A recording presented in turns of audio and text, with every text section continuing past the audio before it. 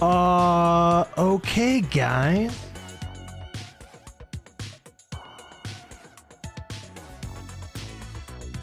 Okay, welcome to the stream, guys.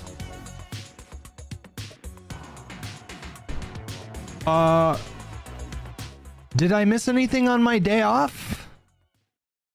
Did anything notable happen? Oh, what's that behind there? Those are just target practice things. Took my gun and shot it this weekend. Not a big deal. You want to see? I'll show you.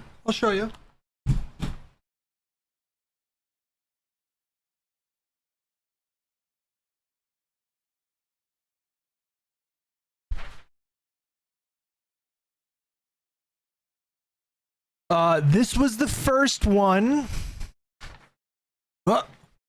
Okay. And this was like 15 feet out. This was the first like two what do you call it? Like full cylinders. It was right there.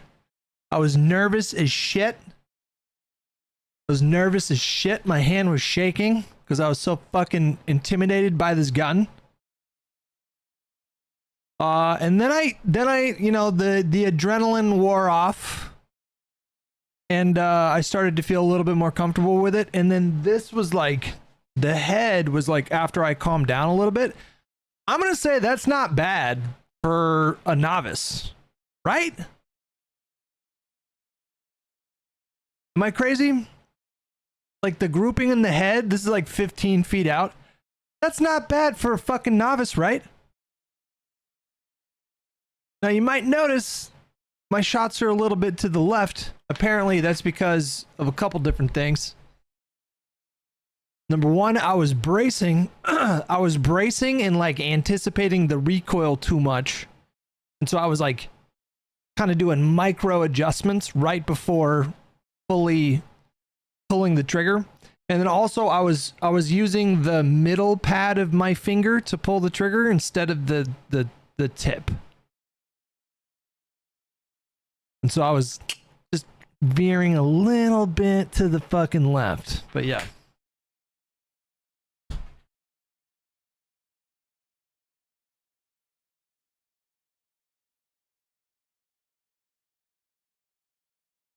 But you know what? I had a good time. I'm not gonna lie to you guys. I had a good time. That was fun. I enjoyed it. There was way less recoil than I thought there would be. I was firing 44 Magnum full metal jacket, whatever that means. Powerful round, and it wasn't that bad. Apparently the 8-inch barrel is significantly less recoil than the 4 and 6-inch barrels, because it really was not that bad, and my hand's not very sore today. Like I'm good. The only thing is that the ammo, you guys, is fucking expensive. For a 44 Magnum, that's some fucking pricey ammo, you guys.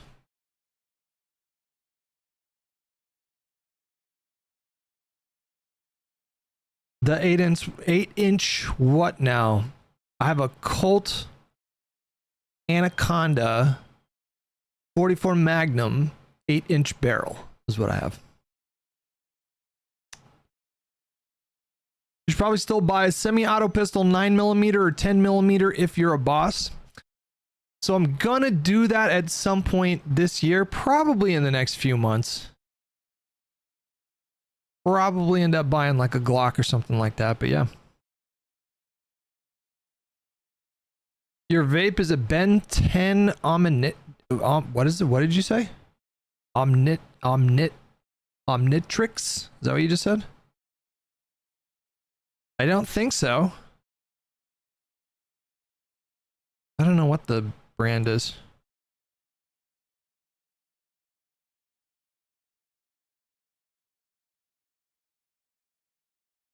Is this me showing it off? I can't show you guys live because I'm on YouTube and you can't show things live, but I can watch a video of me holding the gun.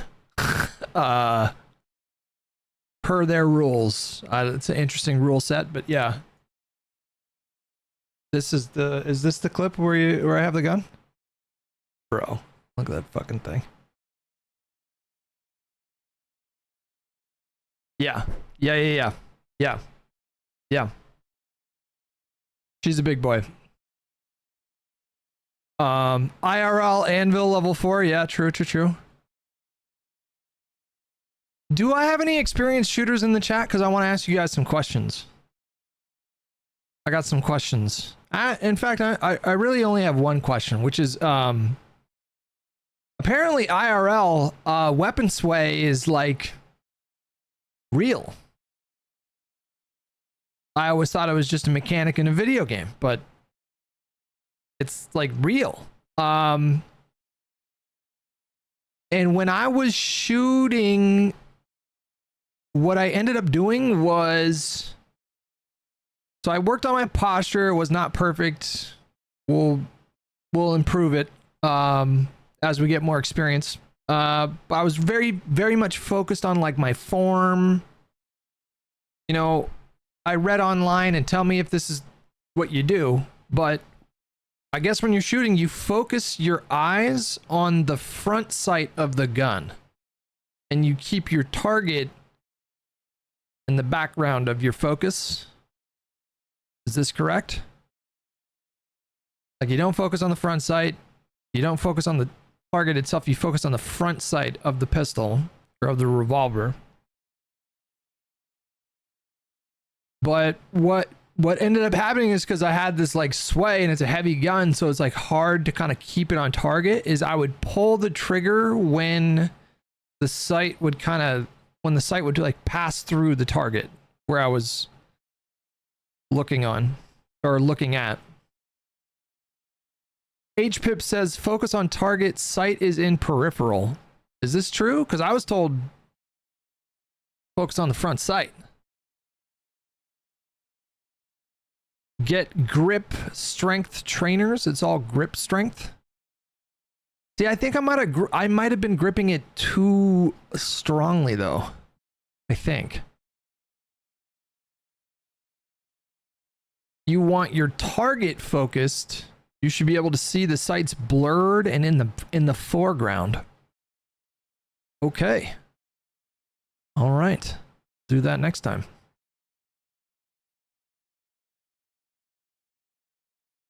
But is that normal? So like I'm sitting there, I'm holding the revolver and there's like a little bit of like weapon sway. It's not perfectly steady the whole time. And I would like wait until the sight lined up with the target and then I would fire. Is that normal? Is that normal?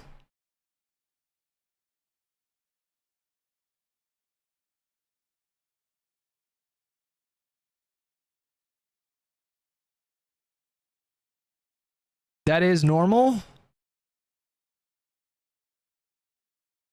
You just need to get stronger. Yeah, no bullshit. No, seriously. Yeah, I do. I need some upper body strength because it's just a heavy gun.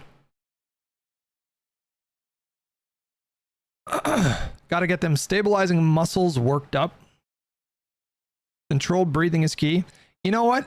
I will admit to one thing, that I did not focus on my breathing at all when I was shooting. In fact, I was probably holding my breath subconsciously. I was more focused on my posture than anything else. Tried drag scoping. I mean, that's kind of what I was doing. I was like waiting for the sights to like drag across where the target was. But anyways, enough about guns. I just think this is so funny because literally 2 days ago, you guys, literally 2 days ago, I told you guys on stream that I don't know shit about Venezuela. I told you guys 2 days ago, literally 2 days ago, that I don't know shit about Venezuela. So I got to do a little bit of homework. When Israel popped off, when Israel Gaza popped off a few years ago, like I felt reasonably comfortable talking about that stuff. Like I was pretty familiar with the history, not like an advanced scholar or anything like that, but I had done independently over the course of years. I'd looked into Israel, and so I felt pretty comfortable having those conversations. I really don't know much about Venezuela, guys. And so I think what's probably going to end up happening over the next week is we'll do a little bit of homework and we'll do it on stream and we will learn things together. My immediate reaction is mixed. It's mixed. Ultimately, I don't trust this administration one bit. And America doing regime change has yielded a lot of like really negative results. And sometimes those results take years to manifest. Did I not change the category on Twitch? Whoops. Whoops. Daisy.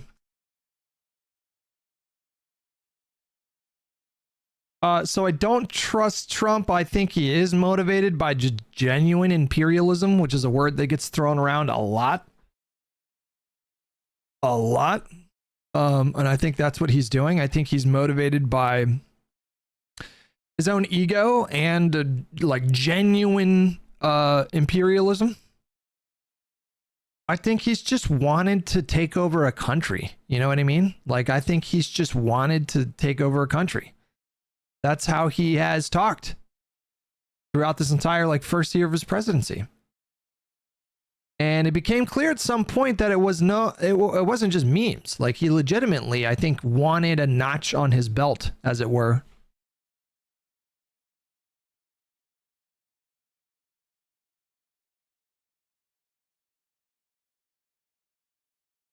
And so all of that is true. Ultimately, I disapprove of this action. However, and here's where the mixed part comes in. Admitting that I don't know much about Venezuela, what I do know is that there is a general consensus that Maduro was a pretty awful dictator who made the lives of Venezuelans worse. And so I'm happy that they are going to be spared more time with that guy who, again, this is the consensus, who did a lot of damage to their economy, who reduced their standard of living, who perhaps stole the last election in 2024. I'm not going to shed tears for that guy. I think it's probably a good thing that he's not going to be there anymore. But I just don't trust this administration, and it's also just yeah,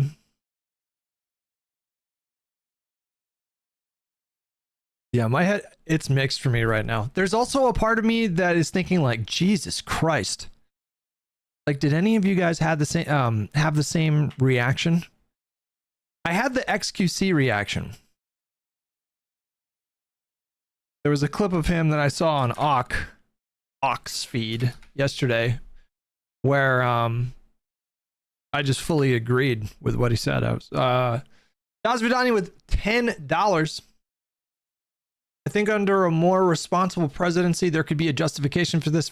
But Trump, number one, ignored Congress, which is super bad, and number two, has seemingly no vision for foreign policy beyond ego. Yeah, that's basically my thoughts. Mr. Boxrelli with 15 months. Thank you so much. Appreciate it. There's a clip of XQC talking about it where I was like, yeah, no bullshit.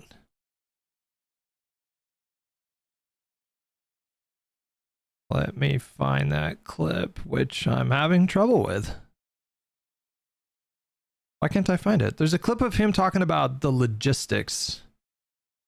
Just marveling at the logistics of it.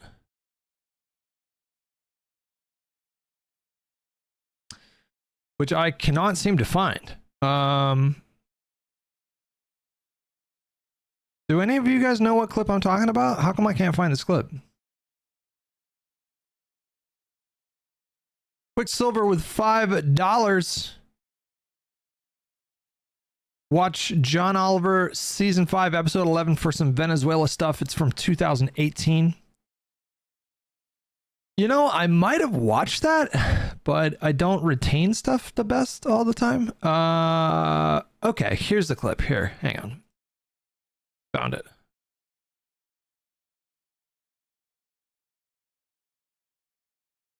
Grassroots Hegemon with $20. I'm way more hawkish than almost anyone in this chat. And then he said, oh, we'll pay for it by annexing them and stealing their oil. There's no real defense for this. When did he talk about annexing Venezuela? I must have missed that. I saw the highlights of the press conference. Did they talk about annexing Venezuela? Schwanenberg with $5. Do we know if any civilians were killed or injured during the bombings in the operation to capture Maduro? I think we do know that some civilians were killed, but it was limited as far as I understand. Correct me if I'm wrong. He said we will run the country. Hang on. New from BNO News Live. I don't know what this is. New plans for secret U.S. raid to capture Maduro leaked to the Washington Post and New York Times before it happened, but both decided not to publish to protect U.S. troops. I saw that headline as well. It's probably a good thing that they did that then. Not annex, but he said we are going to run Venezuela. And also that we are taking the oil.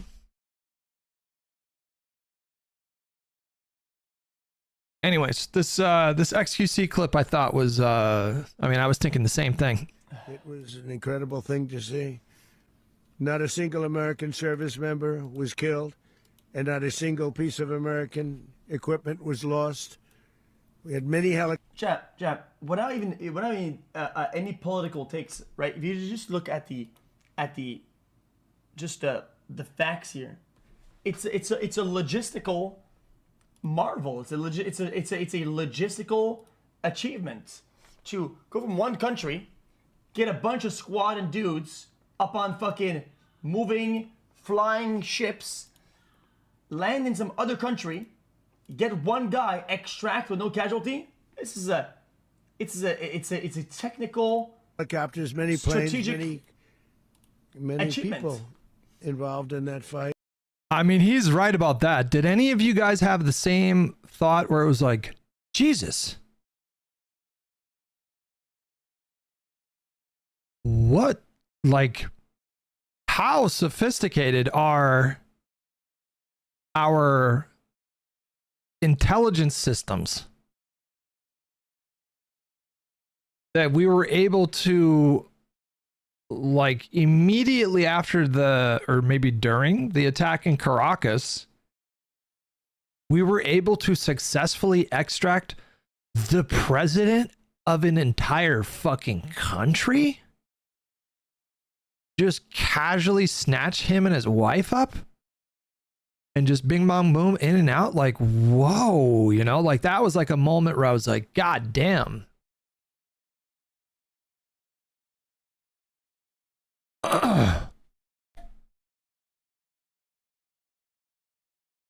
You're impressed? Seriously, dipshit? I don't know if impressed would be the word, but I mean, yeah, kinda. A little bit, aren't you? I mean, that's kind of crazy. That would, like, and then I queued up a video where somebody was talking about this mission. I don't know how they got the information. I don't know how this information is public, but I queued up a video of a guy talking about it for like, oh fuck, was it on the wrong account? Hang on, let me find it.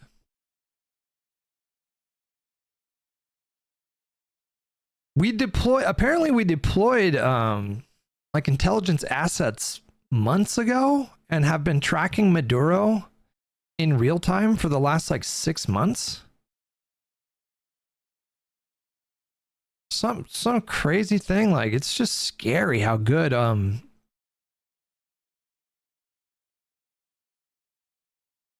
what the fuck, man? Where what account did I watch this on?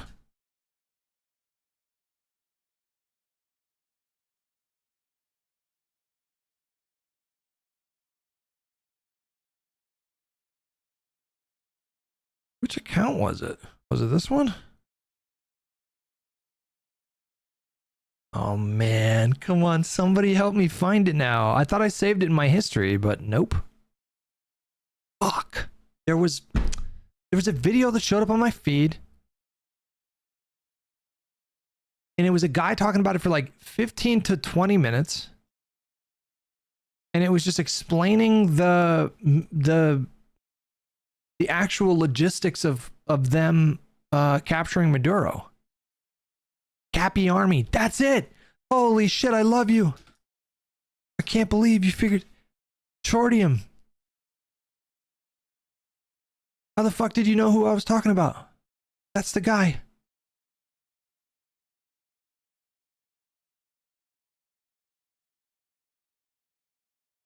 You're the best. There's a lot of articles around detailing it. I mean, the specifics are fucking nut. For some reason, I can't pin that. Do I have a mod in Twitch chat that I can pin that? It's not letting me pin it for some reason. Thank you. Mira, thank you. Right. America's back toppling again, because today we're going to learn how Delta Force captured Maduro from a heavily fortified base inside Venezuela, and examine the massive 150 aircraft air campaign overhead. Then we'll look at who's... Oops, sorry, hang on. Quicksilver with $5. Also, last one I promised, look up John Krasinski, Venezuela, from 60 years ago, from the movie Jack Ryan, kind of cray. LOL, it's only 1 minute and 8 seconds. That's actually from a show on Amazon. Is it just called Jack Ryan? And I remember watching that. I think that was season 2. I remember watching that. I watched that season. I watched it when we flew to Portugal. Grassroots with $20 again. My goodness. He couldn't get the Nobel Peace Prize, but he's such a strong contender for the Nobel War Prize. People don't understand how incredible USA logistics are. We can establish a base anywhere on Earth inside of a 24-hour day. Grassroots, thank you so much for $20, buddy.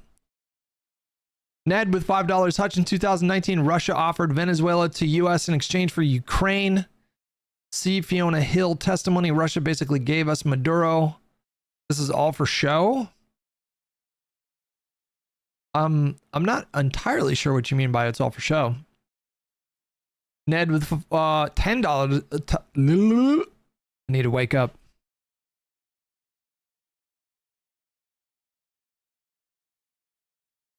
Ryan apparently thinks it's all about China. Is this Ryan Grimm? I would not.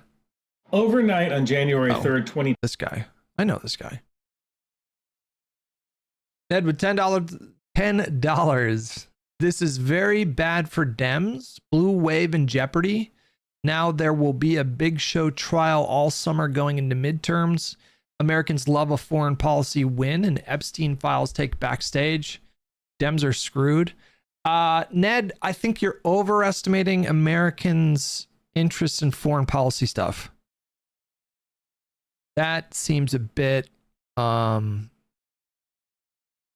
ambitious. I don't know if ambitious is the word. Venezuela was not something that was directly impacting 99.9999999% of Americans. And so I personally don't think they're going to give a flying fuck one way or the other. The only way they're going to give a fuck is if it goes poorly. So if he sends American boots on the ground and then, you know, an insurgency blossoms in Venezuela where they want to resist American imperialism and they start killing American soldiers, then people will care. But I don't think people are going to care too much about this.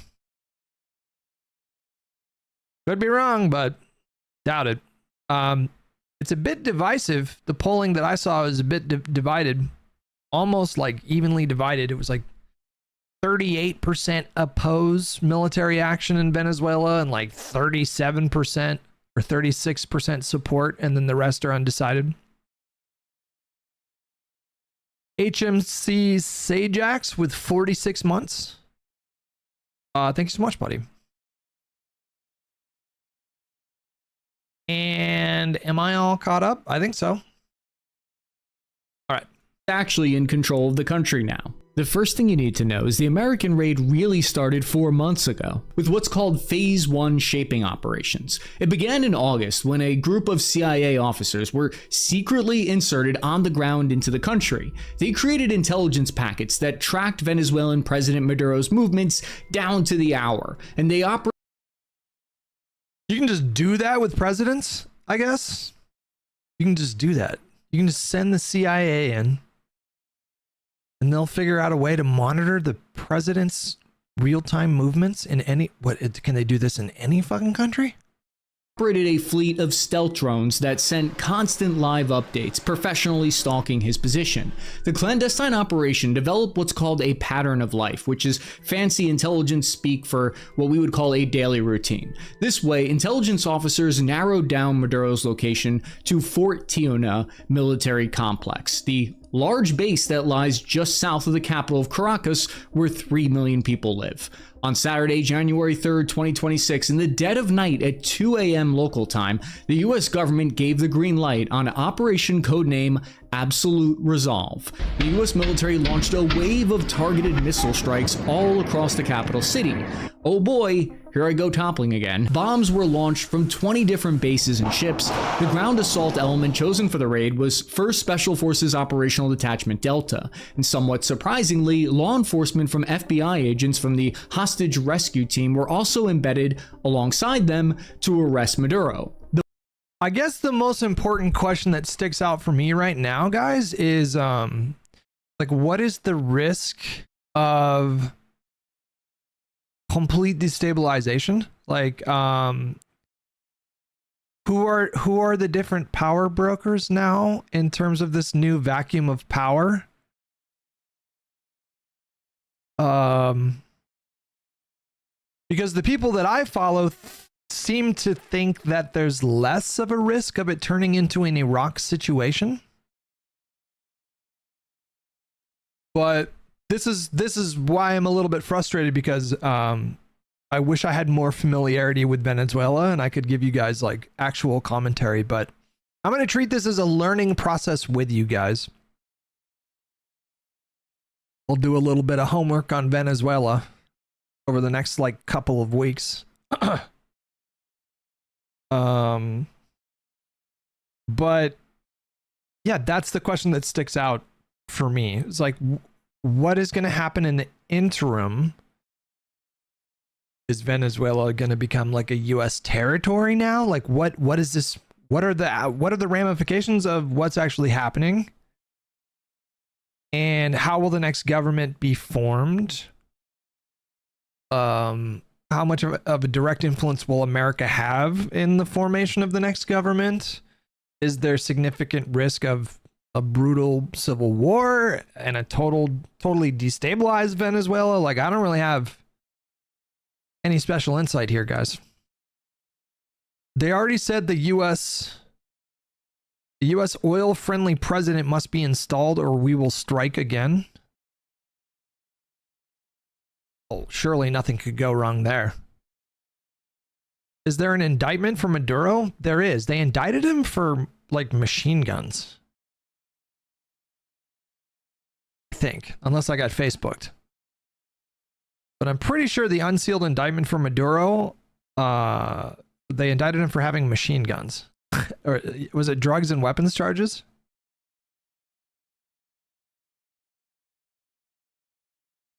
There's a lot of commentary on Twitter about how Biden designated him as a terrorist, or sorry, Biden indicted him, but that's not true.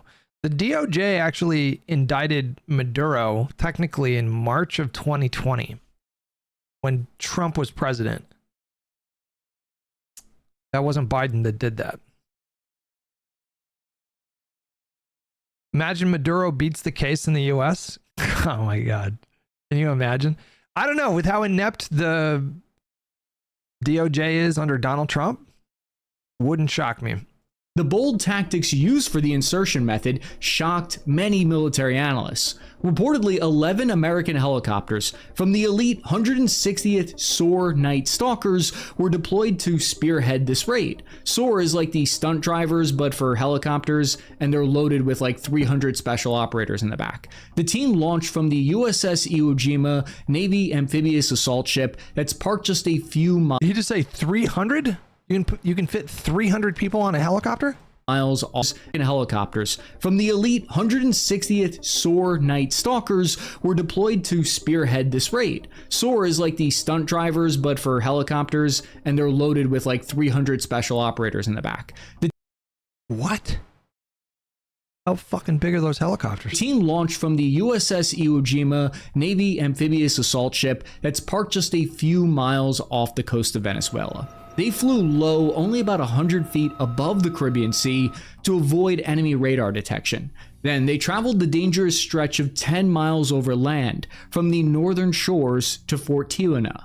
They came under fire en route. One helicopter was reportedly damaged, but it was still able to remain operational. As the air assault flew across the capital, explosions erupted behind them, and it was uploaded live onto X. The operators used the MH-47G Chinooks and the MH-60L, which are special variant helicopters which have unique countermeasures. Then they approached the base, and the Ocean's 11 style raid began. Raiding this complex is an extraordinarily risky job to even undertake. Fort Tiuna has hardened concrete gates. There are pillboxes built into the mountain right there with firing positions on the high ground, armed guard towers, and continuous 24/7 patrols.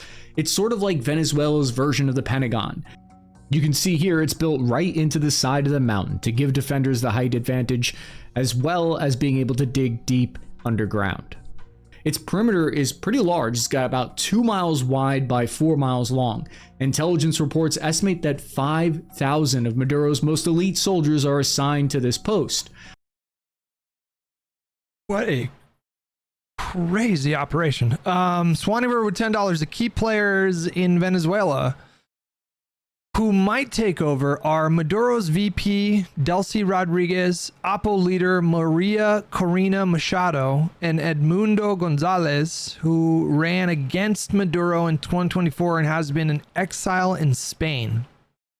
According to reports, Maduro constantly moved around the country, changing where he slept each night and throwing out burner phones to avoid being tracked to this location. But the base's defenses were defeated partly because starting in mid-December, US Cyber Command laid the groundwork by targeting the power infrastructure, planting malware in their systems. When Cyber Command flipped the switch, it turned the lights off in the country, completely killing electricity to the base and large parts of the capital city. This cut off communications and made coordinating any kind of response extremely difficult. So the soldiers disembarked from the helicopters, the commandos hit the ground, and headed directly to the on-base. This is fucking nuts. Just the logistics of all this is nutty. J Long with $5. I live in the #1 VE city in the US. A lot of them were MAGA in 2024, despite them being on TPS. They care more about this than their own deportation. Don't know much about that, but I do know there are a lot of Venezuelan ex-nationals that live in the US that fucking hate Maduro. House that Maduro was holed up in. U.S. General Kane said that the raiding force came under direct fire, which prompted American forces to respond with, quote, overwhelming force and self-defense, end quote. Intelligence officers on the ground with the team helped them navigate the compound. They provided intel to this breaching team ahead of time that revealed that there would be thick, solid steel doors protecting Maduro. This information came from sources close to Maduro's inner circle. He had a kind of panic room that was completely sealed off.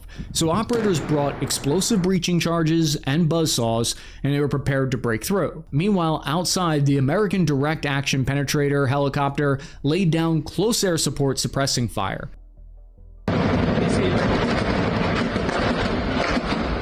This is a special beast mode upgun version of the Hilo.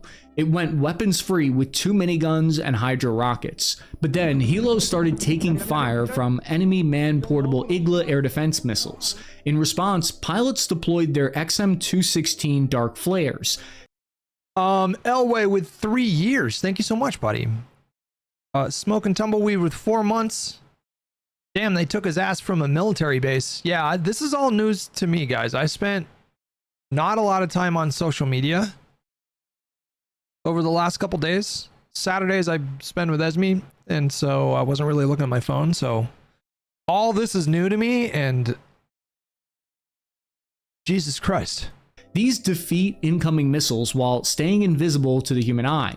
Delta Force finally breached into Maduro's on-base residence and found him. According to reports from CNN, who spoke to sources close to the raid, operators dragged Maduro out of bed, zip-tied and blindfolded him while he was in the middle of sleeping.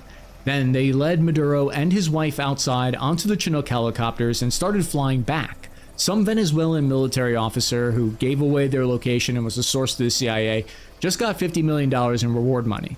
But this was only half the mission because the operators still had to safely extract. It was vital to the mission mandate that $50 million? Jesus. That guy is so unbelievably up in 2026? they capture him alive. If Maduro was somehow killed en route or during exfiltration, it would look like America had ordered an assassination mission. Trump said we keep that money? No, he did not. Did he really?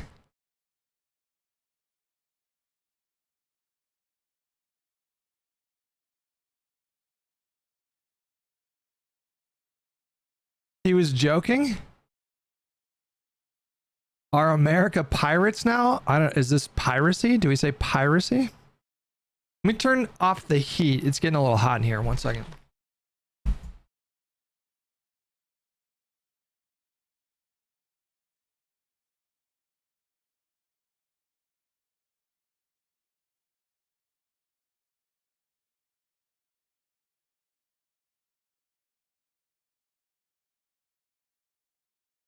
Which would cause all kinds of additional legal trouble.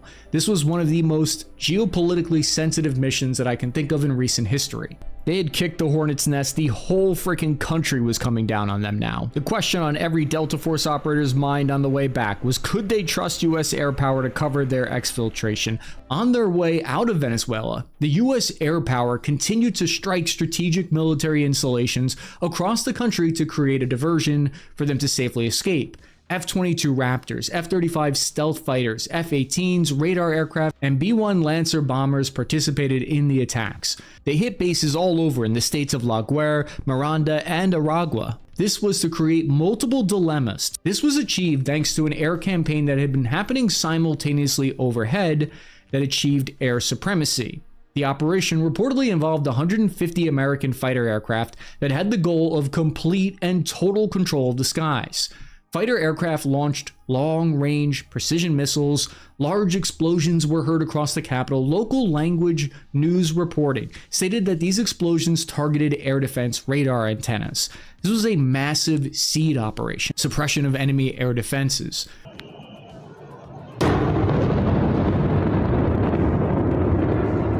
According to Oceanit Defender on X, good friend of the show, the air campaign destroyed Buck long-range air defense systems and knocked out all the armored vehicles at the bases. And since then, new satellite imagery has come out and shown the scale of the destruction at the base. Large parts of the base were entirely flattened. American jammers scrambled radar systems, and anti-radiation missiles targeted the enemy's S-300 air defense launchers.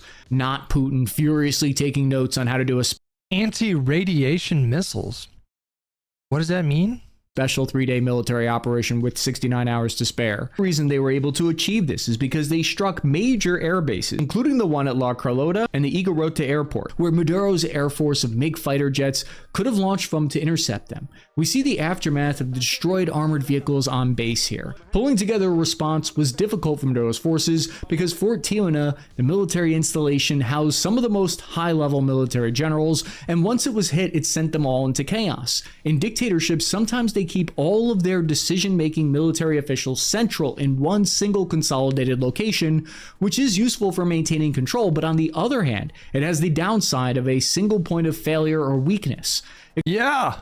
Explosions hit the port La Guaira, which is one of Venezuela's most strategically important ports that controls regime-linked money. These shaping operations were designed to cause confusions and disorientation in Missiles that read the enemy radar waves and lock onto them. Not exactly radiation. It's basically, oh, I see. Counter radar battery. Gotcha. Maduro's forces. Because what stunned military observers about this assault was that helicopters were the defining feature. We used organic, grass-fed, free-range ballistic missiles. So we did it ethically. Combat footage showed Marine Corps Viper and what appeared to be Army Apache. Before those missiles exploded, they had really good lives, is the point. Striking ground targets with rockets. We use those Trader Joe's missiles, guys. And typically these rotor aircraft are vulnerable to be in Maduro's forces. Got a little distracted there. Because what stunned military observers about this assault was that helicopters were the defining feature. Combat footage showed Marine Corps Viper and what appeared to be Army Apaches striking ground targets with rockets. And typically these rotor aircraft are vulnerable and exposed without ground support alongside it. I mean, just unequivocal military dominance. Like, it is wild. The sophistication of this operation is wild. Are relatively slow moving and often. When people say that America has the strongest military in the history of nations, this is the shit they're talking about. It's not just about like the raw firepower. It's the sophistication of our intelligence apparatus is just like, you have to, you know, if you detach yourself from whatever opinion you have of the action itself and just take a look at it, you kind of have to have the same reaction that XQC did, where it's like, you're in awe of it and it's also kind of horrifying at the same time. It's like, we can just fucking do this, like, just willy-nilly in 24 hours. We can just snatch the president of a sovereign country and deal these kinds of strikes with such surgical precision, install malware into their like power grid infrastructure, and just turn off the power. It's like, was this sort of an operation possible like 20 years ago? Easy targets, these helos, or even handheld enemy air defense weapons. The fact that they were used in this raid indicates how confident US war planners were that they would have total air supremacy at this point. But the question is, why weren't any American helicopters shot down by some of the reportedly 5,000 man-panned Igloo launchers? How was the resistance so ineffective? There are several different theories and answers, and it actually takes us down a really weird, strange, almost conspiratorial rabbit hole. So strap in. The overwhelming combat firepower the US had amassed over the 6 months made resistance difficult. On top of that, polls show that Maduro was unpopular, with 10 to 20% approval ratings due to people being exhausted over Venezuela's economic crisis and the political repression in the country. So maybe few were excited to put their lives on the line for Maduro. Sources from kind of like a similar situation, well, maybe not similar, but like with the Afghan National Army, how they fucking just crumbled within hours. Venezuela's opposition, however, told Sky News reporters that Maduro's capture was actually a negotiated exit, not a forceful capture, meaning they're claiming that Maduro... What is the population of... So the population of Venezuela, I think, is like around 32 million. What's the population of Ukraine? 35 million. I'm just thinking about, like, you know, Putin has been trying, coming up on 4 years now, to subjugate Ukraine. 4 years. with against a country with a similar population, and then America was just able to roll in there and snatch Maduro up in like a few hours. It's pretty fucking nuts. Ukraine military size 2022.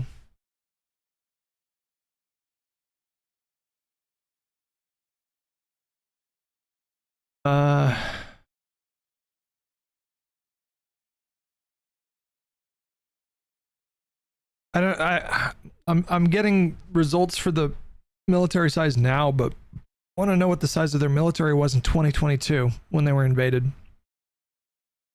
First, we can look up Venezuela military size. Active personnel, approximately 100,000 to 123,000 active soldiers. The government claims it can draw upon a force of 8 million Venezuelans. If Ukraine was down bad, Venezuela has been failed state for 30 years. Huh. Venezuela was in an economic downfall for years now. One of Hassan's 2026 predictions was that the US wouldn't invade Venezuela. I'm not going to hold bad predictions against Hassan, okay? We've all been there. This is why it's so insane that US is not helping Ukraine. The Russian army won't last a week if the US got serious with helping Ukraine. It's not always the size of the military that matters. It's the training culture, military strategy, and more. No, I understand. I just mean like on paper. I guess the question I'm asking was like, how did Ukraine's military in 2022 compare with Venezuela's military now? Like, were they comparable in terms of capacity, numbers, effectiveness?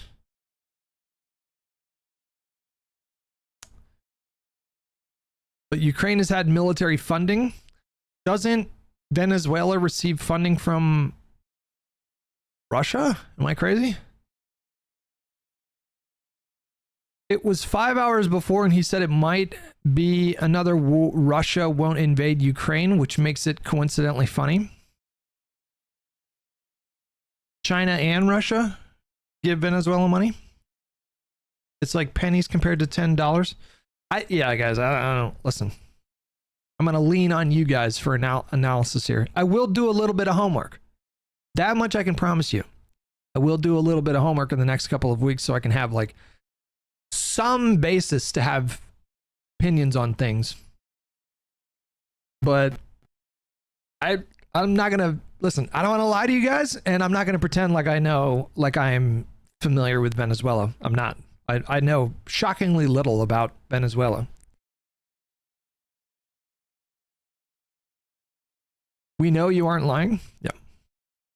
We're aware. Daz Vidanian with $5. I'd say Ukraine's is stronger, but also keep in mind that Ukraine was fighting Russians and their proxies in eastern Ukraine since 2014. That's true. I did know that. That's true. That's a good point.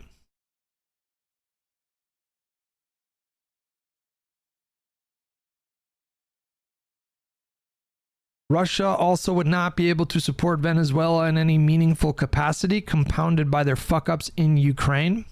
That's another true point. Does this count as an attack then? The news in the UK is mixed. It's certainly an attack. It's an invasion. Yeah, we attacked and invaded Ukraine, deposed their leader, and are now in the midst of basically forcing an American puppet of America to be the next leader. Yeah, we're not occupying Venezuela, as far as I understand. We don't have, maybe there's like special forces boots on the ground, but we don't have, did I say Ukraine? I did not mean Ukraine, I meant Venezuela.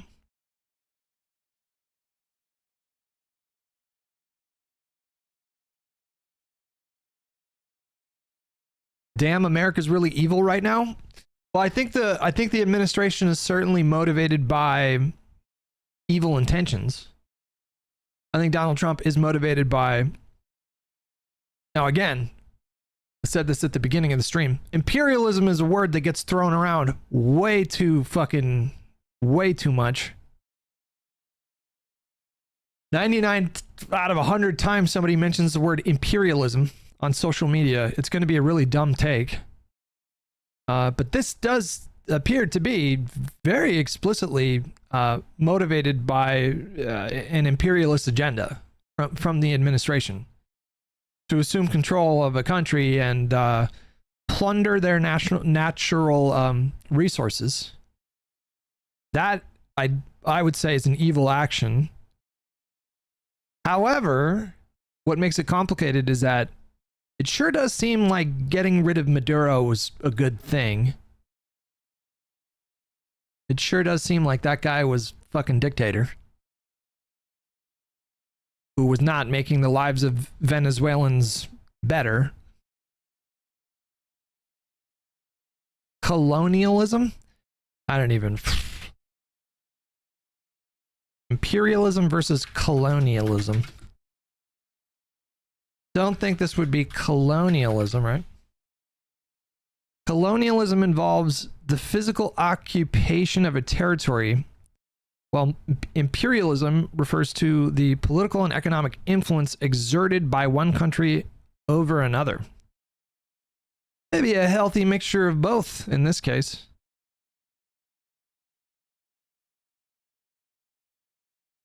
I guess the reason why I'm not having like an extreme reaction is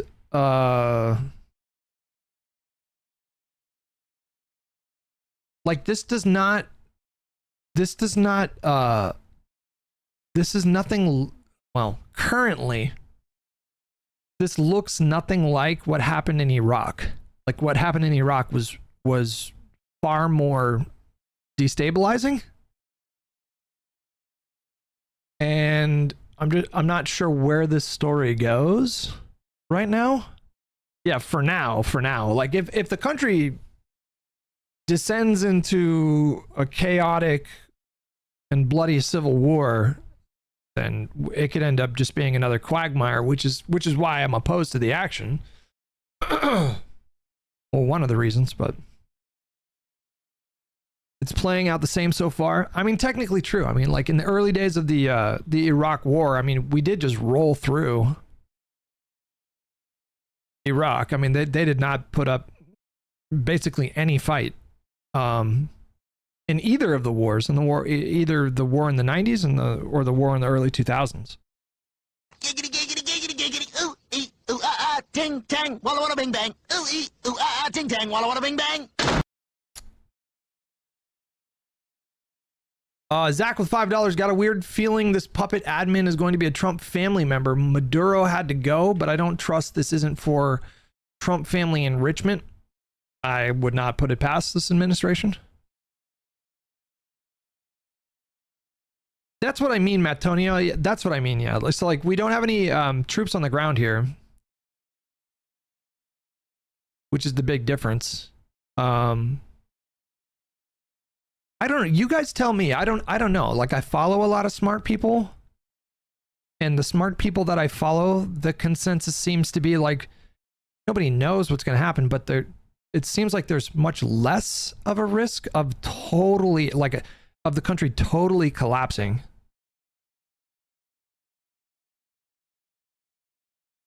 Those are just what the smart people I follow seem to think.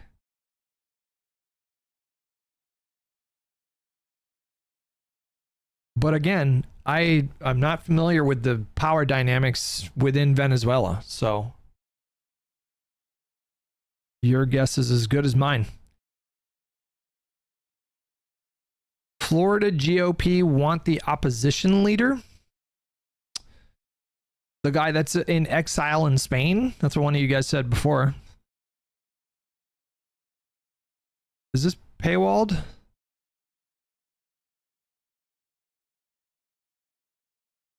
Republican U.S. Reps Mario Diaz-Balart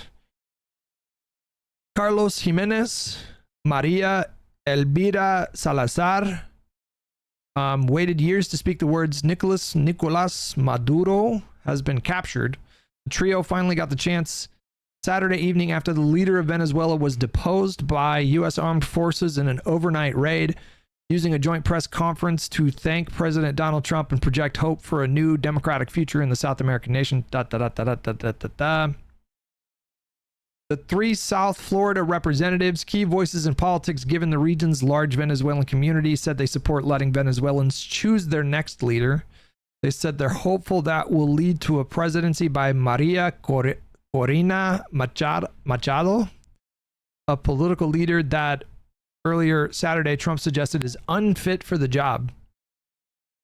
Quote, there will be a new world order, Jimenez told reporters gathered outside Diaz Balart's, I don't know how to say that, office in Doral, the heart of the U.S. Venezuelan community. It will be a world order that is bounded by and guided by principles of liberty and democracy, not tyranny, communism, and socialism. That seems unlikely. It seems more likely that it will be a world order that is bounded by this administration's and Donald Trump's personal interests. I just don't trust this guy. I do not trust Donald Trump. And there is something deeply perverse to me watching clips of an American president stand at a podium after, doing regime change in 24 hours and then saying we control the oil. We will be the ones that sell the oil. It's just, as a millennial, you guys, what's the saying? History never repeats itself, but it oftentimes echoes.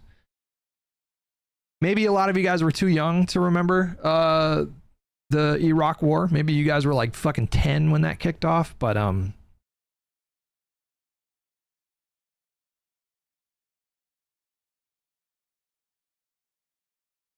I'll tell you what, guys, I'm not a gambling man, and I do not give financial advice.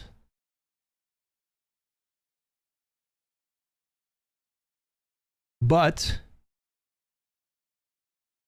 now might be a good time to invest in companies that make bumper stickers. Bro, they're going to go gangbusters in the next 2 to 4 months. We're gonna see so many anti-war bumper stickers. I feel like the bumper sticker industry probably quintupled during the Iraq War years. I'm comfortable enough in my masculinity to say I was wrong in my Kalinsky video when I said that wasn't about oil, but I still see no feasible means by which the oil can actually be extracted by the U.S. the way they're saying they want to. I mean, were you wrong about that? Iraq controls their own oil and they sell most of it to China. So at the end of the day, we did not assume control of their oil.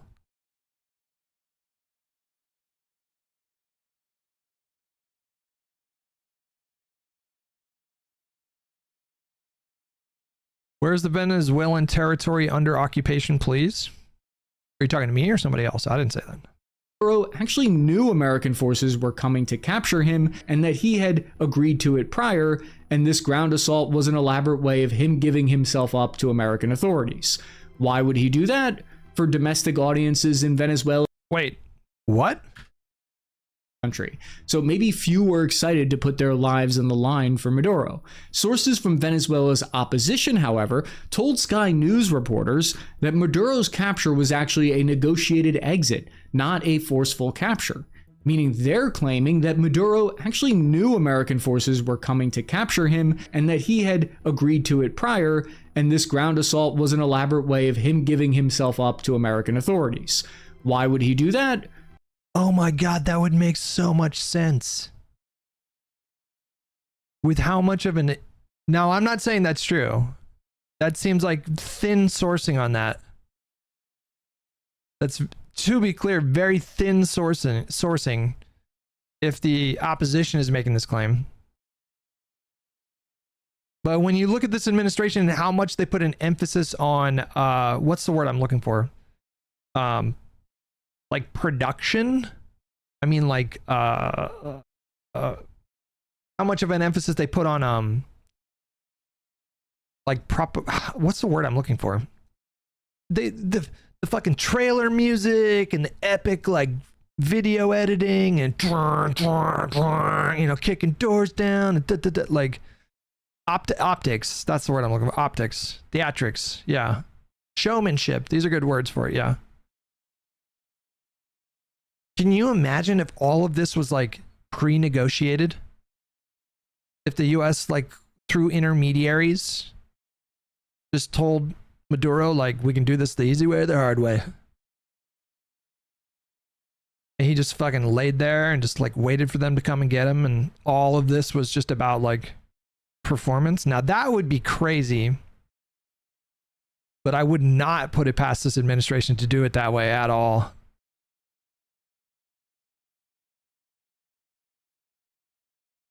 Would a mountain of wasted money and risk if true? I mean, there's zero risk in that spot, right?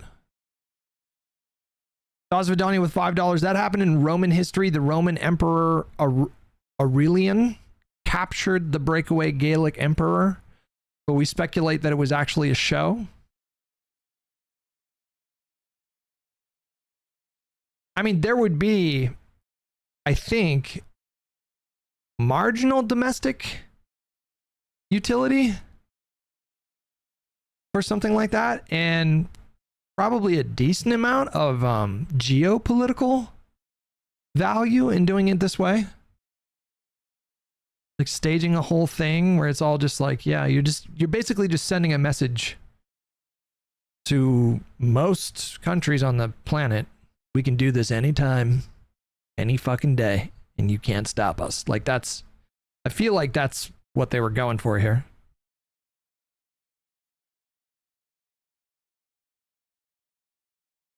Maduro previously threatened to annex a chunk of neighboring Guyana, which is a mineral-rich territory. Securing both Venezuela and Guyana is in line with the Trump agenda as stated.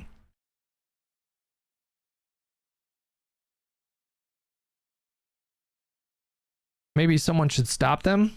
Who? Like, the only way that I think like the only way that America could be stopped right now is if there was a massive coordinated joint effort, but that would require years of planning, and it would also require complete secrecy. Like, obviously you couldn't have any leaks of that, which would be extremely difficult. Like, if we imagine, you know, Russia, China, Iran, North Korea, like, who are some of the other bigger militaries that don't love America? Some Central American countries, some South American countries. It would have to be like, yeah, like a full-scale coordinated joint attack. But how do you do that without it leaking? Like, how do you, especially with America and our fucking intelligence apparatus, like, how could you possibly do that in secret? I don't think you could.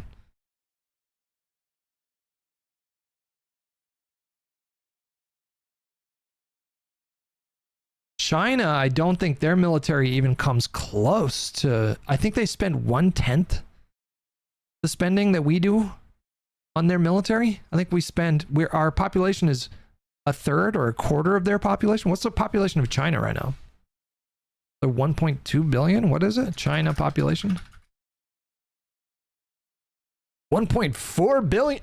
When did it become 1.4 billion? How fast is China's population growing? Wasn't it just 1 billion at the turn of the century?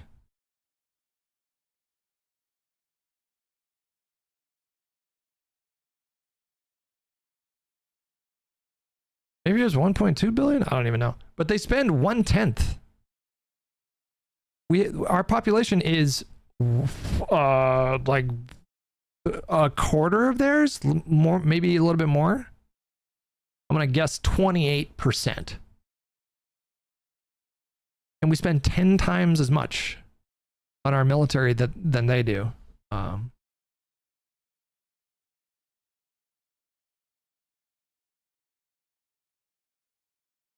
They do not spend 1/10. Who told you that dumbass shit? Somebody on the internet said it. I'll have you know. Hold on.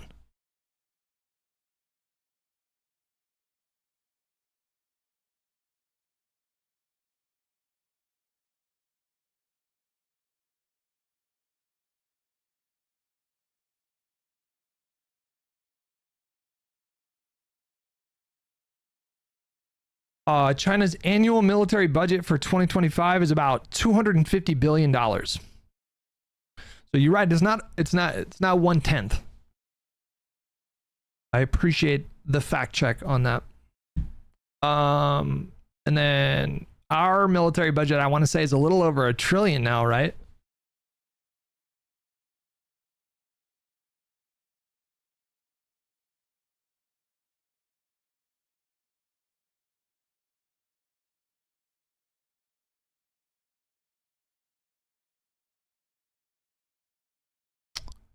$1.05 trillion,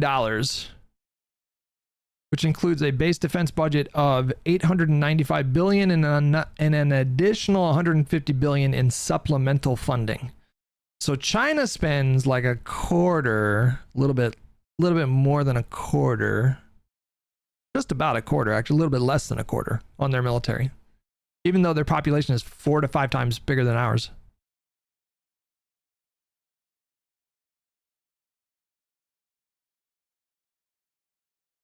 But maybe it's not just about like the sheer number of money spent.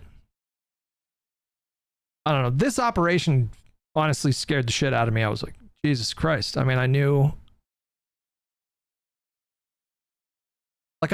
our military was pretty fucking good. Like, I knew that in the abstract, but I'm kind of in awe of what happened. For domestic audiences in Venezuela, it theoretically looks better for him to say, I was captured by the Americans, than I cut a deal and left. It was surprising to experts that Maduro's wife was brought with him, because this is very unusual in... Has this recent operation made you more pro-military? I would not consider myself pro-military. I think that's like that's a weird way to phrase that. Like, I guess you could say I'm pro-military, but I don't know what I don't really know what that means. Like, militaries are pretty fucking important. Do you mean like, has it made me more Djangoistic? I don't think so. Azurmist, the primer, thank you so much, buddy. Bad Company with $10. Crazy Machado was the favorite before being barred from running, won the Nobel Prize, kissed Trump's ass, and that still isn't enough for Trump to put her in. Feels like something more sinister is afoot. Who knows? Who knows? I feel like we're going to have a lot. Obviously,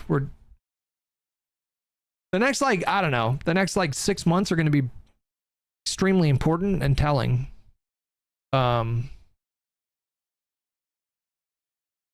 Obviously for the people of Venezuela, I hope that they are provided with stability and security. I'm happy that this even though the scale and the speed of this operation were fucking immense, I'm happy that it was, by all accounts, extremely surgical and the casualties were very much limited. Bit different from like Operation Shock and Awe that kicked off the second Iraq War. I don't know how many people died in those bombs.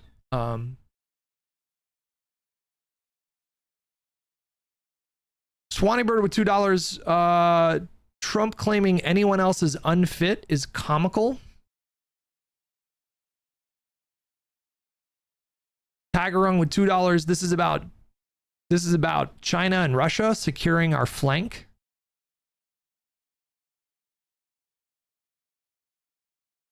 Did I get everybody else? I think so. All right. In rendition military operations like this. His wife was previously not criminally charged, and we only just learned that she's now also being charged after their capture. However, there is yet to be any actual hard evidence of this, even though a surrender may have been negotiated. His military troops would not have been aware of that, and it doesn't fully explain the poor performance of Maduro's security forces. US President Trump said, quote, "We were prepared to do a second wave if we needed to do so. We actually assumed that a second wave would be necessary, but now it's probably not." Wait, now, okay. I just connected some dots in my mind. Did this action increase the likelihood of domestic revolutions or attempted coups in other countries? What I mean by that is, like, by demonstrating what a paper tiger this dictatorship was, could this embolden the populations of other countries that maybe are governed by a dictatorship? Would this potentially embolden the citizenry to like rise up and try to do like a revolution or a coup or something like that?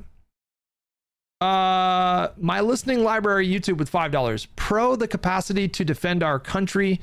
Not everything the military does is good, but I respect and believe we have the best military in the world. Yeah, I think that's fairly uncontroversial.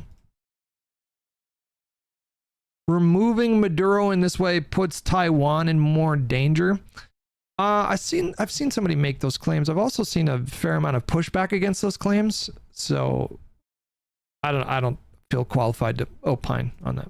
Another theory is that he was sold out by somebody high up in the regime, like his vice president or defense minister, who ordered his troops to not resist the capture of Maduro.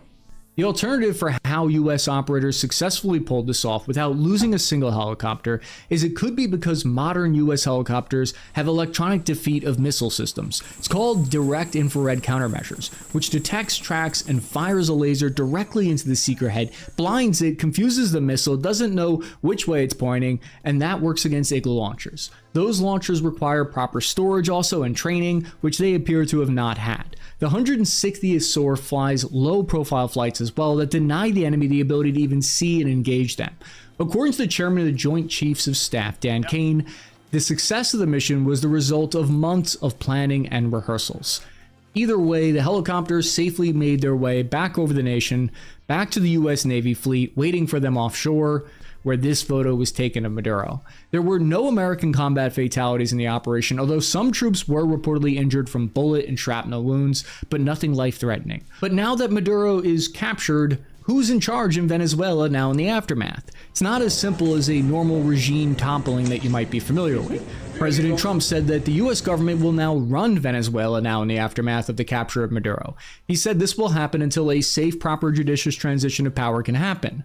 The idea here is that the US naval blockade of Venezuela's oil will essentially, in theory, allow the US government to control Venezuelan authorities, no matter who's in power there, without needing to actually put the boots on the ground. The US government has stated they believe no further military action is anticipated in Venezuela. However, the resistance is forming in the nation already that could challenge this. Venezuelan Interior Minister Cabello appeared on TV in the street wearing a helmet and body armor, telling the population not to cooperate with quote-unquote terrorist enemies. Currently, Rodriguez was just sworn in as the acting president there, and according to the US government, she's cooperating behind the scenes because she has no choice. However, in public messages, she's very defiant against the US. What we know for sure is that the Venezuelan government is in disarray at the moment. They called on the people to take to the streets, but so far it's been a quiet, muted response, not millions taking to the streets in an uproar. But how do the actual people, the population living in Venezuela, feel about all of this? Do they? That is what I want to know. Do we have reliable information when it comes to this particular aspect? I assume it's going to be really difficult Here's what I assume. I assume there's going to be a ton of people pushing narratives. And that is going to make it somewhat difficult to know which sources we can rely on and trust to give us a sense of where the Venezuelan people are at. But do we have any sense of that from a neutral, reliable source? The videos of them celebrating online is insane. It's at least 90% support. So be careful, because I know some people were spreading videos of Venezuelan ex-nationals in Florida that were in the streets celebrating, and some people were spreading that video around and lying about where it was filmed, saying it was filmed in Venezuela. So I would be that's what I mean when I say there's a lot of fake news. There's a lot of like real fake news going on right now. Hutch, you don't have TikTok. There's tons of real videos. I'm just saying, just be hyper vigilant about it. I would assume that there's also a ton of misinformation on TikTok as well, by the way. I'm sure we will see stuff coming out from Venezuela very soon. Hutch, you don't have hair.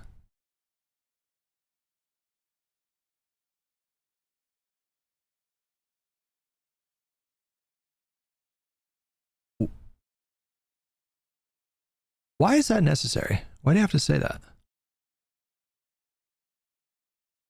What does that have to do with any of this?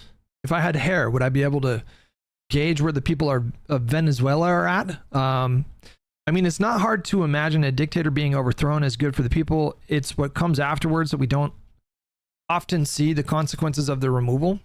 Yeah, that's what I've been, in so many words, I've been saying. That's what I've been saying, yeah. Did Maduro steal Hutch's hair? Okay.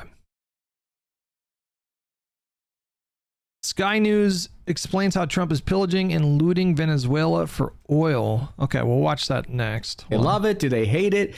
Something we don't talk about enough. Looking at the Spanish local news reporting of the situation, they report that the response from the people of Venezuela has been mixed, saying, quote, residents expressed shock at the US military attack that left them wondering who was now actually in charge of the oil-rich nation.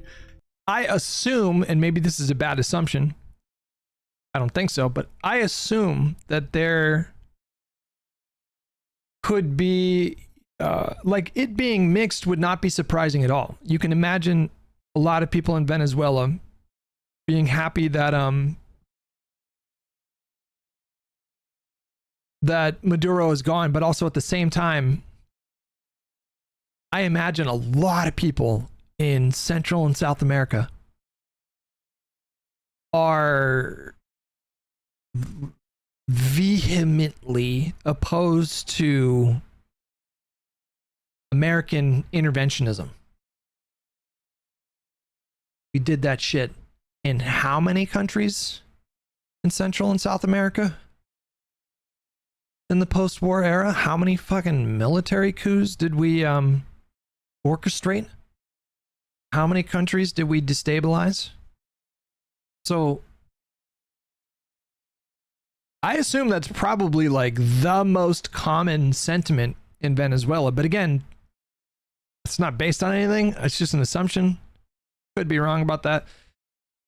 Maybe Venezuelans become super pro-Trump. Like, who knows? I don't know. Some are celebrating the fall of the dictator. Other pro-Maduro factions are riding around with weaponry, angry at what they see as American imperialism. People are hoping that if Maduro is out of power, sanctions against the country will be reduced, and possibly the economy would improve.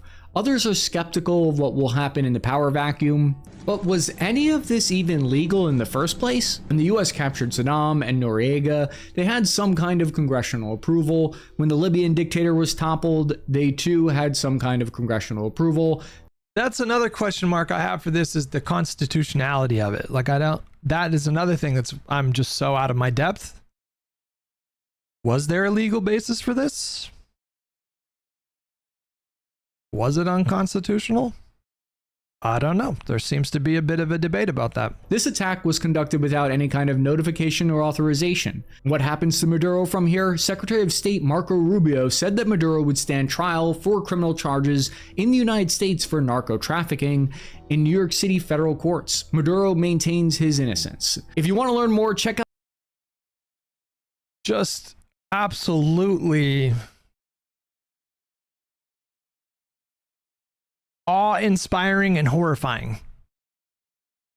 How that operation was carried out should horrify and inspire awe at the same time, I think. Now, Donald Trump is insisting that the main reason he's interested in Venezuela, the main reason the US is kind of looking at tankers off the coast of Venezuela comes back to drugs, the trade, the smuggling of illegal drugs out of Venezuela. But what if it's not just that? Maybe there's something else going on. What if it's partly about oil? Now, on the surface... What if? What do you... Like, what if? When was this recorded? I don't think we need to do the what if game. I'm going to assume that this was recorded before Trump's press conference yesterday. You might be thinking, why does America even need Venezuelan oil? And I can kind of understand your point, because if you look at just total oil production, look, this is up until 2005, the US was there, Venezuela was there, Saudi Arabia was there. But as you probably know, since then, everything has changed. Look, American output has gone through the roof, way above Saudi Arabia, and Venezuela has gone basically to the floor, and that's kind of post-Chavez, Maduro. They're one of the minnows now, I think 21st biggest producer in the world. So again, that question, why should America care? Well, in the US, that big rise is largely down to this. It's down to the shale revolution. So you've got fracking all around the US producing extraordinary amounts of crude oil. And here's where we get to the interesting bit. Because when you're thinking about crude oil, maybe you're just thinking about, well, look, barrels of oil. It's all the same, isn't it? Well, actually, no.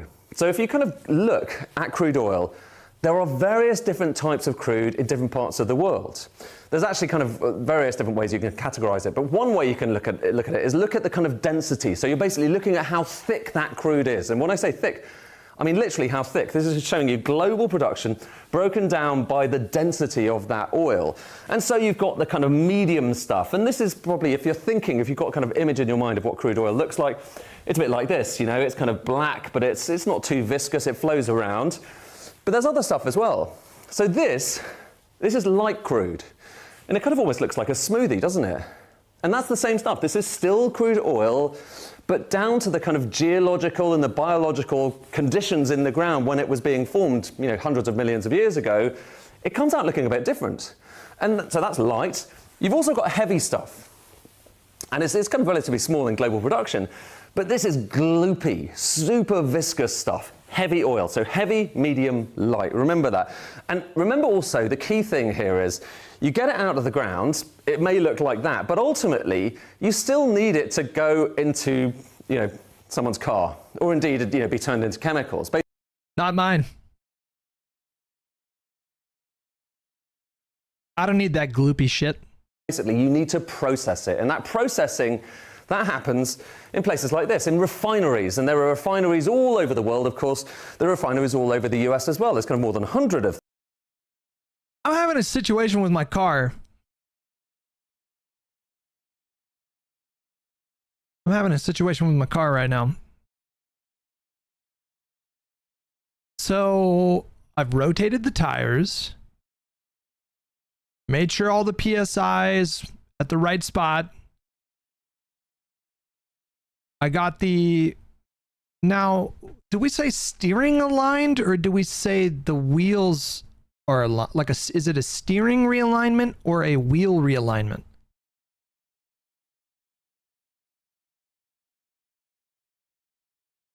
Is that the same thing? Either works. I had a situation where I was driving to driving to the North Bay, and when I came back, a small object, I don't even know what it was, fell out of the car that was in front of me, and I ran over it with my front right tire. And then my car started really pulling to the right. And so I was like, okay, hopefully it's not like a structural issue.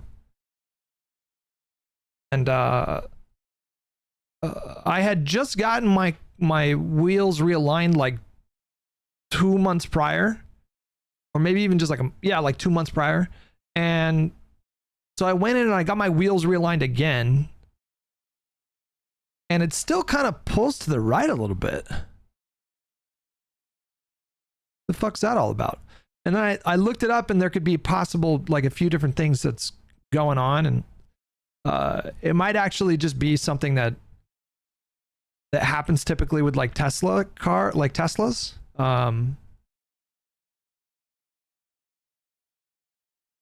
Sorry, what did you say, Lopsided? What'd you say? You should tell them. Did you get a front end alignment? I don't know what that means. I got my wheels realigned.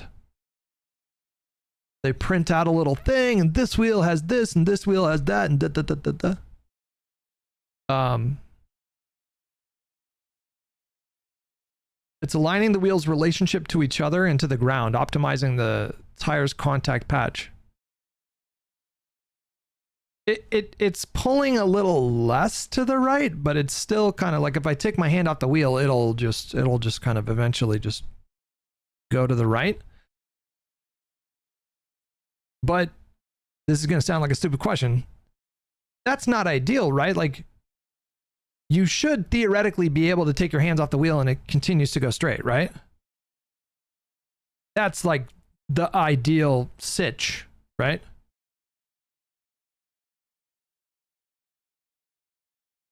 Not always. You probably got your tires balanced, need an alignment. I don't think so. I specifically asked for a wheel realignment.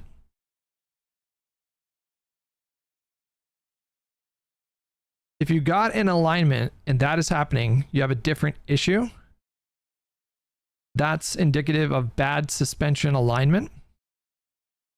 Oh, this sounds expensive.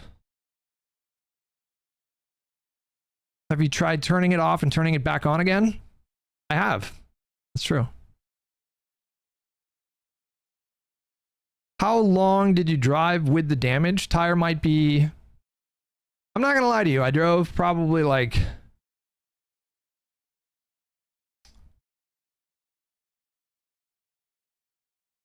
$400 miles? Maybe 300? I probably drove about 300 miles after I ran over the thing. But here's the thing, though. Here's the thing. After I got the first realignment like 3 months ago, even then after that, it was still kind of pulling to the right a little bit. Like a little bit. Not much. Can we see the numbers sheet? Actually, you can. I think I have them right here. But I feel like I might dox myself. It's a common sign you need to replace your blinker fluid. That doesn't sound right. Now you're fucking with me.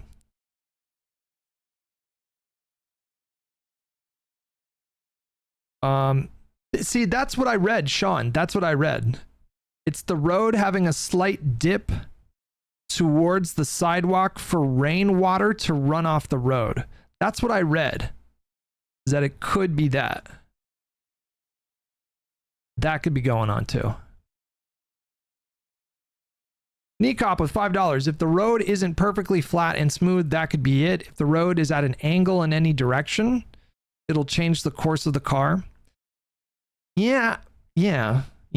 But it's always to the right, which I guess it makes sense, because if it's inclined downward slightly towards the sidewalk on either side, then that would be the right.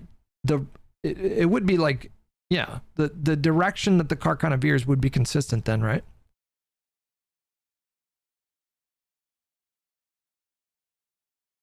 Does it pull on the highway? I don't even know. I use fucking autopilot when I'm on the highway. Just do a little ding, and then the fucking car just goes. I'm going to be driving to Nevada on Friday, so we're going to be on a pretty long stretches of flat highway. So we'll see what it does on those roads. Speaking of which, I'm going to be off next Sunday. I'm going to drive up to my folks' house on Friday. I'll stream in the morning. It'll be a shorter stream. Cover politics, and then I'm going to get on the road because I'm going to shoot this gun with my dad. We're going to have a bonding experience with firearms.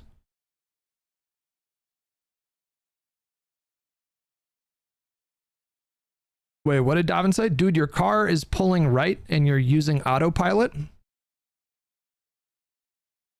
Yes? Wait, I don't understand the incongruence here. What do you think autopilot does? It just... Actually, you know what? The car told me after using autopilot or self-driving, the car told me to get my wheels realigned. The car was like, there's a problem. You need to fix this.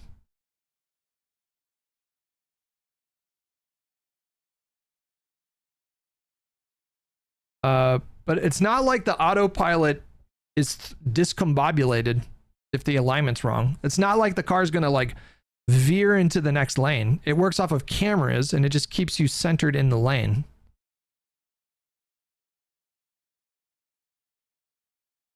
My Tesla whispers things to me. My Tesla does not whisper things to me. I don't know if it's a new feature or if the feature's been there the whole time. But I just discovered a feature for Tesla that it's not like full self-driving, obviously, because you need to pay like $10,000 and somebody needs to come to your home and like install some gizmo to the car if you want to do full self-driving. But there's an option called Navigate on autopilot, and it'll like so before, you know, it'll be like you get on this highway and then you get off on that highway and then you get off on that highway, especially in Los Angeles because there's like 500 highways. But you used to have to like get off the highway yourself. But if you do Navigate on autopilot, it'll take the exits for you. It'll just keep you on the highway the whole time. Like anytime you're on the highway, it'll navigate for you. Like it'll take the exits. It'll eventually maneuver over to the right lane when you need to do. Pretty nifty. Pretty fucking nifty.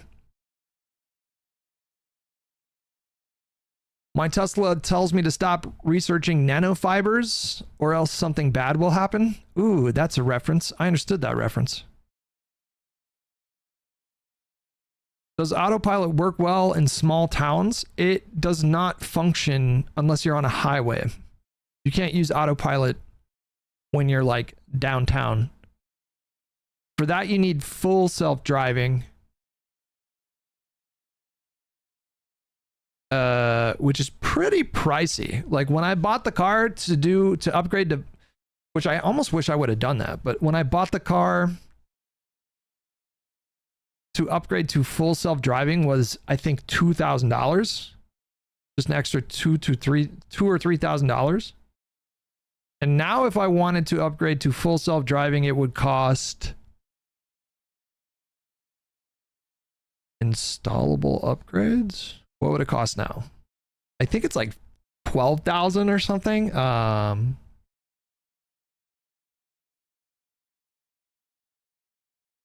Actually, I don't even know. Full self-driving.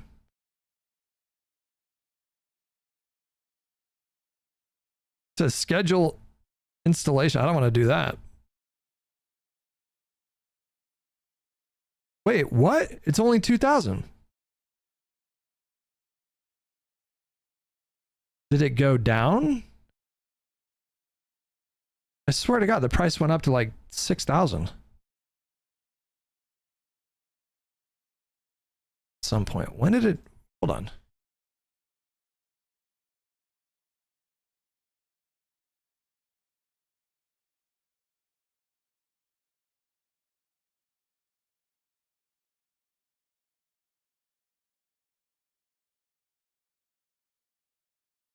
Yeah, wait a second. I feel like this is lying to me.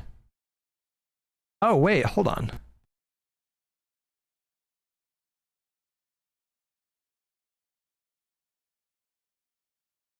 Are there Tesla models that don't have autopilot? That don't have enhanced autopilot?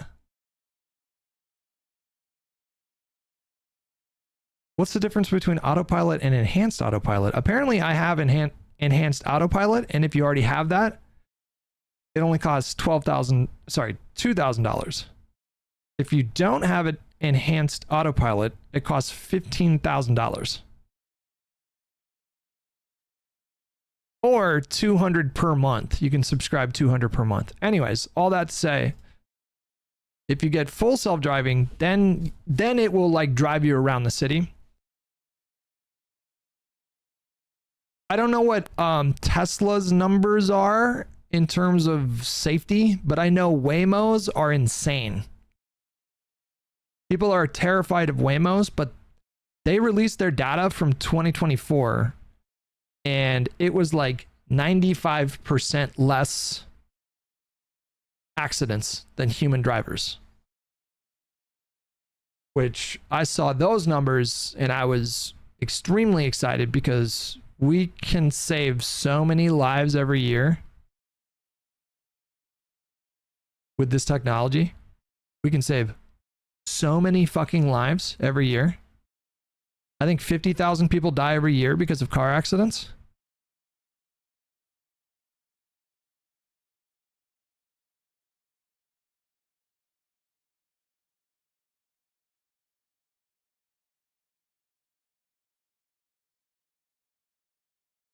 Approximately 40,000 people in the US died from traffic fatalities in 2024.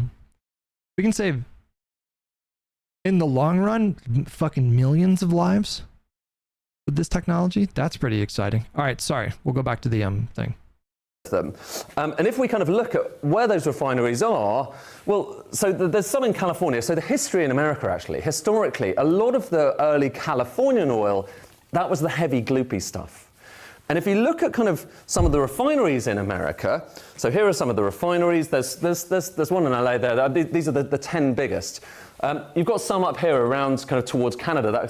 We'll kind of come to that in a second. But a lot of them are down there, kind of Texas, Louisiana, on the coast. And here's the critical thing. These refineries are primarily set up for heavy oil, for taking that gloopy stuff and turning it into gasoline and all of the other different products. But here's where things get interesting. And remember that chart I showed you a moment ago, the one which showed kind of shale oil and how it kind of went through the roof? The oil that's generally produced with shale oil, the fracking oil, that comes out of the ground mostly in the light form. So it's the smoothie. It's sometimes actually even clear. It comes out of the ground clear rather than black. And that's the majority of American production right now. Shale oil tends to be light stuff. And actually that's kind of going back 10 years. Look at where we are now. Look at those bars. In the last few years, the amount of light oil being produced in the US has gone up and up and up, and the amount of kind of heavy stuff has gone down.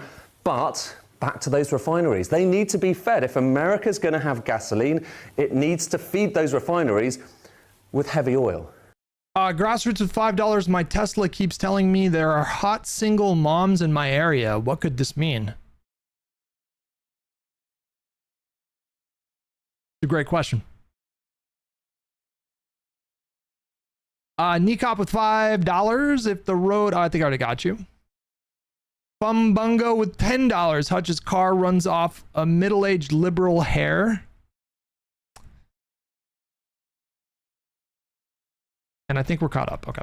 So if you look at the kind of imports coming into America in recent years.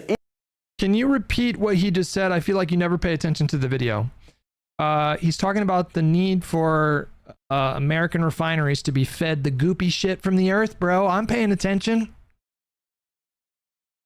You got the goopy shit, you got the mid shit, you got the light shit. The light shit comes from Venezuela. We produce more oil than Saudi Arabia, and Venezuela is now a minnow. Those ADD meds, bro. I'm retaining that shit. Venezuela has the goopy shit. No, he said they have the light shit, didn't they? Didn't he?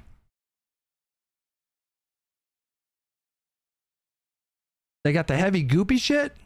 Oh, we need that goop. Gotta have that goop. Our refineries gotta get that goop. Even though America is producing so much oil, more oil than it ever produced before, it still needs to suck in loads of oil from overseas. And the type of oil we're talking about, it used to be, it's mostly heavy crude. It used to be only 12%. So only 12% of imports were heavy, gloopy crude. Now, it's about 70%. So 70% of the oil coming into America, which it needs to basically keep its economy going, is heavy crude. And where does heavy crude come from? Well, here are some of the big countries where you find most of it. It's Canada and Venezuela. There's one other I'll come to in a second, which... Are they doing another press conference right now, guys? Or is this clip that I'm seeing on my feed here from a different one? No, I don't think they're doing a different one or another one. Are they? 1 hour ago, reactions to, no. Okay, I think it was just the one from yesterday. Which we'll come back to. But it's Canada and it's Venezuela where you get most of this heavy crude oil, which is why, about to think about where those refineries are, they're mostly set up kind of, you've got some in the north there to get the heavy. See, I knew about this because that's the Keystone Pipeline.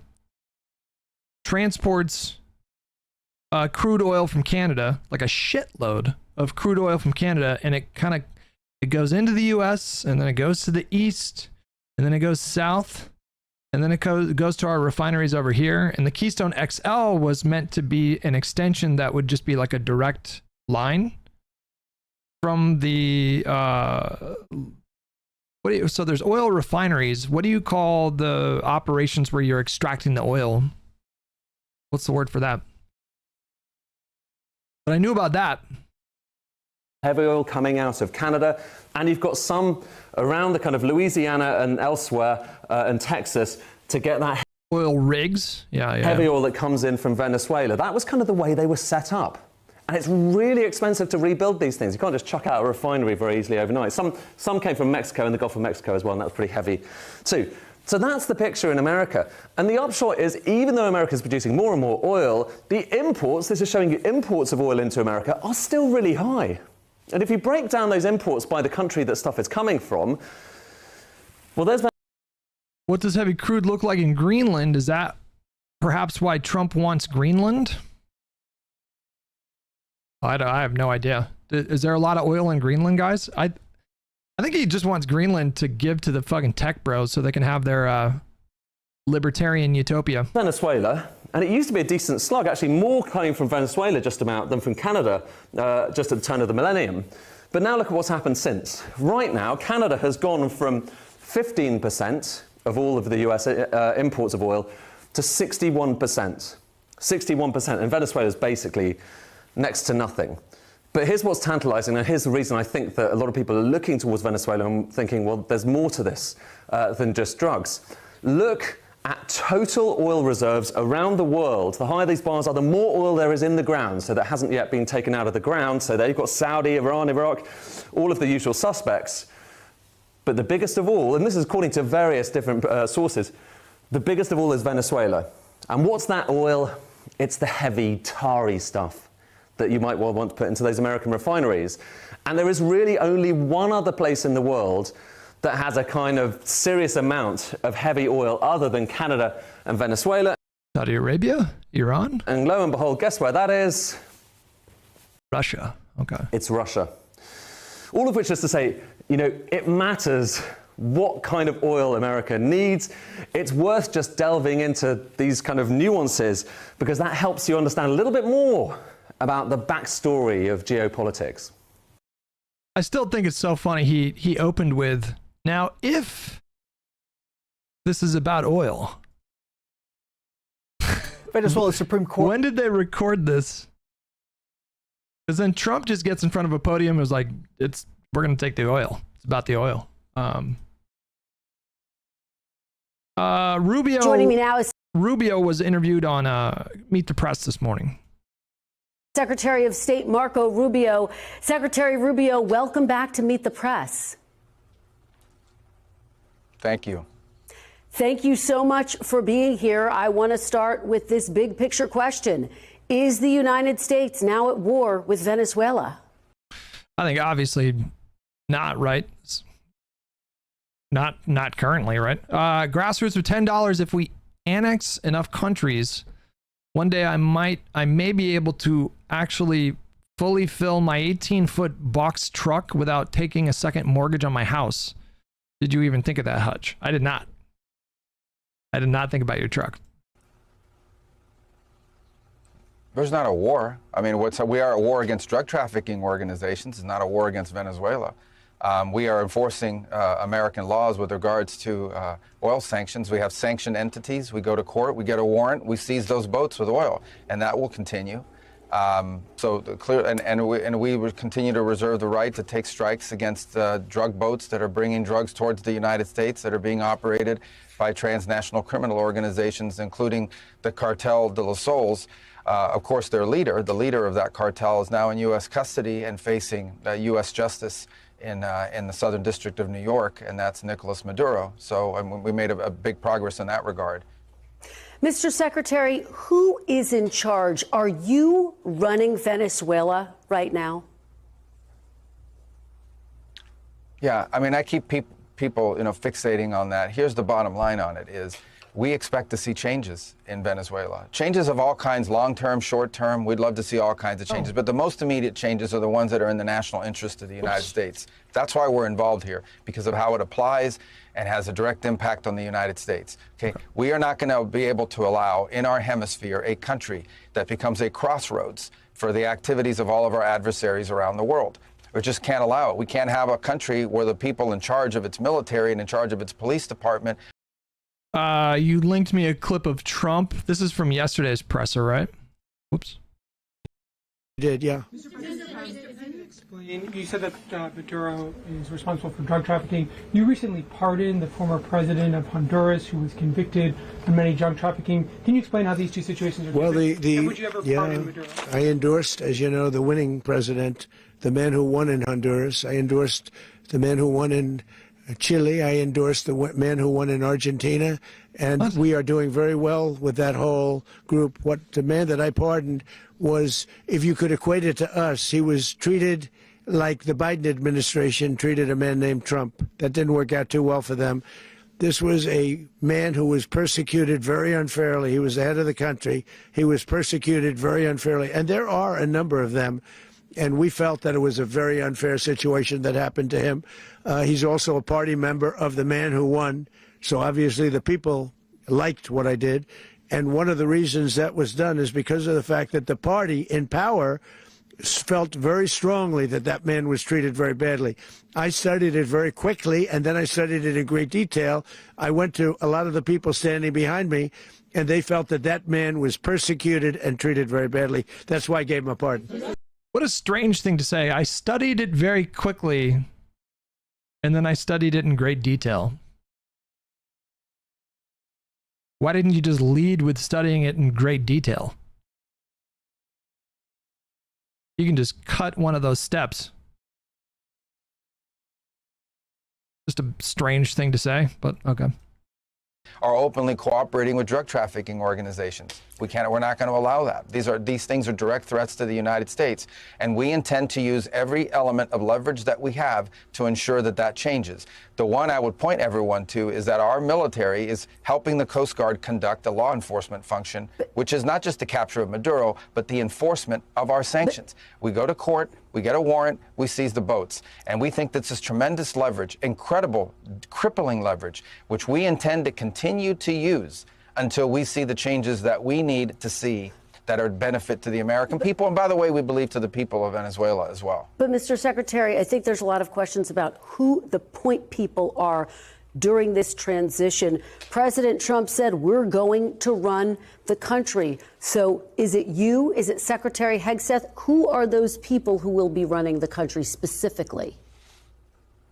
Well, it's not running, it's running policy. The policy with regards to this. We want Venezuela to move in a certain direction because not only do we think it's good for the people of Venezuela, it's in our national interest. It either touches on something that's a threat to our national security or touches on something that's either beneficial or harmful. And are you involved in that? I don't know. It seems like a horrible precedent to suggest that it could be commonplace for America to simply depose and replace governments that are not beneficial to our interests. I mean, I feel like this is a return to like Cold War policy, or foreign policy, but like on steroids. We're just doing it out in the open, you know. Hell's Advocate with 200 bits. Really funny that the subject to the jurisdiction thereof folks for the 14th Amendment are suddenly pro carrying out law enforcement operations in other countries to charge Maduro with conspiracy to possess machine guns. Yeah. Yeah, bit curious. Transition So obviously Secretary? I'm very involved in this.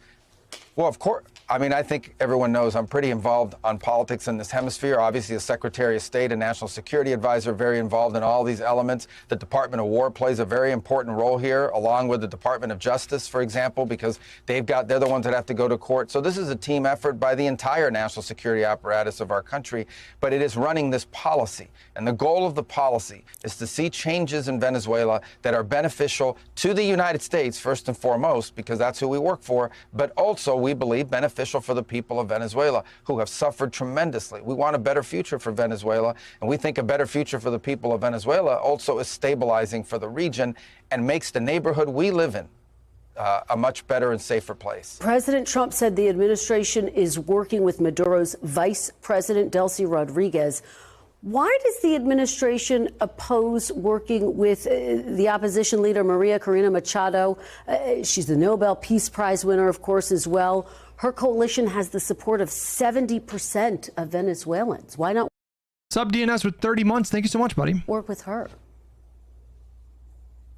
Well, a couple things. First of all, Maria Corina Machado is fantastic, and she's someone I've known for a very long time, and that whole movement is. But we are dealing with the immediate reality. The immediate reality is that, unfortunately, and sadly, but unfortunately, the vast majority of the opposition is no longer present inside of Venezuela.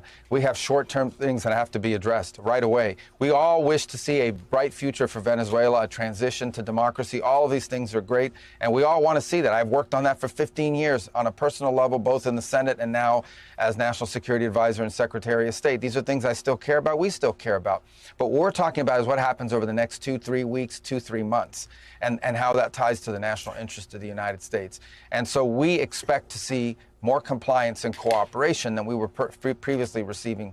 With Nicolas Maduro, you could not make a deal or an arrangement. Although he, by the way, was given very generous offers. He could have left Venezuela as recently as, a week and a half ago. There were opportunities available for him to avoid all of this because he's not someone we can work with. He suckered the Biden administration into stupid deals. He's made a career out of not keeping deals and figuring out how to save himself by buying time. And President Trump was not going to fall into that trap. So now there are other people in charge of the military and police apparatus there. They're going to have to decide now what direction they want to go. And we hope they will choose a different direction than the one Nicolas Maduro picked. Ultimately, we hope that Like politically, and here's where I feel a little bit more comfortable sharing an opinion. But in terms of politically how this is going to play out, there are a lot of people right now that are treating this moment as an opportunity to create like a really effective attack vector against the administration. But the early signs suggest that that's not the case. If Donald Trump committed to American boots on the ground in Venezuela, then I think that would be probably a bit unpopular. But right now, it seems almost like politically neutral. There's like a near even split of people in support of and opposed to this military operation to kidnap Maduro. And then the rest of the country are undecided. I think it's because no one knows what will happen next. Yeah. But there are some pretty loud voices right now that are that want the Democrats to jump on this like with more ferocity than anything that's happened in the administration so far. And politically, I don't know if I agree that this is like a huge opportunity right now. And if I had to guess, if the conditions in Venezuela continue without it being completely destabilized, if there is a peaceful transfer of power to a new government, then I think the American public will probably slightly favor this thing happening. Ken Klippenstein is so fucking annoying. Yeah, so like Ken Klippenstein, I think, yesterday did like 24 tweets and they were all about Democrats.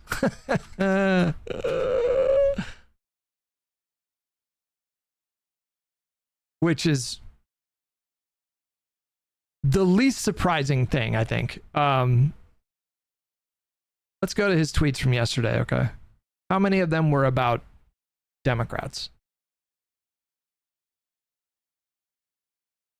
Okay. I sleep for 1 day. Okay, so these are kind of neutral. This one's about Democrats. This one's about Congress. This one's about Democrats. This is about Democrats. This is about Democrats. This is about Democrats. This is about Democrats. That's about Democrats. That's about Democrats. That's about Democrats. This is in response to a post about Democrats. This is about Democrats. Oh my God, bro. He is just the, he is the flowchart manifest into a human being, bro. That's pretty funny. Holy shit. Get off Twitter. I do not spend a lot of time on Twitter these days, just to be clear. I play a lot of Arc Raiders. I really don't spend a lot of time on Twitter. No, I really don't. I'll show you my phone. Hang on. Screen time. I'll tell you exactly how much time I spend on Twitter in the last week.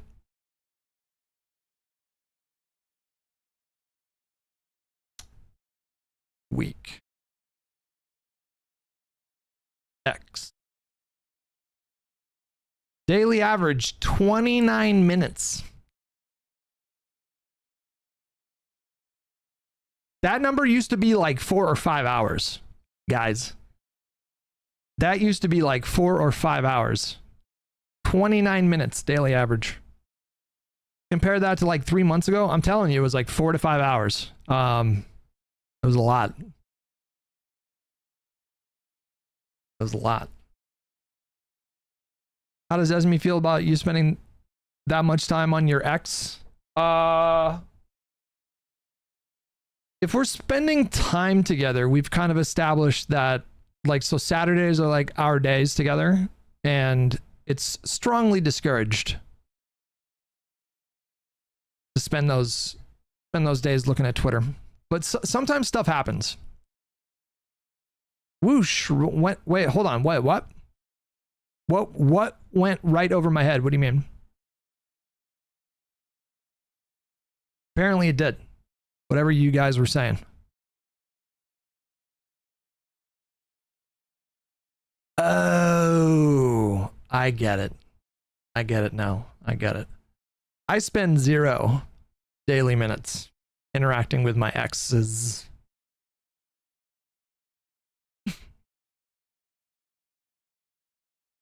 Just about 0. Every once in a while. Hey, how you doing? How have you been? Da, da, da. Every once in a while. Bora with $5. How is Trump going to keep using war with Venezuela to pretense the Alien Enemies Act hitting fishing boats in the future? I've got no idea. This leads to a holistic transition all the way around in Venezuela, societal, political, all of that. We're in favor of all of that. But right now, we have to take the first steps. And the first steps are securing what's in the national interest of the United States and also beneficial to the people of Venezuela. And those are the things that we're focused on right now. No more drug trafficking, no more Iran, Hezbollah presence there, and no more using the oil industry to enrich all our adversaries around the world and not benefiting the people of Venezuela, or frankly, benefiting the United States and the region. You talk about a holistic transition. I think there's a lot of focus on potential elections. How soon will elections be held? Within 30 days, Mr. Secretary? Elections? Well, look, this is a country that's been governed by this regime now for 14 or 15 years. The elections should have happened a long time ago. The elections did. I mean, that doesn't really answer the question. Swanee Bird with $10. I really wish we'd just switch to nuclear energy and leave all this oil shit in the ground. People are too scared of nuclear energy, and it is by far the most powerful and efficient form of energy we have. Correct me if I'm wrong, and I could be wrong. Correct me if I'm wrong, but I'm pretty sure that as we grow more and more removed from like Chernobyl, people seem to be much more open to nuclear power now. I'm pretty sure that nuclear power has majority support with the public. I actually don't know how many new nuclear power plants we've built in the US in the last like 10 years. And then I think you have countries like Germany. Didn't Germany ban nuclear, like the construction of new nuclear power plants? There was one European country that just banned it recently, I think. We've only built one nuclear facility in the last. I think it's just as simple as like the oil industry and the oil lobby having a just insane amount of influence in DC politics. I think it really is that simple. We could replace the oil industry. I mean, we could just not rely on oil if we really wanted to do that, but France is the only EU country that's serious about nuclear, right? Oh, I don't know. Yeah. Did happen. They lost them and they didn't count the votes, or they refused to count the votes, and everyone knows it. So all of that, I think, is premature at this point. There's a lot of work to be done here. Right now, what we are focused in, let's be realistic here, what we are focused on right now is all of the problems we had with when Maduro was there. We still have those problems in terms of them needing to be addressed. We are going to give people an opportunity to address those challenges and those problems. Until they address it, they will continue to face this oil quarantine. They will continue to face pressure from the United States. We will continue to target drug boats if they try to run towards the United States. We will continue to seize the boats that are sanctioned with court orders. We will continue to do that and potentially other things until the things we need to see addressed are addressed. Because ultimately, above everything else, we care about elections, we care about democracy, we care about all of that. But the number one thing we care about is the safety, security, well-being, and prosperity of the United States. And that's what we're going to focus on first and foremost here. And that's what these policies, these changes we need to see made are about. Okay, significant there. You say you will continue to seize boats when necessary. I want to ask you about boots on the ground. A lot of attention on that. The president was asked about the possibility of U.S. boots on the ground. He said, quote, "We're not afraid of it." How many U.S. forces are on the ground right now in Venezuela? Are there any? We don't have U.S. forces on the ground in Venezuela. No, we don't. That seems unlikely. We probably got a fucking couple sleeper cells in there somewhere. We don't have U.S. forces on the ground. Everyone knows. They were on the ground for about 2 hours when they went to capture Maduro. And I think what the president is saying is very simple, and that is, as president of the United States, he is not going to go around telling people what he's not going to do. He's not going to go around saying, I won't do this, I won't do that. Yes, I care about this issue, but I'll only go so far. He retains all this optionality. In the particular case you're citing, this was, in essence, at its core, a law enforcement function. Okay, the Department of Justice, dating back in the Biden administration, that had a $25 million reward for his capture. So we have a reward for his capture, but we're not going to enforce it. That's the difference between President Trump and everybody else. It's easy to make a wanted poster and say $50 million for the capture of Maduro, but no one takes that seriously because you're not going to do anything about it. President Trump did something about it. Let me ask you. He did something about it. We went in, we grabbed him, he was arrested, and he's now in New York.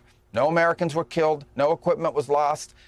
It had to be done, and it's been done. And I assure you, the people left behind in Venezuela now that are in charge of the police and everything else, I assure you, they're going to probably be a lot more compliant than Maduro was as a result of this. Well, President Trump told the New York Post there won't be troops in Venezuela as long as Delcy Rodriguez, quote, does what we want. She's already, though, demanding the release of Nicolas Maduro. As you know, she's insisting that her country never become a colony. What exactly does Rodriguez need to do to keep U.S. troops out of Venezuela? Well, forget about the U.S. troops portion of it. What needs to happen for any of this to change, for our relations with Venezuela to change and our whole approach to it to change, the things we have talked about are the ones I've highlighted already. You can't flood this country with gang members. You can't flood this country with drugs that are coming out of Colombia through Venezuela with the cooperation of elements of your security forces. You can't turn Venezuela into the operating hub for Iran, for Russia, for Hezbollah, for China, for the Cuban intelligence agents that control that country. That cannot continue. Those things cannot continue to be in place. You cannot continue to have the largest oil reserves, in the world under the control of adversaries of the United States, not benefiting the people of Venezuela, and stolen by a handful of oligarchs around the world, including. You know, there was a moment, I didn't actually catch the entire presser yesterday, but there was a moment that I did catch from Hegseth where he basically said something along the lines of, we're America and we can impose our will on any country that we want at any time. And which is a very, depending on how you look at it, I suppose, but it's a very unsettling thing to hear someone say, but he's just right. It's just technically true. And I'm very How the U.S. will run Venezuela? Well, thank you, Mr. President. Finally, a commander-in-chief the world respects and the American people deserve. And as the president said, words can barely capture the bravery. And there was a poll from, I don't know, one of the official pollsters, Reuters or Pew or one of them, but there was a poll that popped up on my feed today of, do you feel uneasy or confident in Trump's ability to handle a international crisis? And it was only a third of the country felt confident in his ability to lead, and it was like 53% of Americans were worried or concerned about his ability to navigate a crisis like that. At Hutch, we're the baddies. I mean, yes and no. I don't know. There's when you evaluate morality in terms of geopolitics, it gets so murky. It really does. A lot of the times, you can't neatly fit a country like the US in one category or another. Because I think it is a good thing for the people of Venezuela to not be subjected to that dictator anymore. So that seems morally good. But then when you look at the intentions of this administration, it's very clearly about furthering American interests, had nothing to do with narco-terrorism, obviously. And then that feels kind of evil. So you can do an action with evil intentions and then something morally good happens from it. So it just gets so complex and, but the dictator's VP is in charge now. How is that any different? I do not know. Grassroots Hegemon with $10. No. France, Germany, Japan, the US don't build many new plants because they cost $30 billion, but you don't see new plants because you don't need 50K of them. All France could run on 18. You mean nuke plants? How long does it take for nuclear? And I guess the answer depends on where they're at, but how long would it take a nuclear power plant to not turn a profit, but be more efficient than fossil fuels? So for example, with electric cars, my understanding is that for the first, break even, that's the word I'm looking for. My understanding with electric cars is it takes about 40,000 miles. And then once you're past 40,000 miles, at that point, your carbon footprint is lower moving forward. And then the more miles you get beyond 40,000, obviously it would be more and more less and less of a carbon footprint. I don't know. There's got to be a similar kind of calculation with nuclear power plants. All the emissions from nuclear pretty much happen during construction, right? But I assume the carbon footprint would be pretty significant to build a nuclear power plant. I assume. Maybe I'm wrong about that.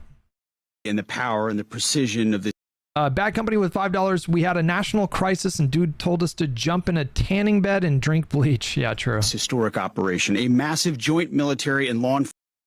If nothing goes wrong in Venezuela, should Dems still message on Trump's unconstitutionality in kidnapping Maduro, or are Americans too stupid to understand why it's bad? If nothing goes wrong in Venezuela and support for this action goes up to like 50, 55, 60%, then Democrats should absolutely strategically just avoid that topic. Why do you think Democrats don't talk about the strike in Iran? Like, why do you think like basically none of them talk about the strike in Iran? Just because technically it went pretty well and it was politically good for Trump. I mean, it's not enough to bring his approval numbers up because, again, I really don't think that Americans give much of a flying fuck about foreign policy. If it doesn't directly impact them, they just don't care. For the most part. Obviously, a lot of people care, but because they kind of agree. I'm sure many Democrats, I mean, like, I think I support in retrospect the strikes in Iran. I didn't think that was a win. I thought they hadn't really damaged anything there. Well, I mean, they definitely destroyed Iran's capacity for nuclear development for a short window. I think there's some debate about that. Do you care about the U.S. violating international law, or do you believe it in might makes right? I mean, I care about it, but like,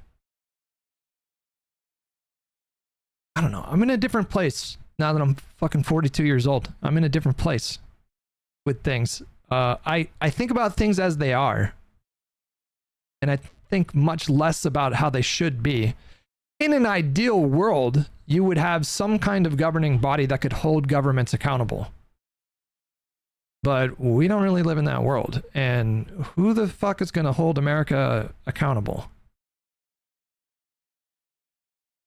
for violating international law? The other thing too is, like, I'm not an expert when it comes to international law, so I can't confidently tell you that he broke international laws. I really don't know. That's not a cop-out. I'm not trying to shield him or anything like that, but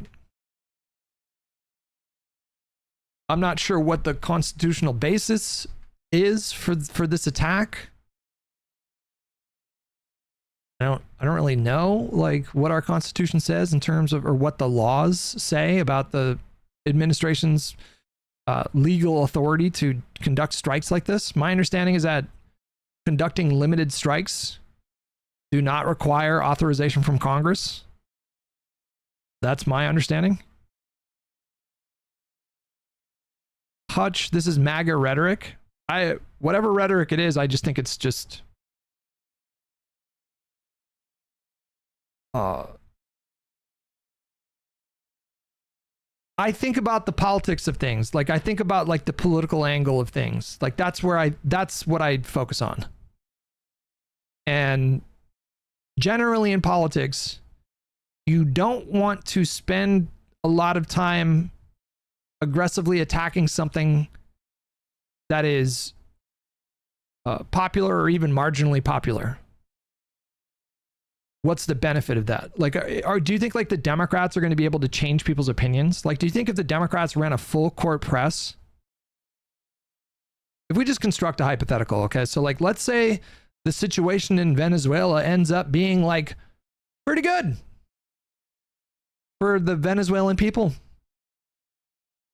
Let's say there's new leadership, more civil rights, less arbitrary detentions of political opposition, less corruption, better, freer, fairer elections. And let's say during this time, support for what happened in Venezuela ticks up over the next several months, you know, and it's like 50, 55, 60% approve or something like that. Do you guys think that the Democrats would be able to sway public opinion away from that? Probably not, right? I don't think so.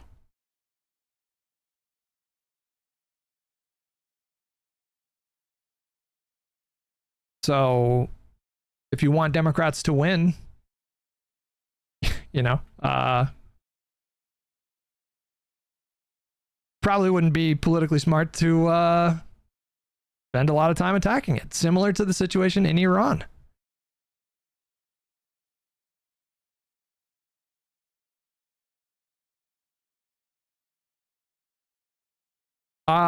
You know, but these situations are dynamic, they're fluid. There's a kind of like, I think a lot of people are assuming that this is going to lead to abject chaos and suffering for the people in Venezuela. I think people have an understandable basis to be vigilant about that kind of thing, especially after America's interventionist policies have led to catastrophe in many countries in the last several decades. So I understand that. And if the situation devolves into something really bad, then I think that you would hope to see a lot of people protesting in the streets and just like some kind of like international movement to put pressure on governments to actually address the problem, you know, that kind of a thing. But we just don't know how this thing's going to pan out. I generally agree with your pragmatism, but I think you're reaching until your arms fall off with this one. I don't think that I'm reaching. I think I'm playing things by ear.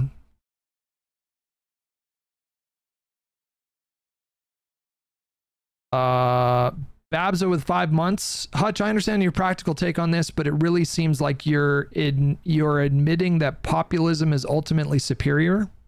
I don't know what this has to do with populism. Maybe perhaps there was a different term you were going for there.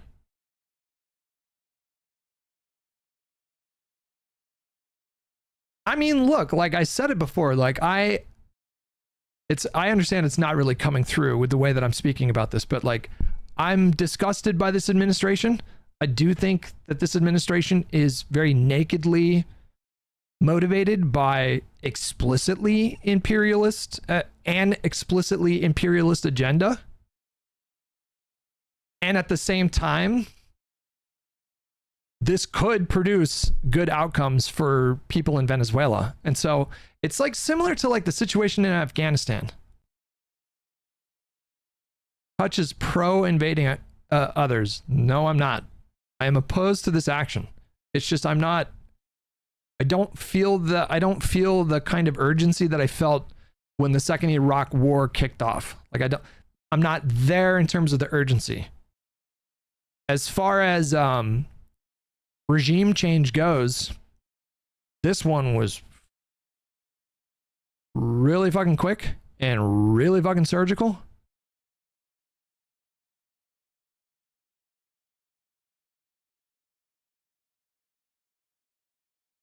Lost my train of thought there. I was going somewhere with that, and then I got a little distracted.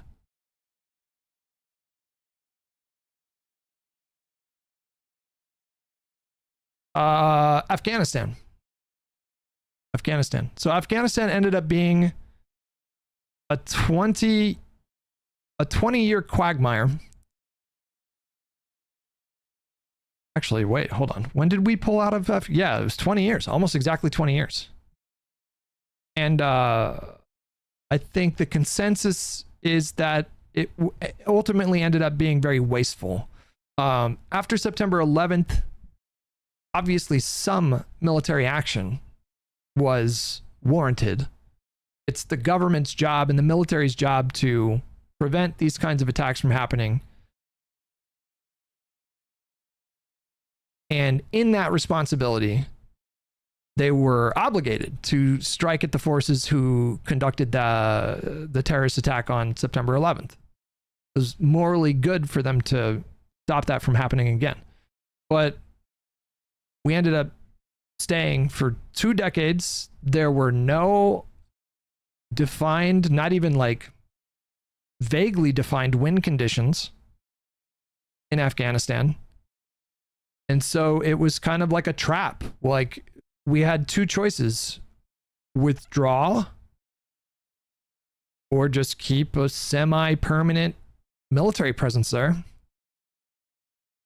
And ultimately, I support our decision to withdraw, but it's not like there weren't really negative outcomes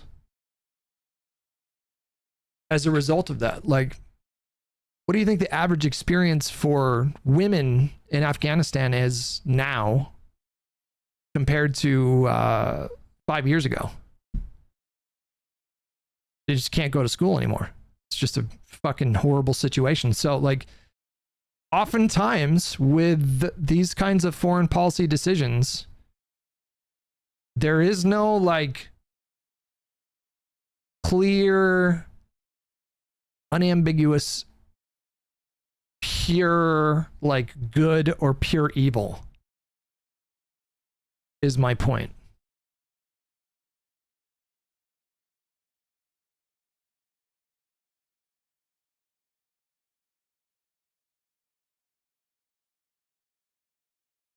Yo, it's Keegs.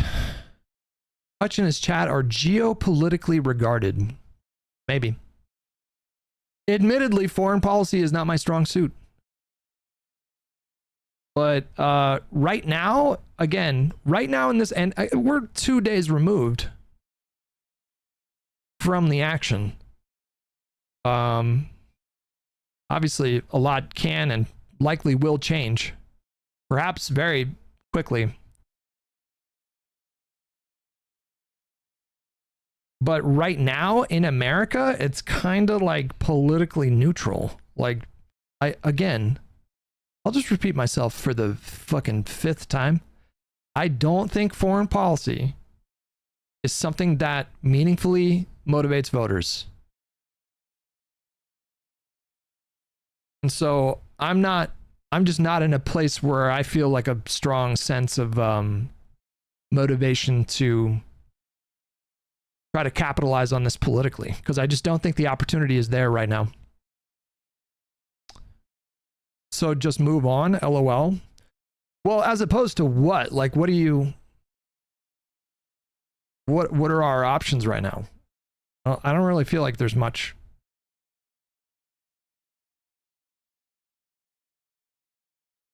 To do right now. You know, it happened. We are where we are. Daz Vidani with $5. I'm curious where you are seeing the strike being mixed in polling. Might change, but most polls I'm seeing has Americans pretty solidly opposing it. Let me see if I can find a poll.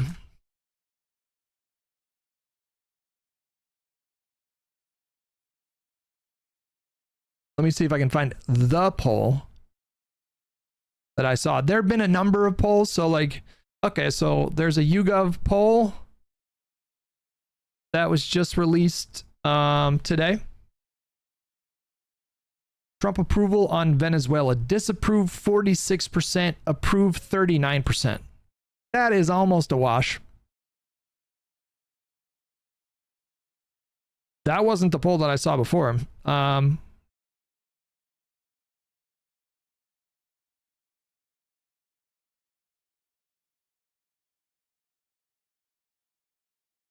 A slightly different question in the same YouGov poll. I think this was the poll that I saw. Do you think U.S. military intervention will improve or worsen the situation in Venezuela? 35% said it will worsen the situation in Venezuela. 34% said it will improve the situation in Venezuela, and 22% said unsure. So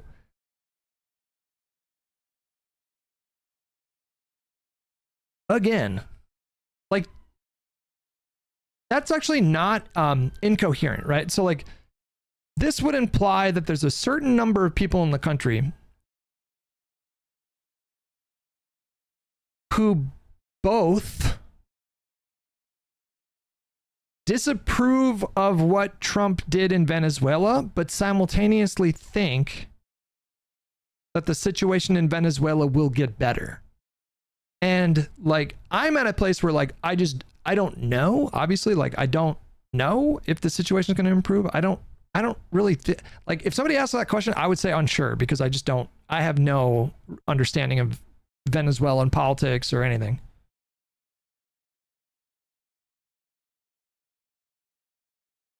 But if that's where I'm at, like, if I oppose this act of aggression and intervention, and at the same time I feel like this could actually produce good outcomes for Venezuelans, then that's just like my personal thoughts. I'm just laying out the politics for you guys. Unless you guys can give me a compelling counter argument. Like, I guess the question that we're trying to get at here is like, what do you guys think that the Democratic Party should be doing right now? I just read Senator Warren's statement. It's the correct take. Or Warner. Senator Warner.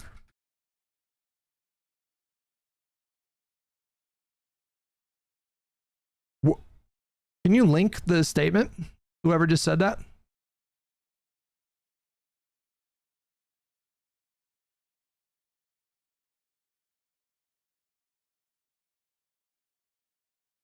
Okay, now put Greenland in place of Venezuela. Would that be okay? I think you guys are misunderstanding my position. Maybe I'm not articulating myself well. I will reiterate that I opposed this action that he took. Foshamama with $20. Imagine your chat thinking they know the well-being of the Venezuelan people more than the actual people living in Venezuela. Keep trying to justify why an authoritarian socialist should stay in power. Well, that sounds very familiar to the kind of rhetoric that we heard to justify the second Iraq war. First of all, thank you for the $20 donation. I guess where I would push back, Foshamama, is there are a lot of dictators in the world. Is it now going to be established U.S. foreign policy that we engage in open and explicit regime change when it suits us politically? That seems like a horrible precedent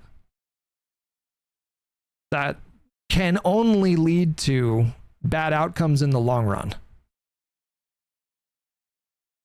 What other country can do this to? Nobody quite like us, I would say. Not for lack of trying. I mean, Russia's trying to do that. But to answer your question, I don't think any country in the world has the capacity to do things like this, like that easily. You're saying you disagree with the action, but it isn't feasible for Democrats to take any action? It's not that it's, no, I didn't say don't say or do anything. I'm cautioning against,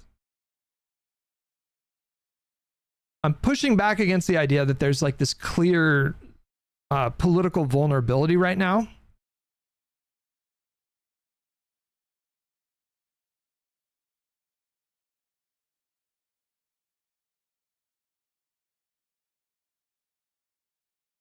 It always has, Hutch. There's a track record of bad outcomes. We leave chaos and violence as a result. I mean, listen, I feel like that our track record is mixed. I'd say us having an interventionist policy when it came to like Imperial Japan and Nazi Germany, that was pretty good. Less so in Guatemala and Iran. You're justifying why the Dems should just let it happen? Well, first of all, the Dems cannot do anything to stop the administration from doing what they're going to do. Just to be clear. They do not have the power to stop him from doing this.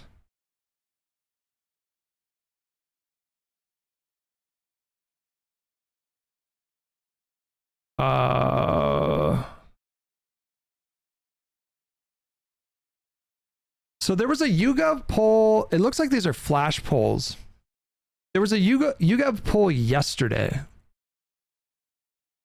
where they asked the same question. Do you think recent U.S. military actions in and near Venezuela have made the U.S. less safe, more safe, or neither? Or unsure? And the margins were a little bit different. It was 32% said less safe, 25% said more safe.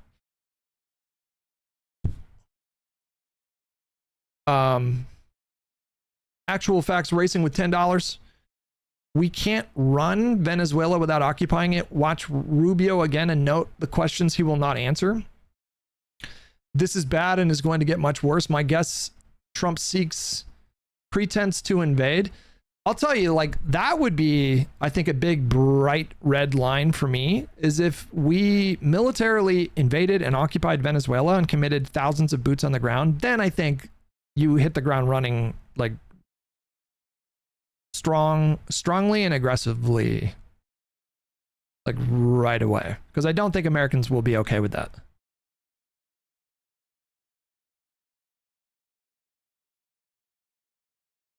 Condemning as a Democrat is a tricky decision because on the surface, removing a dictator is not bad. What's bad is what comes next. Yeah. Or potentially what comes next. Yeah.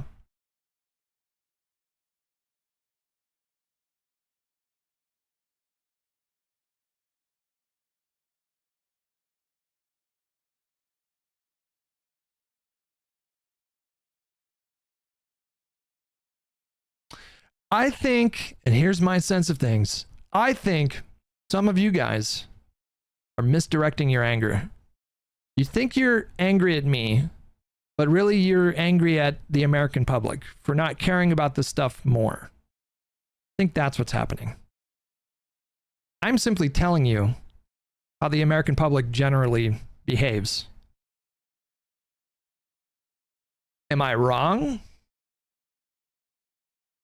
Curiously, I don't see a lot of people telling me that I'm wrong.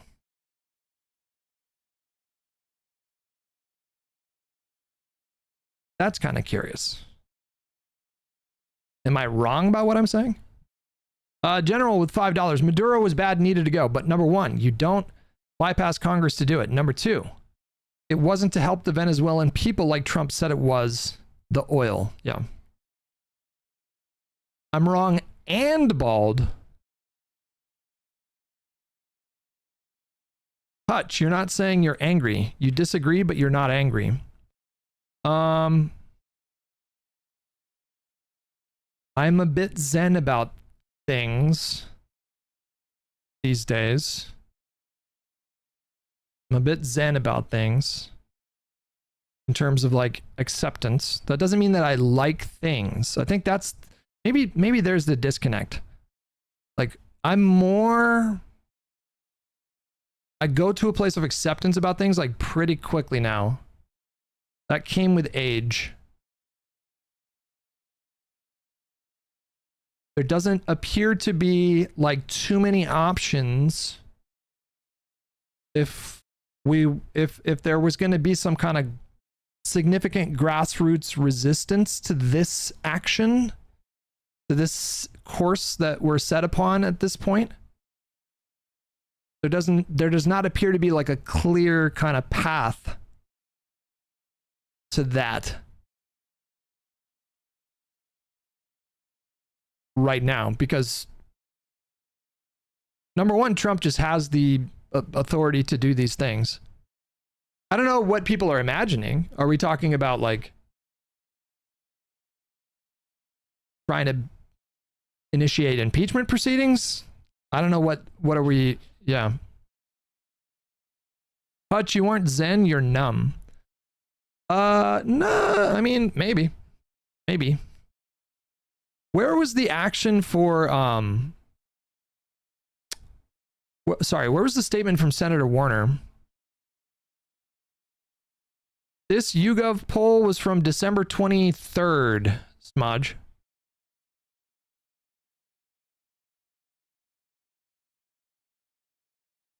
This is 2 weeks ago, and apparently it's kind of not surprising. It's kind of not surprising that the numbers would move towards more people supporting it after it was done so, like, fucking surgically. It's the least surprising thing in the world that the numbers shifted towards support for it.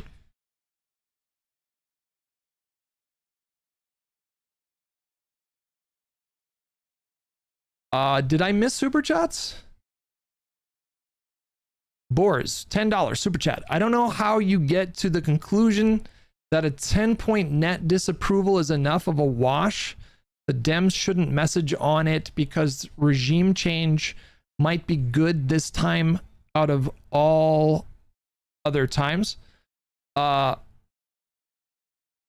Just to be clear, I did not say, and I am not saying, that the Democrats should like say or do nothing. The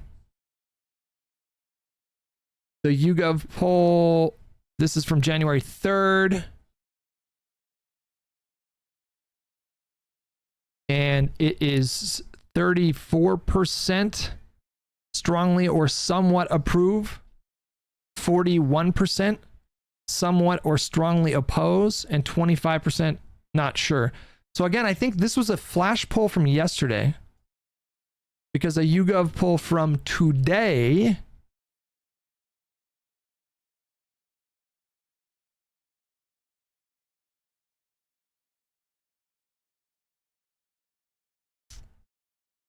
showed better numbers. And I'm just telling you what I think is going to happen. I'm just telling you what I think is going to happen. And I think Iran is a good reference point, because support for the strikes in Iran at first were suggested that it was unpopular. And then after it did not provoke a larger war, the numbers moved in favor. I think I could be wrong. I think a majority of Americans now, not even just a plurality, I think a majority support the strikes in Iran in retrospect. 34% support versus 41% oppose really doesn't strike me as a mandate for something as aggressive as impeachment or whatever. No, absolutely not. No.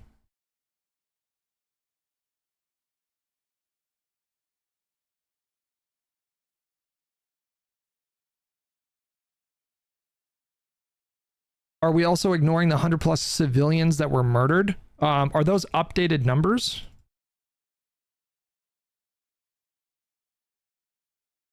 Because the number that I saw was like 40 casualties, and some of those were civilians. I didn't see 100+. Maybe there are updated numbers.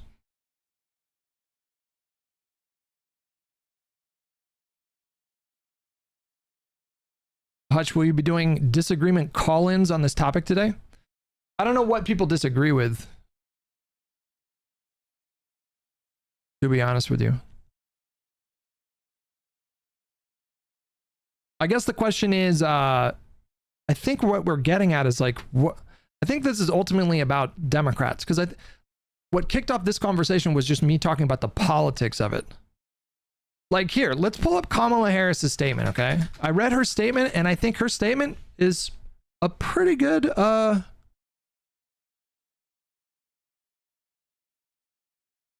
statement. Like, if the Democrats are going to put out like messaging about this, and I think they shouldn't be like neutral. I'm not saying that. I'm not saying that like the Democrats should not say anything or do anything. I missed a dono. Okay, sorry, hold on. Foshima. No, I already got you. Dazvidanya? No. Anthe, thank you so much for 21 months. Bad Company with $5. There's no world where liberals wagging their finger at Venezuelans dancing in the street looks good for us to normies. It's just the truth. Do we know what the internal reaction to, I don't know if we know what the reaction is from Venezuelans yet. I don't think we have like a strong enough sense of that just yet.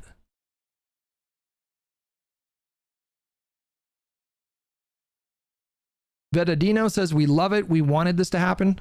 Do you live in Venezuela, or did you emigrate?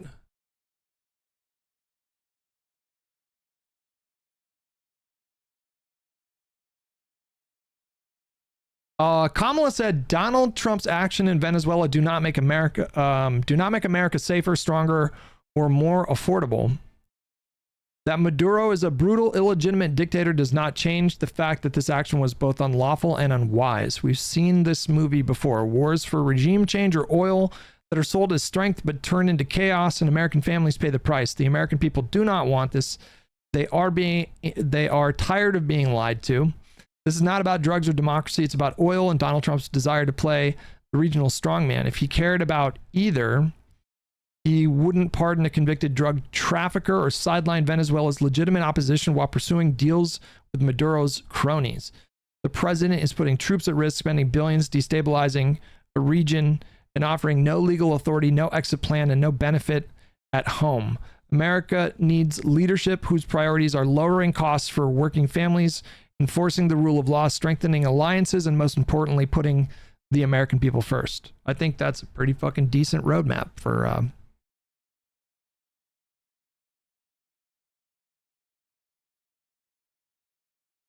the state of things. 80-pound gorilla with 66 months. Appreciate it.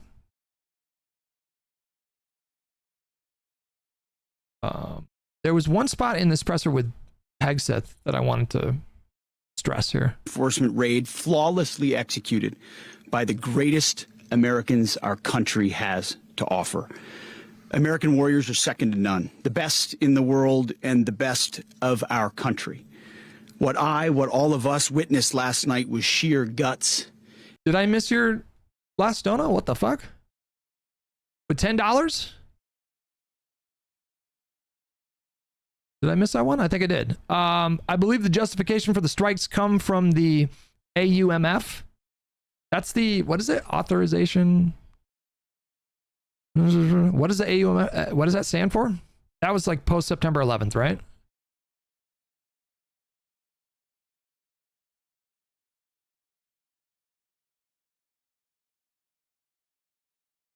Authorization something military force, something like that. I believe the justification for the strikes comes from the AUMF, which is why Trump declared fentanyl a WMD. The problem is fentanyl doesn't come from Venezuela. This is another Iraq has WMD's BS excuse. It doesn't even seem like they're leaning on that as a pretense. I mean, they're just coming out and saying it's about the oil. Like, they're just being very explicit about that. And grit, gallantry, and glory of the American warrior. I'm simply humbled by such men, and I tip my hat to our chairman, Dan Raisin Kane, and all those Americans who stood watch last night. Our warriors are the elite of America, and again, President Trump has your back. No other country on planet Earth, and it's not even close. Smudge, you said that the American people disapprove with it happening more than they approve, which Hutch argued otherwise. I think you misunderstood me. I did not say that Americans by a plurality approve of what happened. I said the opposite. But I said that the margins are tight. Or maybe I misspoke. If I said that, I did not mean to say that or suggest that. Could pull this kind of operation off. And no other president has ever shown this kind of leadership. I said it's close to a wash. Is what I said. So it was kind of close to a wash. You said you guys are angry at the Americans for not being angry about this. I don't know what you're seeing in the polls to suggest that there's like a massive movement in America right now that are that could lead to something like a mass protest movement or a mass grassroots movement or something like that. I don't see that in the numbers that you're citing. Courage and resolve, the most powerful combination the world has ever seen. As the president said, our adversaries remain on notice. America can project our will anywhere, anytime. the coordination, the stealth, the lethality, That was the line that I was referring to. It's a bit chilling because it's accurate. And I think we're seeing the consequences of giving the wrong person power. We do have that ability to just fucking impose our will on people, on countries. Inside of Venezuela, but not benefiting the people of that country. You know, we've seen how our adversaries all over the world are exploiting and extracting resources from Africa, from every other country. They're not going to do it in the Western Hemisphere. Yeah. They are not.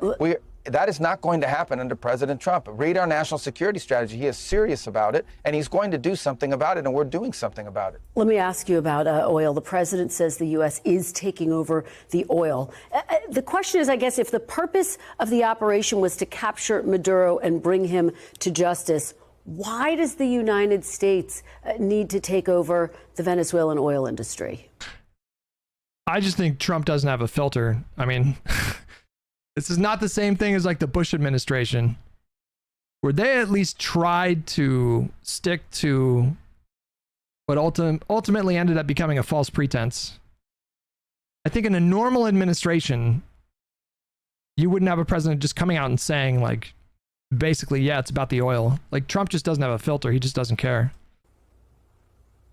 Well, we don't need to. First of all, let me go back up. We don't need Venezuela's oil. We have plenty of oil in the United States. What we're not going to allow is for the oil industry in Venezuela to be controlled by adversaries of the United States. You have to understand, why does China need their oil? Why does Russia need their oil? Why does Iran need their oil? They're not even in this continent. This is the... Big reach, but I feel like this was done to regain Hispanic favorability after the whole ICE disaster. Honestly, maybe... Maybe a little bit. Maybe. The Western Hemisphere, this is where we live, and we're not going to allow the Western Hemisphere to be a base of operation for adversaries, competitors, and rivals of the United States. Have specific oil companies. We also want to see that oil and the proceeds from it. Hold on. We want to see the oil proceeds of that country benefit the people of Venezuela. Why have 8 million people left Venezuela? 8 million, the single largest mass migration probably in modern history, left Venezuela since 2014 because all the wealth of that country was stolen to the benefit of Maduro and his cronies in the regime, but not to the benefit of people of Venezuela. You know how destabilizing 8 million migrants is? Grassroots with $10. What Venezuela needs is a grassroots dictatorship. Vote for me. I don't, or don't. I actually don't care. It won't matter anyways, Jesus. The number one fear that Brazil has, that Colombia has, that all these countries in the region have about what's happening in Venezuela and our involvement is they're afraid of another mass migration event. That's what they fear. This is deeply destabilizing stuff. It's not going to continue to happen. They are not going to come from outside of our hemisphere, destabilize our region in our own backyard, and us have to pay the price for it. Not under President Trump. Let's talk big picture here. U.S. regime change, historically speaking, has not gone very well for the United States. In Iraq, in Libya, to name a few examples. Can you assure Americans, the people of the United States, that this time will be different? Hold on, what's that meme? Where's the meme for Arrested Development? Can somebody help me find that meme? There's a meme where the guy, David Cross's character. Do you guys know, with Tobias? You guys know that meme? Somebody help me find that meme. It's so perfect for this exact moment. Well, here's what's happened. We've got this phobia built up and this sort of thing that's it's like, number one, most of the experts that people have on television, watch these experts, and it's clown hour. Okay, these are people that are focused their... I don't know why I ever click on links from We Killed Him. Entire career on the Middle East or some other part of the world, because that's where all the action was. Very few of them know anything about Venezuela or the Western Hemisphere. Venezuela looks nothing like Libya. It looks nothing like Iraq. It looks nothing like Afghanistan. It looks nothing like the Middle East other than the Iranian agents that are running through there plotting against America. Okay? These are Western countries with long traditions among their, at a people-to-people and cultural level, and ties to the United States. So there's nothing like that. So I think people need to stop ascribing the apples and oranges here, the apples of the Middle East to the oranges of the Western Hemisphere. But do you... Number two, this is about the national interest of the United States. And what I'm confident of is we are in a safer and better place because we're taking it seriously. The alternative would have been to leave Maduro there as an indicted drug trafficker, illegitimate president, running the country, open invitation invitation for all of our adversaries to do whatever they want against the United States from Venezuela. That was not going to continue. The alternative would have been to allow a drug trafficker to continue to use national territory and elements of nation-state power to further drug trafficking organizations. Read the indictment. This guy used the levers of their security apparatus not to arrest drug traffickers, but to cooperate and facilitate the trafficking of drugs for the purpose of getting them into the United States. And I think everybody knows that this had fuck all to do with drugs. Fosha Mama with $5. If Biden or Obama did this during their administration, your chat would be gobbling their nutsacks. Also, I miss your COD commentaries. I don't agree with that. I don't agree with that. I don't think they would be doing that. My listening library with $2. Why can't different fruits be compared? They can. Fine. General Grievous with $5. I'm worried about what deal was made. In 2019, Fiona Hill testified Russia offered to pull support for Maduro if we did for Ukraine. And then Russia has been oddly calm. Yeah, I saw that pointed out. That is potentially, deeply deeply alarming in terms of what it may indicate.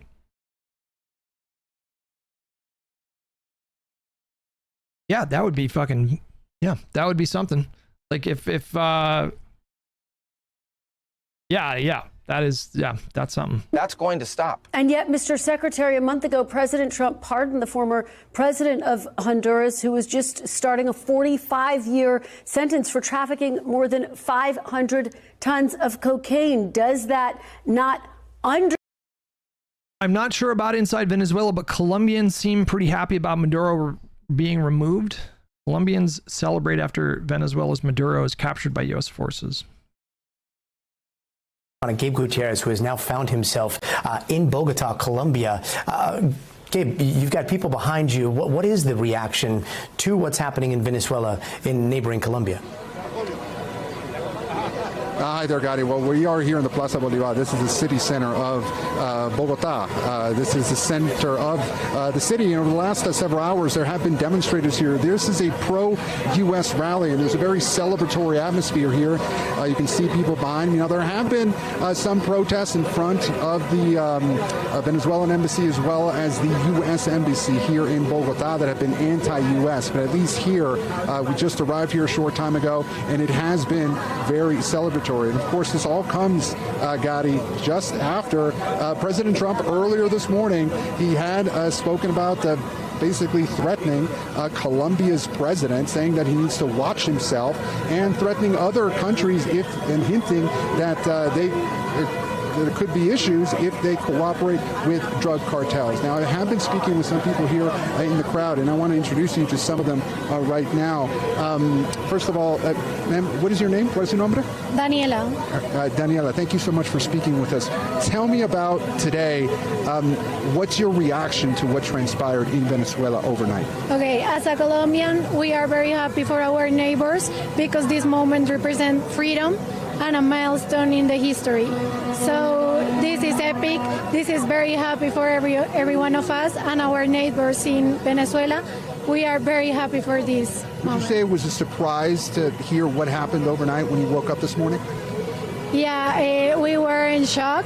Here we can see that Trump was speaking right. He was very nice with what he said, and he accomplished what he said to the public in Venezuela and in Colombia. So we are very happy. We are grateful for our neighbors in Venezuela. Thank you so much for speaking with Scotty. I want to introduce you to someone else here, a Spanish speaker, but a Venezuelan migrant who told me that she came here to this country when she was 18 years old. Veniste cuando tenías 18 años.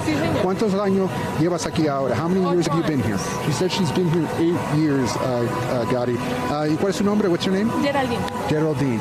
Dime lo que te sentiste esta mañana cuando viste lo que pasó en Tell me what you feel this morning. Venezuela. What did you feel this morning when you woke up and you heard what happened in Venezuela? I was going to try to impress you guys with my translating abilities, but he's doing all the translating. Bueno, primero que todo, yo estaba pues despierta cuando una amiga me llamó. Yo quedé en shock. Yo no me lo creía. When her friend called her, she was in shock. She didn't believe it. Had a friend called you, you were in shock? Sí, yo entré en total shock. Yo no me lo creía. Yo pensaba que era otra mentira cuando de repente. She thought it was another lie. No, o sea, le pregunté a mi hermana, mi papá me You thought it was a lie. She asked you her talked family. to your family members. You kept asking them. Sí, y resulta que sí, estaban bombardeando Fuerte Tiuna, estaban bombardeando La Carlota. It was true. The U.S. was bombing Venezuela. Sí, o sea, fue algo impactante. It was very impactful, you say. Y después fue que caí en cuenta que, o sea, estaba sucediendo lo que todos estábamos esperando. And I realized what was happening, she said, Gadi. And I want to ask you, te quiero preguntar, hay alguna gente que piensa que los Estados Unidos no deben haber hecho esto en Venezuela. There's some people, critics of the administration, who feel that the United States should not have gone and done this in Venezuela. ¿Qué piensas de eso? What do you think of that? ¿Y qué le dice a la gente que piensa que los Estados Unidos no estaban supuestos de hacer eso? That the United States should not have done this. Bueno, primero que todo, las personas que alegan de que Estados Unidos no debió haber hecho eso es por el tema de la soberanía. Pero resulta que hace más de 20 años Venezuela no tiene soberanía porque no tenemos control de nuestros petróleos, no tenemos control de nuestros recursos naturales y nos han estado robando desde muchos años durante el chavismo. And Gadi, she's saying that for 20 years Venezuela has not had control of its resources, of its destiny. And so for her, entonces para usted, esto es muy... I think this is how Hutch impressed Esme, maybe. It didn't hurt. It didn't hurt. Her mom does, her mom only speaks Spanish, so like meeting her and having the ability to like understand her and like somewhat communicate with her. I don't know if this is common with languages, but I can understand a lot of Spanish. It's somewhat easy for me to understand like most of what people are saying, but I'm not as good at speaking the language myself. I'm so out of practice. I used to practice every day, every fucking day. I would practice Spanish with coworkers every fucking day, and so I got to a point with Spanish where I was like pretty fluent, and I just haven't had to do that in years. So emocionante. This is very emotional. Obviamente porque Venezuela, al no tener soberanía, no tenemos nadie que nos proteja porque el gobierno es el propio que nos está agrediendo. She's saying, Gadi, that since Venezuela has no sovereignty in her view for the last 20 years, she feels that Venezuela has... Look at this fucking guy. Look at that beard. That's the craziest beard I've ever seen in my fucking life. This guy over here. What the fuck? Talk about unique. I don't know how I feel about it. That's a Hunger Games beard. Yes. That is the perfect way to describe it. That man was plucked directly out of the Hunger Games films. That guy's living like a king in the Capitol, bro. Has had no one to protect it. We're also at the same time now getting in some new images from the White House just released of President Trump and his team. I'll ask our team to show it here. I guess you could call it a war room. It's obviously not a situation room. That's at the White House, but at essentially his skiff, if you will, his secure area, watching the attack on Venezuela. If you guys want to see what I want to go now to... Since this is a conversation about like how Democrats should navigate this politically, let's check in with some Democrats. Senator Ruben Gallego, Democrat of Arizona, a member of the Senate Homeland Security Committee, who is joining us now as the holiday recess is just wrapping up. Obviously a very busy time back here in Washington. Senator, thank you for being with us. Thank you for having me. You have said already over the course of the last, looking at my clock, 14 hours or so since this operation has unfolded, that you believe there is no justification for the United States to be at war with Venezuela. So a couple of questions for you, sir. Do you believe that the U.S. is currently at war with Venezuela? Look, like anything else we understand in this world, the one thing I know is when people are shooting and shooting back, that is war, right? And that's what exactly has occurred here. Number two, the nature of this is it's all illegal. What we heard so far, there are 3 different reasons why we went after this man. And now they're saying they were going to occupy a foreign country. We're going to run it from the United States. and that we're going to steal their oil. In what world did this administration get any of that permission ever for them to do that? Did not come from the United States citizen, did not come from Congress. Therefore, it is illegal. Let us be clear. This is a war of choice. We're lucky it has gone as well as it has so far because we have a great military force.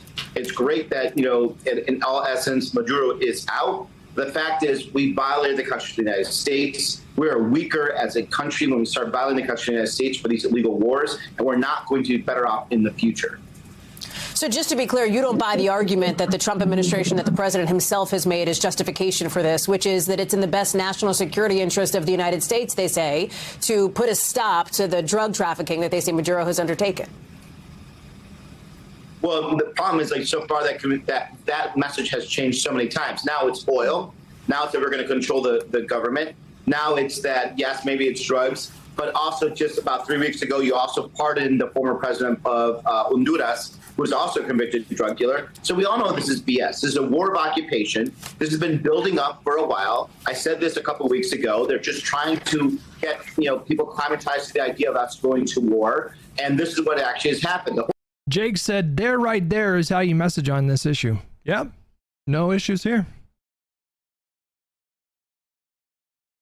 All I said before was that the Democrats need to be careful about how they message on that. That's all I said. I think he's demonstrating a pretty good way of going about doing such a thing. The whole MAGA crowd that have been talking about, ending wars, just got duped by their own man, who basically had been slowly kind of calibrating us to the point where we're going to get to this situation. There's no reason why you have F-35s involved in a war. There's no reason why you have so many Navy ships involved in a war if you're just doing a police action. All this is one more excuse for us to either occupy Venezuela, take their oil, and more importantly, you're violating the Constitution of the United States.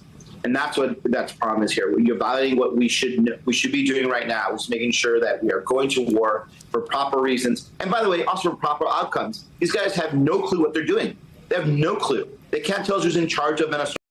What's your take on Venezuelans celebrating Maduro's removal? If you're a citizen of Venezuela and you've been subjected to a corrupt and incompetent dictatorship for years, you have every right to celebrate. I'd probably be doing the same fucking thing. Right?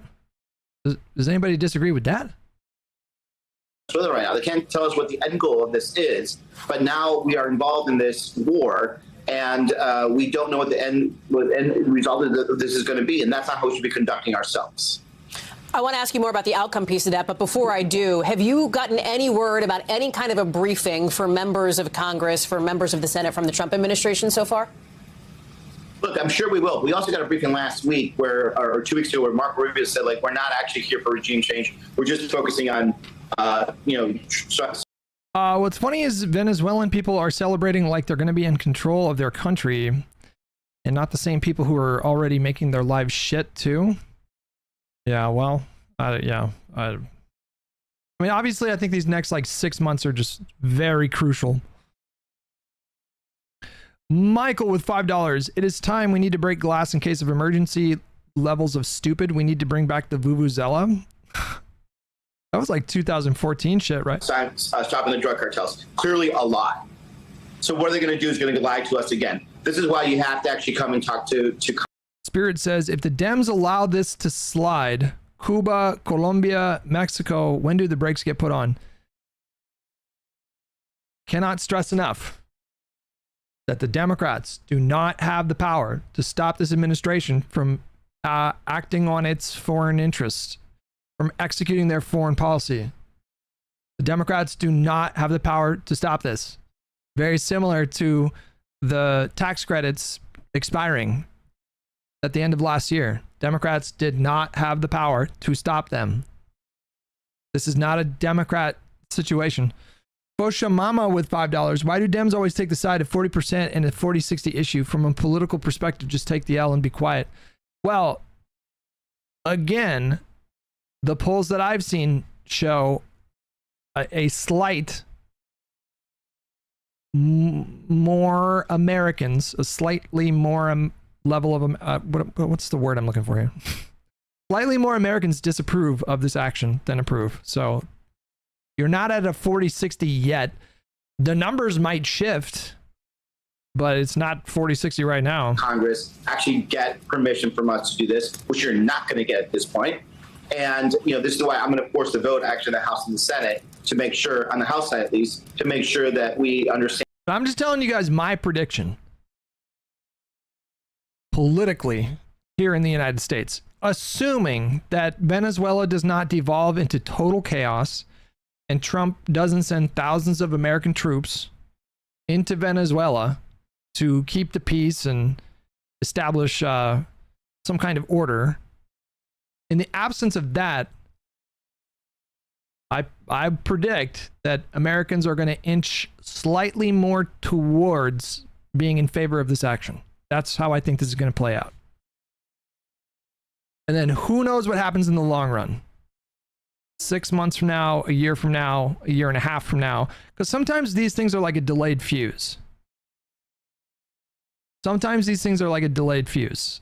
Sometimes it takes a little bit of time before the actual consequences of an action like this, like regime change. Sometimes it takes a little bit before the consequences are felt, the more extreme consequences. But assuming stability or some semblance of stability, I think you're going to see the numbers kind of creep towards support.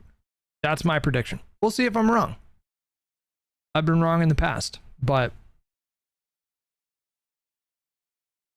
I'm basing this opinion off of like precedent, and I mentioned Iran before, but I think it's going to be a similar situation. In the first few days of the strikes in Iran, I think the numbers showed either a plurality or a majority of Americans opposing the military strikes, but it was kind of close. And then after some time, now if you look up numbers, more recent numbers, they show that I think most Americans support those strikes. So I'm pretty sure something similar is going to happen here. And the full scope of this, that we're going to deny potentially their war powers resolution. Now, obviously this is a much more significant action in Venezuela in terms of regime change. Yeah, but what do you think the likely next steps are? All of this hinges on, all the analysis hinges on stability in not just Venezuela, but I guess like the region, right? There's just so many unknowable things. Like what if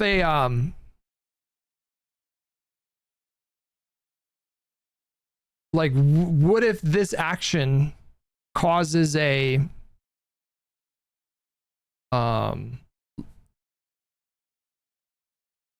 like a liberation movement to form in South America, and it's not even just limited to Venezuela. Like what if a group establishes a kind of like guerrilla, like military, like militia or something like that, and then they start doing terrorist attacks and like who the fuck knows? Who the fuck knows?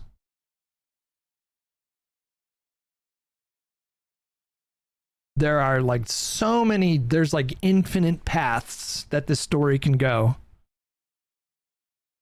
that would lead to mass destabilization in that entire region. Solution for him to continue doing this and to actually make it clear that the American public does not want us to be the World Cup anymore. The American public does not want us to go in these forever wars. And certainly, we don't trust Trump to control and occupy another country right now. You talk about outcomes, Senator, and where we stand now. Nicolas Maduro, based on our reporting here at NBC News, is going to be landing in New York at some point in the very near future. Delcy Rodriguez, the Venezuelan vice president, the president has said she was sworn in as president. She has now said in the last couple of hours that Nicolas Maduro is the president of Venezuela. Who should be in charge right now in Venezuela? That's not for us to decide. The most important thing is for us to decide who should be at war at all. And this is the problem. This administration has zero clue what they're doing. They're just basically following a really dumb man into a very dumb war, potentially. And Not mincing words there, huh? Michael with $5. This will polarize the rally around the poll minority Maduros with state structures versus majority of opposition looking for change. This will be chaos. Give me like 2 or 3 weeks to try to learn some shit about Venezuela, because I have nothing to add to that discussion. I have no idea if what you're saying has any merit. And that creates very dumb outcomes. And so this is why you actually need to go through the proper process. I say this because it's very personal to me. I was involved in a very dumb illegal war where I lost a lot of men and like best friends of mine because an administration, the Bush administration, was just trying to follow their ego. And this is exactly what's happening at the same time. We need to stop where we are right now. We need to not go into these expeditionary wars. And certainly we're not here to occupy another country. The American public does not want that. And I'm certainly not going to vote for that. And you're referencing, of course, your deployment to... I agree with what you said earlier that I don't think this will move the needle for Trump. People care more about prices and domestic issues more than international shit. We'll see. I mean, I don't know. I actually don't know. Das Vidania, are you still in... Is Vichy in here as well? Do you think this action translates into any kind of movement in his domestic approval rating? I have no idea. If it does, I gotta think it would only be like 1 or 2 points at most in either direction. But MAGA have been desperate to change the narrative for months. Like, they've had a rough few months. They've had a rough few months. And so they want to believe that this action will cause a lot of Americans to, you know, finally realize how strong Trump is or whatever, you know. So they are invested in this idea that, you know, like, this is going to make him massively popular. I highly doubt that this situation changes his numbers all that much. I don't think I'm going to take callers today. It's a little too spicy today. Well, I'll tell you what. Here, hold on. Das Vidania, is that you? Hello? Hey, can you hear me? Yeah, I can hear you. Hey, first off, how you doing, man? How was your holidays? They were good. They were pretty relaxing. Had some fun at the range yesterday. That was interesting, firing that gun. But yeah, no, everything's good. What about you? Yeah, your wrist doing okay? My wrist is fine. My dad said your wrist might be sore today, but it wasn't. There really was not a lot of recoil with that gun. Like, I guess the 8-inch barrel really absorbs a lot of that recoil, but it was not that intense. I was expecting it to be like way stronger. It's all those COD days for you, building up that wrist strength, I'm sure. Well, I've been playing a lot of mouse and keyboard. I don't know if, like, maybe that would help. Do you have a firearm? Do you shoot guns? I don't. I think the last time I shot guns was like 15 years ago. I don't think I've ever used a handgun. So I had no real experience shooting guns. It was like at a camp thing. Yeah. So I barely count it. But yeah, my holidays were good. Relaxing. As relaxing as they can be in New York City. Glad to hear that. Is it cold over there? Dude, it's fucking freezing. Jesus Christ. Not that cold here. It's like 55 or something like that. On the low side. Yeah, well, that's that California living. So let's talk about the politics of this. Like, as I've been saying, I have no knowledge of Venezuela, so I have nothing to add on that front about like where this story goes. I'm all up, but I am interested in the politics of this situation. Yeah. What's your read on, like, what do you think the politics of this action are for Trump, and what do you think they mean for Democrats? Yeah, so I know very little about like Venezuelan or general South American politics either. So I'm with you in that, like, this is going to be a lot of learning for me.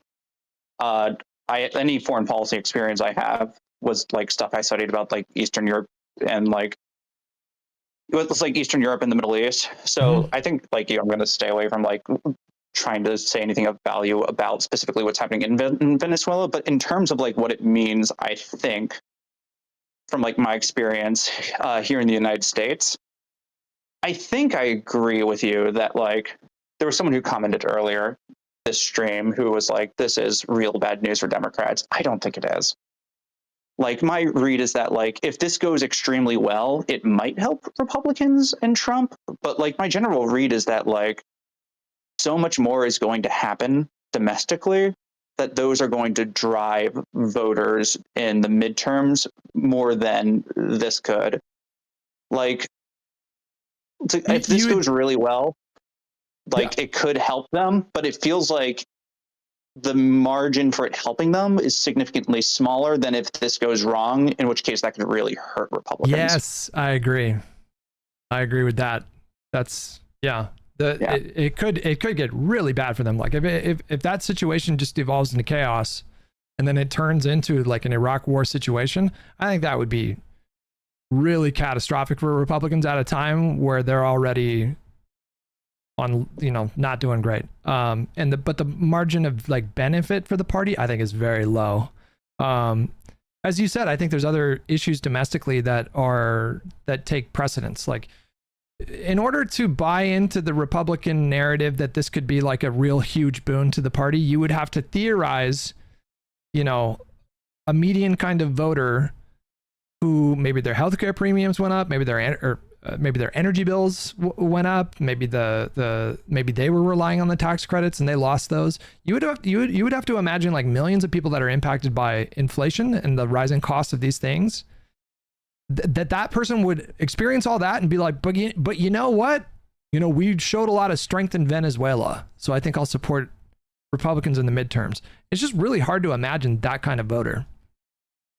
Yeah, I'm of the same mind. I do have like a few substantive disagreements with you on like the polling around this. Can't have that. I do think I'm gonna end the call. I'm out of here, bro. You fucked up. All right, go ahead. No, it's fine. Yeah, I think I agree. I think most Democrats have actually been messaging this pretty well when they say that like Maduro is a bad person. It's good for Venezuelans that he's gone, but Trump ignoring Congress is really bad. The disapproval, I think you said like the polls for this show that there's like a slim disapproval. I think one of the ones you showed, the YouGov one of the YouGov ones had it at like a 6% difference when it comes to disapproval and approval, where disapproval was higher than approval. Yeah. And a large amount of not sure's, because who the fuck knows anything about Venezuela? Like, what percentage of the country knows anything about Venezuela? But yeah. So I think you're right in saying that like it's good to be cautious about messaging so strongly about removing Maduro. But to me, when I look at a poll where something's like 6% underwater, I don't think that's slim. I think that's pretty like solid disapproval. Like if that was an election result, if like you had two candidates and one of them lost by 6 points, we'd say that's a solid election win for the other candidate. Yeah. So I agree with you, but it's the fact that there are so many undecideds, and I feel like this is really predictable. I mean, do you agree that assuming like the next like 3 weeks, right? Like let's say that there's no devolving into total chaos in Venezuela. Do you agree with my prediction that we're probably going to see that support tick up? And I would guess that it would probably overtake approve in the next like 3 weeks. Assuming it doesn't devolve. Maybe. I know like Iran, it ticked up, but like even with Iran, what you're seeing is like a narrow support for those strikes. It might tick up. I think that's like not an unsafe thing to say, but like it's just as likely to me that a lot of those not sures kind of just stay not sures because they just move on to the next thing. We'll see. I'm predicting like a 4, 5, 6, 7 point shift towards support. That's what I think is going to happen. I don't think that's unfair. I think like the thing Democrats should do, because this is still true from the Iran strikes, and it seems very true now from the polling I'm seeing. I think messaging that like it's bad that Trump didn't go to Congress with this is like pretty safe messaging. Yeah, of course. I think, I think that's what they should stick with. Yeah. Like, if they're talking about these sorts of things, because like even the Iran strikes, from what I'm seeing, it seems like Americans still are like, even though we're slightly more in favor of those Iran strikes when they happened, we still really don't like that Trump ignored Congress over this. Yeah, and this is kind of bipartisan too. Like you're seeing kind of more anti-interventionist rhetoric from both conservatives and liberals in this country. I think for obvious reasons in the 21st century. I think that's still potent kind of messaging right now. Yeah, I can't remember if this was Iran or Venezuela. Obviously, the Venezuela one would have just happened. But I think there's still something like 58% of Republicans don't like that Trump ignored Congress for this. And I think that's like a pretty significant thing. Oh, that would be something. If you can find that poll, link it to me, because I would want to see that. Yeah, let me see if I can dig up if that was what they're saying about Venezuela or Iran. But I looked that up like last night. Like a lot of the MAGA like influencers or whatever, they're obviously super malleable. So you can find quotes from tweets from these people 2 years. Tulsi Gabbard, for example, like a number of years ago, tweeted out specifically like no regime change in Venezuela. These people don't give a fuck. They'll change their position on a dime. It doesn't matter. It's just about partisan politics for them. But I think like the broader electorate, I think that is a bit stickier with them. This idea of like no regime change, no foreign wars, no interventionist policies. Yeah. Yeah, well, like as someone in the chat said Republicans care about Congress. Like asked that as a question. I don't know. It's kind of tricky to think about. Like, do Republicans or voters, when they say like they want someone to consult Congress, are they saying that because they view the value of Congress in that situation? Which my hope is that answer is yes. Or is it just because like Americans still to this day are very, very nervous about getting involved in foreign entanglements? And so like Congress is a roadblock and they would just rather say, I want this to go to Congress so that they can hopefully just have that be a no. Those are two different things. But yeah, like I think it's very true that like to this day that when Americans hear of like us getting involved in a foreign entanglement, they're still thinking Iraq, whether that's right or wrong. Like that's the thought. Yeah. And Afghanistan, but yeah. So what was the disagreement then? Or do you disagree that, you think that I think that the polling is a bit different than it actually is? Is that what you're saying? I think my disagreement is that like, I don't think it is harmful necessarily for Democrats. I'll say a bit stronger. I don't think it's harmful for like Democrats in Congress to criticize the strike and the capture of Maduro right now, because I think the disapproval for that is actually more like, even if you're looking at a poll that says like disapprove is up 6 points over approve, I don't think it's actually that big of a I'm not thinking of the word threat, like a risk to come out against the strikes. I think that's actually pretty solidly like disapprove. Even if it goes up, I think you're pretty safe having criticized it, because then you could just pivot to the much more popular position of he ignored Congress. Yeah. So I don't think you and I have a big disagreement, but I do think it's like somewhat of a substantive disagreement on like what that poll number means in terms of solid or unsolid support. I mean, I will fully concede that I am not the most articulate person. And so sometimes I can understand why people take certain things from what I say, but it's not what I intend for them. So like, for example, in this case, like I was not intending to say the Democrats should not say anything about this. I was pushing back. I had specific people in my mind that I saw on Twitter that were like actively pushing for this to be like the flashpoint issue for Democrats moving forward. That's what I was pushing back against. Like, I don't know if the Democrats should make like opposition to this action their number one priority as we go into this year of campaigning for the midterms. Now, of course, like if the situation devolves in Venezuela, obviously jump on that immediately. But like what Spirit said in my Twitch chat just now, they should, I think right now, stick to like the messaging on affordability, healthcare, and Epstein. I think all three of those are, in this moment, much more salient issues for voters. But be dynamic, be adaptive, and so if the situation changed, change the focus. But yeah. Oh yeah, just so you're aware, like my interpretation, I think that was what I was interpreting you to say. Also, like my disagreement was solely based on like where you see a closer support disapproval like number. I'm seeing like this would be like this is actually like pretty solid. Like I agree it could change, but I think like it says something right now that like this is that like it's. I think like most of the other polls I'm seeing, like the other YouGov poll I was seeing, had it like 9 points in favor of disapprove as opposed to approve. And obviously, obviously these are flash polls as well, so the quality of those are not going to be as good. But like, so I think we're not going to have like a decent sense until I would guess probably like Friday or the beginning of next week, as these pollsters are out there doing it now with like larger sample sizes and better methodology. But yeah. But I do sympathize with like all the people that are like, freaked out by this. Cause I'm not gonna lie and say I'm not freaked out by this. I think it's really bad that Trump is ignoring Congress. But like the reality is that Democrats are out of power and our only ability to hold him accountable is by winning. So sucks, but that's true. Is what it is. Yeah. Anyways, I'm gonna get back to watching this video. Thanks for coming on. I appreciate it. Thanks for all the donations. No worries, dude. Have a good one, and I'm glad to hear your holidays went well. Same to you, man. Easy, man. Yeah. Enjoy the new year. Bye-bye.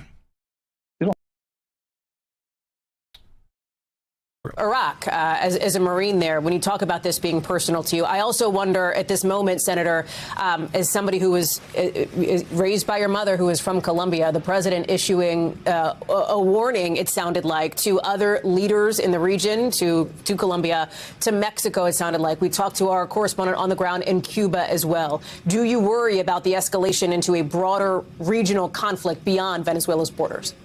Pretty important question. Well, I'm worried about the regional conflict that could create in terms of people actually looking to go find new friends, right? Because when the United States is acting in its best interest, in its kind of moral high ground, they don't go looking for help from China, from Cuba, or from Russia. Now, for some of these places that used to be our allies, they're going to start looking for friends that could back them in case the United States tries to come in, especially when you have such a madman such as Donald Trump. Now, the crazy thing about this is that Latin America was moving closer and closer to the United States. In a lot of free and fair elections where you had some elections coming from moderate to right candidates that were winning, that were more pro-United States, this could actually create the opposite backlash. It's going to create a more leftist government. It's going to be more anti-United States. I hate the "it is what it is" approach. That's how this becomes even more dangerous. I don't mean to sound flippant. I know I do. I understand that I definitely sound flippant when it comes to this stuff, but I think it is just for me, it's just about just getting older and learning about like my own emotional energy. I don't know if that sounds I just, like here, so I think like the first Trump term, when he was inaugurated in 2017, I was, how old was I? I was like 34 or something like that. And I remember feeling a sense of like, a sense of not just urgency, but a sense of like I was holding out hope that there would be some kind of mechanism to essentially remove Trump from power. Like I was holding out hope that there was something that could be done to like meaningfully constrain him. And I guess I just have a much different attitude this time around, where I'm just thinking about things in the next, like, I'm thinking about things in terms of just what is likely to happen. And I'm just going to a place of acceptance about those things. It doesn't mean I like the things. Like, acceptance is not the same thing as an endorsement or liking something. So when I say it is what it is, what I mean is just he was elected. he has a trifecta in government, so there is no opportunity in the next 12 months for any kind of accountability to come from Congress. Just not going to happen. And the earliest that we can talk about Congress taking actions that can actually make life difficult for the administration in terms of, number one, blocking legislation, but number two, convening subcommittee hearings, conducting investigations, making criminal referrals, just all that comes from when the Democrats take the House back. That's not going to be for another year. And so,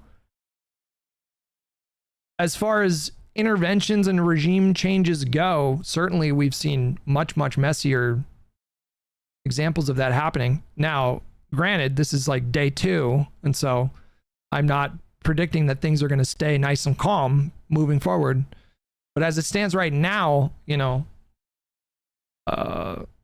I'm not having the kind of reaction that I had with like Operation Shock and Awe to kick off the Second Iraq War. It's not the same emotional experience for me. But that comes across as flippant. I understand that, but it's more about just like protecting my own mental health. Like, I could drive myself insane.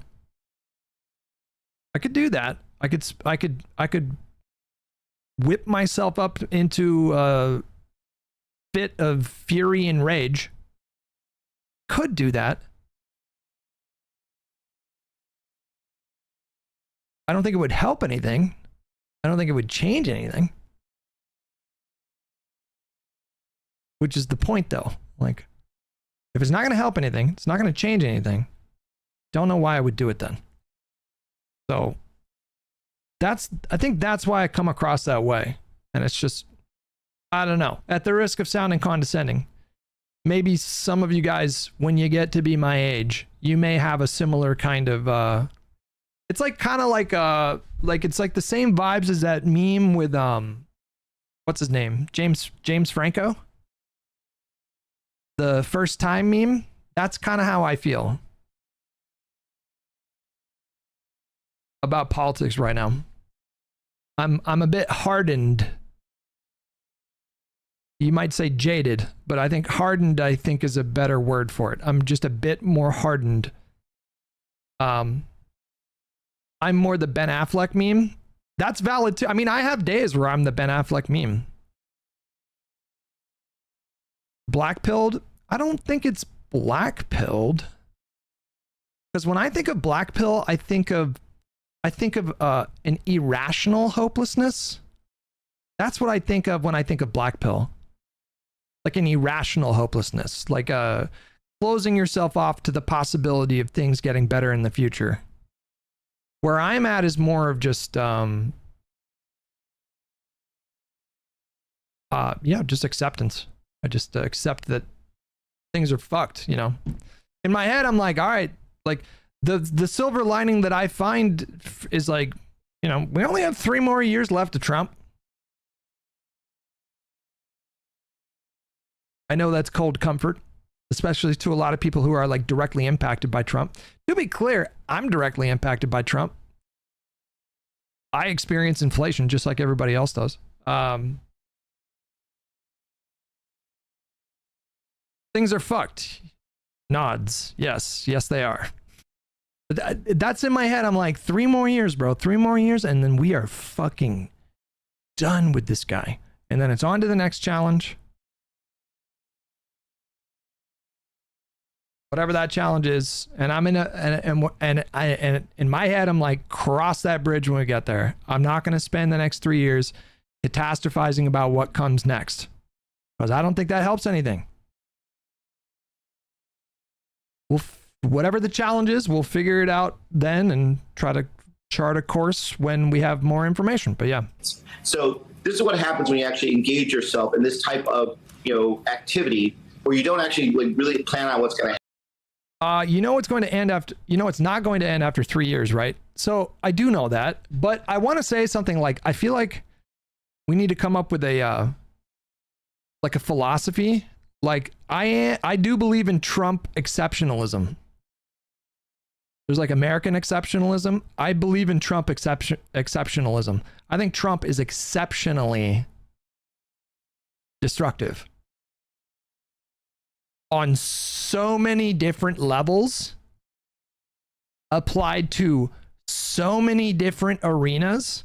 Like, I think he's destructive to American faith in like liberal democracy and institutions. I think he's destructive with his foreign policy. I think he's destructive with his economic policy. I think he's destructive with the way that he's running our federal agencies. I think he's destructive in terms of who he appoints to his cabinet and the things that they do. Like, I think he is destructive in myriad ways, dozens, hundreds of different ways. And I think he is exceptionally destructive and corrupt.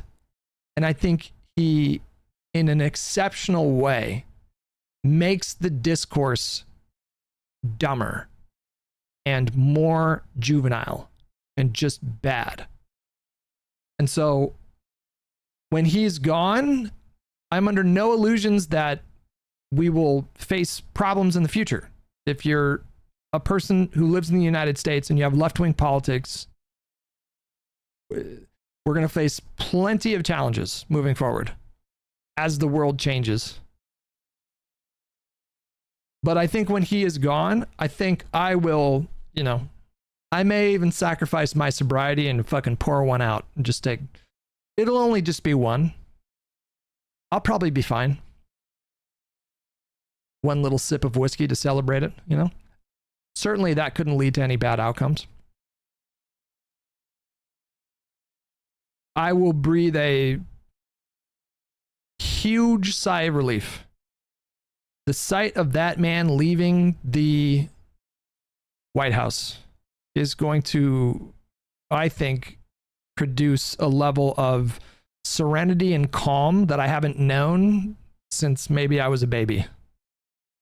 Because I think he is exceptionally bad. Happen. You don't understand what the full consequences are, because right now the United States looks like we're a bunch of bullies. We moved on from being a World Cup to the world bully, and it's not going to help us in the long run. All you're doing is creating more friends in our Western Hemisphere for friends of China, friends of Russia, friends of Iran, and at the end of the day, we're only weaker for that. Senator Ruben Gallego of Arizona, thank you very much for being with us and for taking the time as you are wrapping up your holiday. Okay, let's check in with Hakeem Jeffries. Speaking of Democrats, and then you guys can tell me if you think this was a good way to message or a bad way. You guys are going to give Hakeem Jeffries a grade. Welcome back, and joining me now is House Democratic Leader Hakeem Jeffries of New York. Leader Jeffries, welcome back to Meet the Press. Good morning. Good morning. Thank you for being here. We obviously have to start with the capture and indictment of Venezuelan President Nicolas Maduro. You have called him a, quote, criminal and authoritarian dictator who has oppressed the people of Venezuela for years. Is Venezuela better off without Nicolas Maduro in power? Well, he's a bad guy, of course, and he's going to stand trial in the American court of law at this particular point in time. It remains to be seen whether the people of Venezuela are going to be better off. Donald Trump claims that he's going to run Venezuela. He's done a terrible job running the United States of America. Life hasn't gotten better for the American people over the last year. Life has gotten worse. He promised to lower the high cost of living. He immediately pivots to affordability. That wasn't an accident. Immediately pivots to affordability. That was deliberate.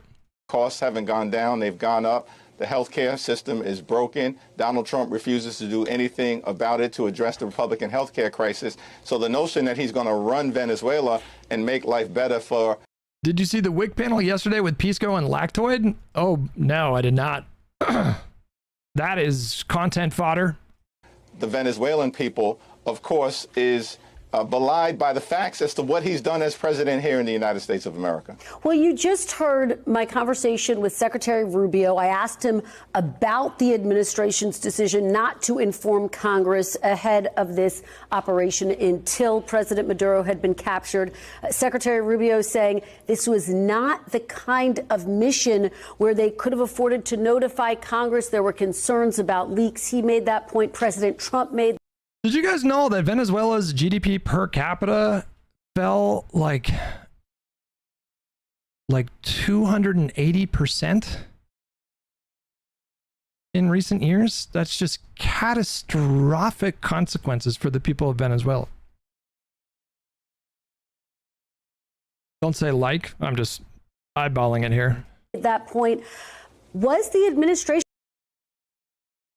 You know what? Let's do the math. I didn't even know what the specific number is here. Okay, hold on. Our world in data. GDP per capita.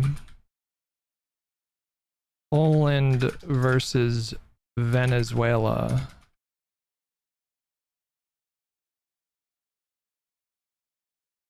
Uh, 1931 to 1922. 1931 to 1922. Let me see if no, that's not right. Hold on. 2022. Jesus.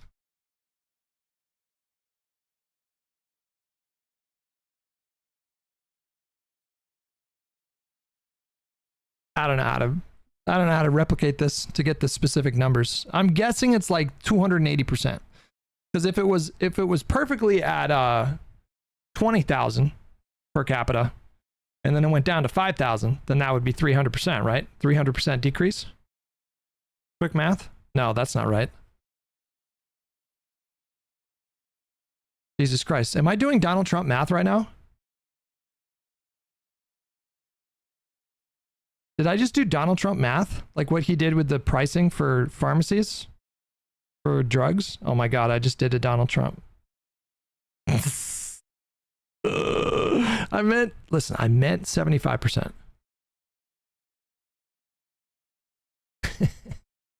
I just had a moment, you guys. I just did Donald Trump math. Oh God, put a fork in me, guys. I'm fucking done. We're just gonna go 100% full-time Arc Raider streamer. Justified in this case in not briefing Congress? Well, there's been no evidence that the administration has presented to justify the actions that were taken in terms of there being an imminent threat to the health, the safety, the well-being, the national security of the American people. This was not simply a counter-narcotics operation. It was an act of war. BM669 with $5. Democrats should be principally against regime change, not against it just because they didn't go through the right channels. Like, yes, for the most part. For the most part, with just enough wiggle room to account for, like, you know, like Nazi Germany. Flower Bit with the tier 1 membership. Can I give you my view as an Iranian dissident? I would love to hear your view as an Iranian dissident. Are you still in chat? Black Pilled Kiwi with 5 New Zealand. I don't hear a lot of postulations on the economic effect of this action. I'm convinced this is more to do with economic Hail Mary for the midterms. I think it's a combination of things, because, like, I think that is plausible. I think it's plausible that his standing with Hispanic voters played a part in his decision making. I think it's plausible that he thinks that projecting strength would help him now, because, I mean, think about it, guys. Actually, guys, think about it. Hang on a minute.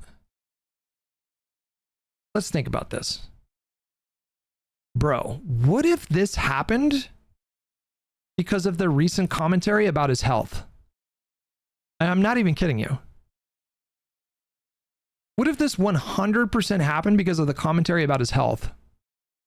There was an article that came out just a few days ago about him aging, and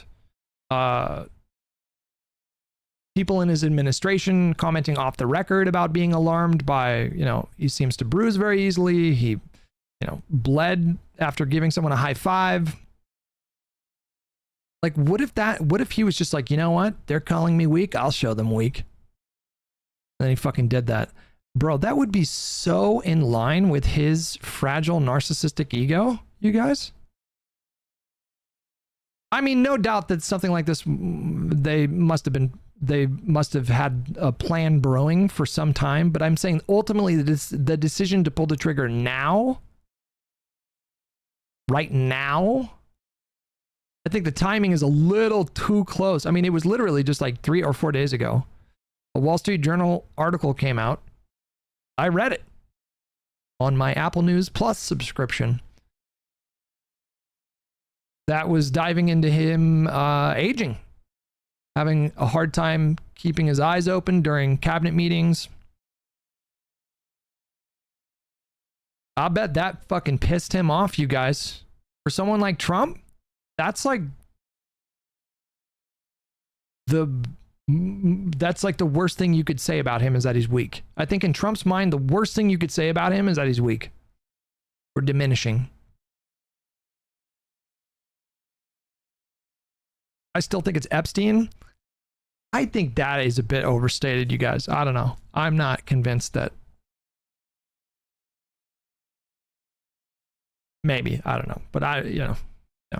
It involved, of course, the Delta Force, and we're thankful for the precision by which they executed the operation and thankful for the fact that no American lives were lost. But this was a military action involving Delta Force, involving the Army, apparently involving thousands of troops, involving at least 150 military aircraft, perhaps involving dozens of ships off the coast of Venezuela and South America. So of course this was a military action, and pursuant to the Constitution, only Congress has the power to declare war, to authorize acts that take place in this regard. And we've got to make sure when we return to Washington, D.C., that legislative action is taken to ensure that no further military steps occur absent explicit congressional approval.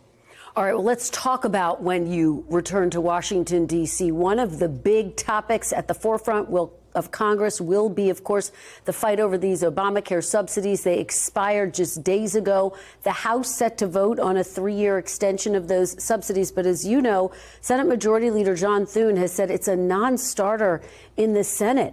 Why are you putting forward a bill that has absolutely no chance of passing the Senate?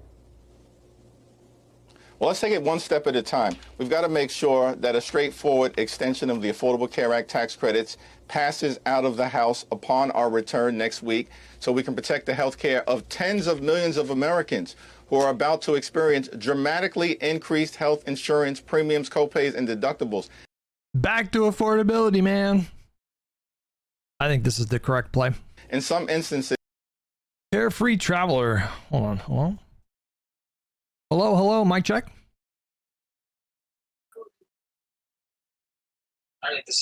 Hello? Hello?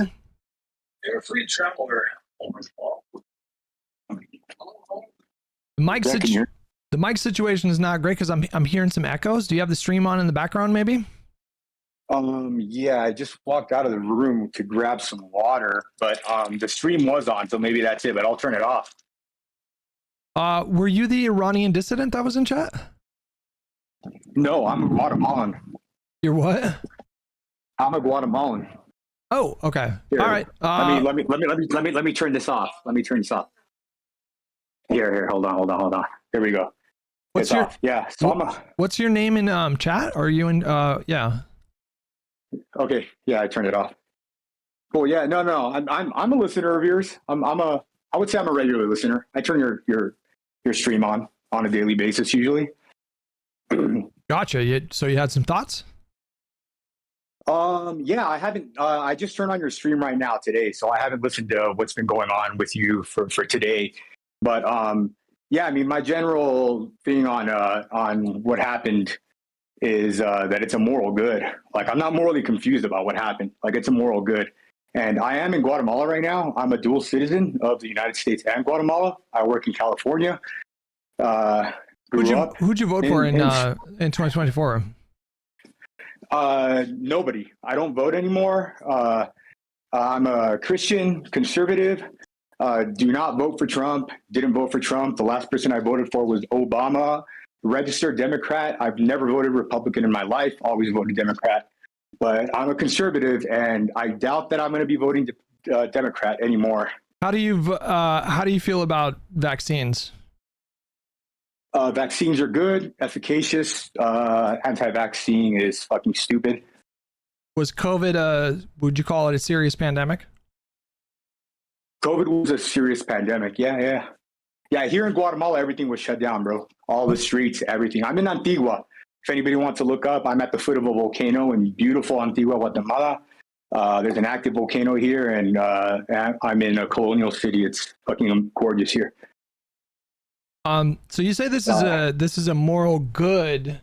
Do you mean the consequences of the action, or do you mean the action itself? Because to me, I find it a bit morally dubious to justify regime change for something as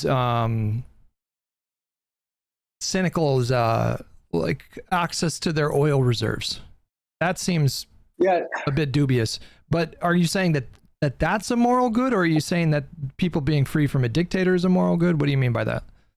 Oh, I mean, that's the obvious thing, right? The obvious thing is an oppressed people being liberated from a dictator is definitely like a moral good. Like if anybody's going to try to like argue that that's not, like, I mean, I don't know like what world we're living in. All these other points that you want to bring up, we can like talk about those points. The oil thing, like, and you got to understand, I'm going to give you the perspective. Like, I know plenty of Venezuelans, they're walking around the street here. They've gone into all our countries because like they're just fleeing, man. Like they'll go anywhere where they can, not because they're choosing to go to those places. It's just because they're just fleeing like death, and they don't want to eat dogs. And like, it's horrific, bro. It's horrific. So if you want to talk about oil, like, it's just, brother, like, you guys have a problem on your hand, man. And we are going to vote against you. And you guys are going to be fucked because these people are pissed, and all Hispanics in all our Hispanic countries are fucking pissed. And you guys are just, you don't know what you're doing. And you're pissed at America, you mean?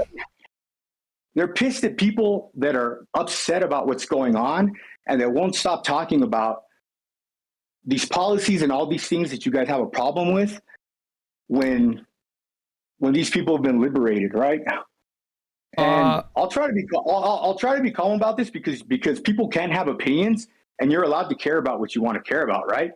Like, nobody's saying that you can't. Wait, hold on. Wait, hold on, real quick. You said before that you just joined the stream, so you don't really know what I was saying. I don't know what's going on with you particularly today. I'm talking about what's going on in all social media and all the posts that you're seeing and all the stuff that's coming out of the United States from most of the social media and all that. So we can talk about all this stuff. Well, you mentioned oil. You mentioned oil right now, right? You mentioned oil. Yeah. So let's talk about oil. All right. That oil that everybody seems to be talking about, that oil's been gone a long time ago, brother. All right. These people have not had access to their oil for decades now. That oil's been going to all these other communist regimes, and that money's been getting leveraged and used to continue to oppress these people. So it's really rich to Hispanics in general and to the Venezuelan people that people that never spoke out about the oil when it was getting taken from them for decades now bring up oil, which, first of all, never was brought up or complained about before. Now it's being brought up as some excuse that Trump did something bad because he wants oil. And on top of that, well, how does it benefit? Hold on. I'm almost finished. Almost finished, and then I'll stop. I'll stop, and you can respond. All right. And on top of that, if it is their oil, people that are oppressed can't eat oil, and Venezuelans will tell you that they will gladly give up all their oil to Trump so that he can liberate them. And it's their oil to give. And who the fuck is anybody that has any sort of privilege and isn't in this situation to tell people that they can't give up their oil for liberation? It's like, the fuck do you get off? So, like, go ahead, respond. Well, that doesn't seem like a consensual situation. It's not like the people of Venezuela got together and decided, okay, you know, of our own volition, through our own agency, we have decided to give our oil to, you know, like Western-backed powers to in order to liberate us from a dictatorship. I mean, they had no choice in the matter here. But like, I mean, going back to like just okay, response to that. Hold on. You spoke for a little bit. Like, I need to catch you up a little bit here because what I said was that the intentions, the Donald Trump's intentions, I don't think he gives a flying fuck about a single person that lives in Venezuela. I think this is purely a move to serve our own national interest, and that's it. And I think that disagree, but continue. However, what I did say was that oftentimes with the application of military force, when a major government uses military in a way like this, there's not really like a clean, like pure good, pure evil type situation. Because what I told my chat earlier was that the Venezuelans who are celebrating the end of a dictatorship in their country have every fucking right to celebrate. And I don't know what you're seeing on social media, but I'm seeing a lot of that sentiment personally. I'm seeing like most of the takes that I've seen have been critical of Maduro, and I've seen some like fringe lefty accounts that think he was a good leader, and they're pissed off about that. But most of the people that I've seen, even the people that disagree with what Trump did, are happy that Maduro's gone and think that Venezuelans have a right to celebrate. So that was my position. It sounded like you were making assumptions. Okay. Let's not. Okay, so again, I didn't hear your stream today. When somebody doesn't know something, the only thing you can logically make is assumptions, right? So don't say assumptions like it's some weird thing to do, because if I don't know, logically, the only thing I can do is make an assumption, right? So let's not act like that's a stupid thing to do. If you want to talk about if you want to talk about there are assumptions, and then there's like logical deduction. If you want to talk about a reasonable assumption, right, then that's a different thing we can talk. But let's not get too far ahead, because there were points made. Let's not forget those points, right? About the oil, right? Okay. Again, when that hypothetical was made, I've already told you that oil's been gone, right? Nobody cared about it when it was gone before. They don't have access to it, right? And what you said about them not getting together, are you really going to try and argue that if we made a hypothetical, we were able to go around to all of Venezuelan people a week ago and said, hey, something's going to happen. Well, why does it have to be this? But why does it have to be this? Why can't the people of Venezuela benefit from the natural resources that are rich in that country? Why shouldn't the people of Venezuela experience prosperity as a result of their own oil? Do not block me from getting out the hypothetical that you don't want to engage with. No, but why does it have to be that, though? Why does it have to be either Maduro controls the oil or United States does? Like, why can't the people democratically elect a government and be in control of their own resources? I will happily engage with your hypothetical, Hutch. Happily, I will. Now, I will pose mine. Do not try to argue that if we went to these people a week ago and said, hey, are you willing to give up your oil, that the majority, vast majority, not 60-40, not 70-30, not 80-20. Well, that just feels like coercion, right? Huh? That just feels like coercion, right? That's not liberation, that's coercion. Yeah, you would have to make an argument as to why that's morally wrong to do and why that wouldn't benefit them and why they aren't allowed to make that decision for themselves with a resource that would hypothetically belong to them. Why is it morally wrong to usurp the natural resources of a sovereign country instead of like allowing them to democratically decide what they want to do with it? Yeah, we're making a hypothetical on an extreme situation. And again, but you don't see that as morally wrong? You don't see that as morally wrong? Like stealing the resources of a country? You don't think it would be better for them to control it themselves? In what category, Hutch? Because if we're talking about harm reduction, which is the way the world works, and harm reduction is a morally good position to undertake, then given the alternative on a harm reduction position, then that's a morally good thing to do. Yes. And that is an obvious thing, Hutch. Yes. Should the United States stop at Venezuela? Should they continue to depose leaders and install puppet governments in many other countries as well? That's a different thing. And if you want to get into that, we can. But it's just more of this thing. It's just more of this thing. I mean, you're saying it's morally good, so why not do it in like a dozen other countries? Yeah. So listen, the situation here, right? is not that we would be advocating that would be like the extreme position where they would just give up all this stuff. They don't have access to it, and they haven't had access to it forever. Anyway, why don't we give them access to it, though? It would be more like the United States is going to control something, right? And they're going to be benefiting from it in a way that they were never going to benefit from Maduro, because clearly for 27 years they haven't benefited from it. And they were never going to benefit from it. And they're probably going to benefit from it in a way that they never were going to. Well, the probably there is doing a lot of legwork, but like you're saying that, you know, it was morally wrong for Maduro and the previous governments to rule in the way that they did because the people of Venezuela didn't get to experience the benefit of their own natural resources, but it's morally good for another country to just take control of those resources. That doesn't really make a lot of sense to me. And the way you're rationalizing it is you're saying that they're probably gonna benefit more from this current arrangement. What I wouldn't have a problem with is if the people of Venezuela democratically decided who their next leader would be, and if that government decided that they wanted to enter into an agreement with the United States that was mutually beneficial. Great, that's democracy. That's something that was like democratically decided. That's something that directly benefits Venezuelans in a way that I don't think they're being positioned to benefit from now with the whole Trump doctrine. He seems to think that they have the moral authority or just the general authority to go in and just assume control of their oil reserves. It seems to me, I listened to Trump's speech, it seems to be that the big fat stupid loser said some words that indicated to me that there was going to be some sort of democratic process involved in the next leader or transition of power that was going to happen in that country. So at this point, what I am to assume is that that's going to be some sort of process that's going to happen, that's going to have something to do with the Venezuelan people. So that's what I'm operating under right now. So it seems like you are okay with that.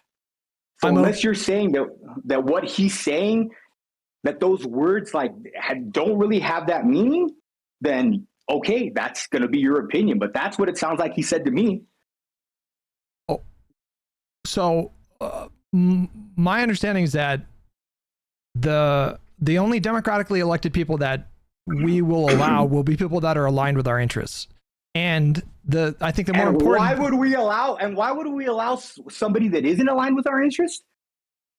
Okay, so again, are you making the case that we should invade like dozens of other countries who maybe don't perfectly align with American interests? Yeah, dude, that was a question, right? And why are you switching that, right? I'm in Guatemala right now. Why would the president of the United States, who is worried about his interests and the interests of the United States and the interests of our countries here, the country that I'm in right now is the funnel that goes into Mexico, where all the drugs that get through all of Central America, once you need to understand something, dude, once the drugs get past this country here and they get into Mexico, they're considered to be in the United States. Mexico is a narco. You know the president of Mexico and what she's doing and how she's allowing narco trafficking to happen. She's fucking being paid off by the narcos. Okay, like that's not. I know that's what the ultra nationalist bros are alleging. Where's the actual evidence of that? That's another conversation, but whatever. That's the take that all of us here in Latin America have, okay? And I don't think all of you have that. A lot of Mexicans have. I don't think all of you have that because her approval rating in Mexico is like 75%. I'm gonna make a qualification right now so that I don't have to do it for the rest of this conversation.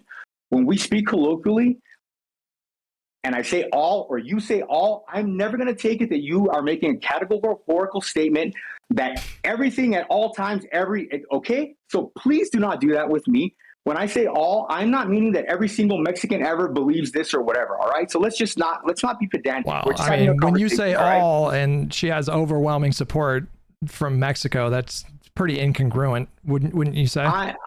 I'm not trying to say that she's illegitimate or anything like that, dude. She's no. You're trying to say that everybody hates her, and that doesn't seem to be true. At least not in Mexico. I did not say people hate her, dude. Stop putting words in my mouth. Sorry. Okay, you said everybody thinks she's a puppet of the cartels.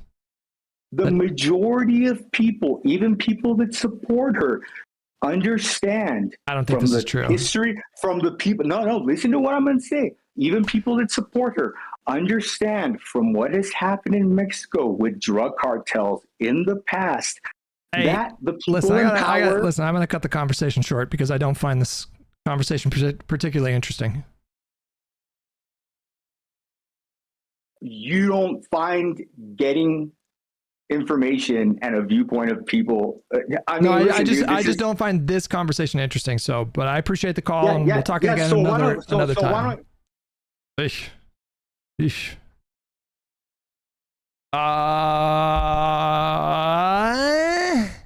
Michael with $5. Oh, also Epstein files. And I think I'm all caught up with the super chats. All right, let's go to the health insurance costs will increase by $1,000 or $2,000 per month. That's completely and totally unacceptable.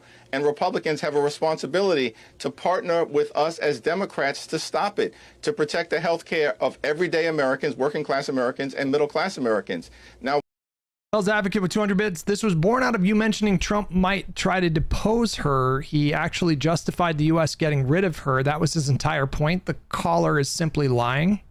Maybe. Yeah, maybe. When we successfully pass this bill out of the House of Representatives, we know that there's a bipartisan majority in the Senate. Every single Senate Democrat and at least 4 Senate Republicans who support a straightforward extension. Oh, the Iranian dissident is in the Discord. Hello? Flower, can you hear me? Yeah, can you hear me? I sure can. Thanks for calling in. Awesome. Thank you for having me. And so to preface, my perspective is coming from, being a diehard liberal. And also I'm an attorney, so I respect the Constitution. But, my parents are Iranian and, they've been repressed all of their lives and they were able to escape to America. And so when did they immigrate and were you born here? Or did you spend some time in Iran? Yeah. So my dad immigrated here like right before the hostage crisis, I think like 1978. And my mom was early 90s. Mm-hmm. And I grew up going back to Iran every summer until the Green protests. And that's when it became very clear that if we go back to Iran, we would potentially be killed because we just did a lot of anti-government protests. When were those protests again? The Green protests? They were around 2009, 2010. Gotcha. Yeah. And so, I'm sorry, go ahead. Nope, go ahead. I was just, you had some thoughts looking at how everything is playing out in Venezuela right now. Like, what are your feelings? What are your thoughts? Yeah. And I think, again, I'm a liberal, but my parents are Trump supporters. And so they have 100% agreed with most of his foreign policy. And, I also feel a kindred connection to the Venezuelans who, escaped their country by the skin of their teeth. And I think, it's about 7 million of them, according to when I looked it up a minute ago, how many Venezuelans have emigrated in recent years? It's like around 7 million people have left the country, which is like almost a quarter of the population. Pretty crazy. Yeah. And any Venezuelan I've ever talked to, and if I've told them, I'm Iranian American, they've been very understanding of, how we feel about the regime and some of the actions that America has taken with the sanctions. And I guess it's complicated because I am glad Maduro's gone, and I would bet money that most Venezuelan Americans are happy that he's gone. However, also as an American, I'm very concerned that Trump and the executive branch are taking this unilateral action and continuing down a fascist path. It's not about the drugs. It's not. And I don't know Trump supporters are fully deluding themselves that that's what it's about. And yeah, I guess at the end of the day, I think you can be happy for the people escaping a brutal regime while also not wanting to be responsible for deposing foreign leaders, because we've seen the path that's led us down and the destabilization we've caused in both regions. Certainly. Yeah. So I just want to say, I think it's a complicated issue, and I don't think chat is necessarily understanding your point about why it's not like 100% moral wrong.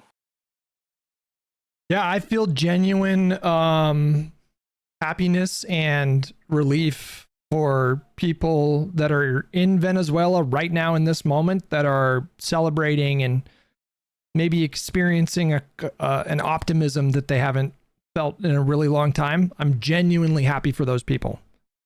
And at the same time, I share your concern about like what this might foretell for the next like few years of Trump's presidency. Because if I had to guess, I don't think he's going to fucking stop at Venezuela. This doesn't seem like the last time he's going to do something like this, which you can imagine something like that getting really out of control really fast. And so that makes your feelings on a topic like complex. It's like you can have genuinely mixed emotions about this kind of a thing. That's where I'm at with it. But you articulated it in a way that I think corresponds to how I feel about the situation right now. Yeah. And I mean, it's concerning that I think Netanyahu has a blank check from Trump when it comes to Iran. And I don't really think anyone's going to stop him when it comes to Venezuela. So yeah, it's concerning, but I am happy. I'm still happy for the people. And I also want Iran to be free. So I guess those are my thoughts. There's some protests going on in Iran right now. Yeah. Like that's bravery, like that's bravery. I've been to protests many times in my adult life. I've never felt any kind of sense of danger, or I never felt like I was going to be targeted for detention or physical violence or anything like that.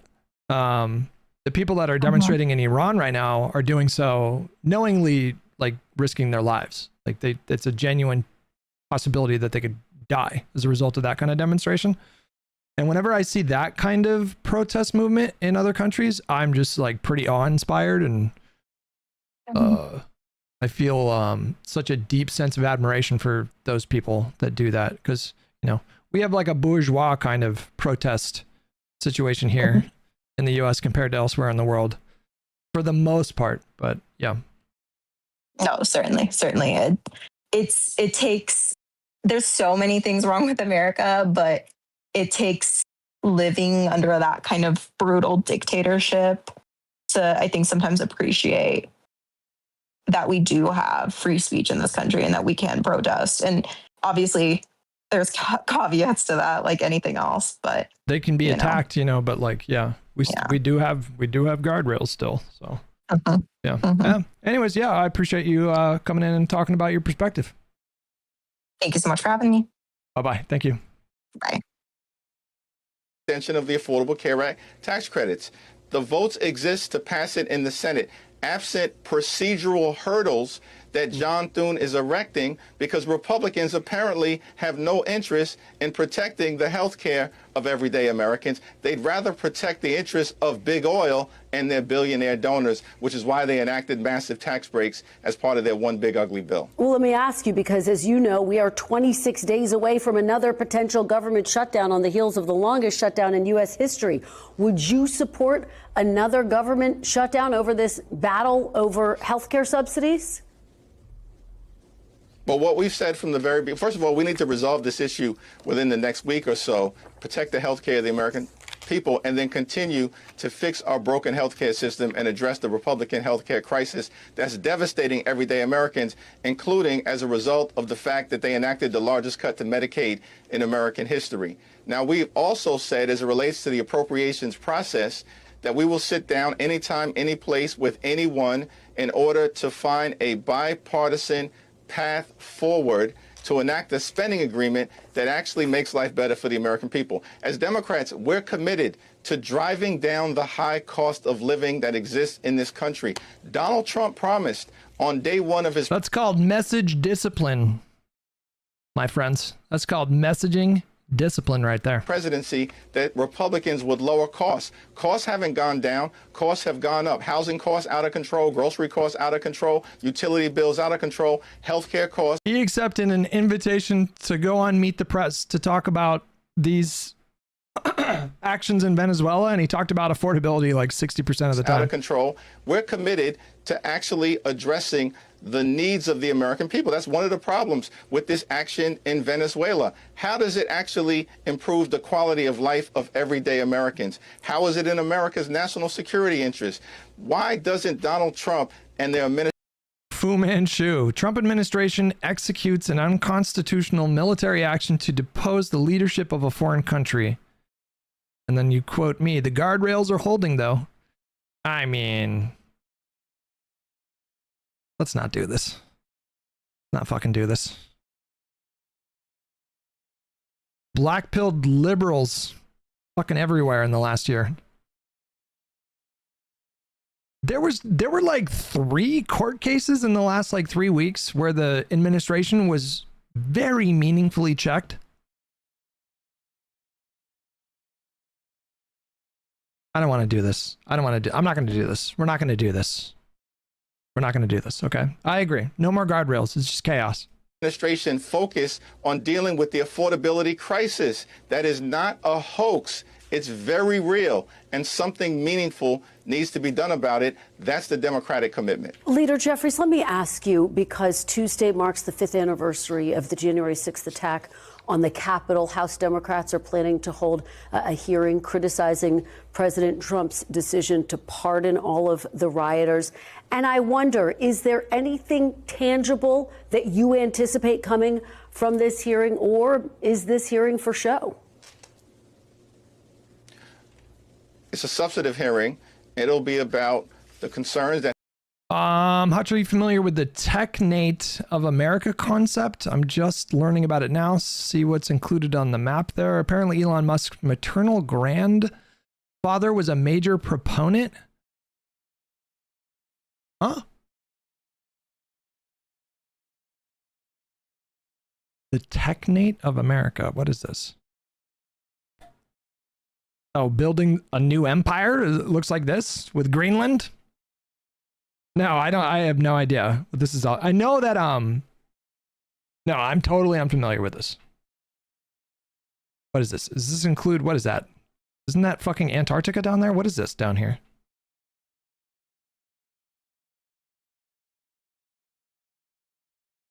The fuck is this down here?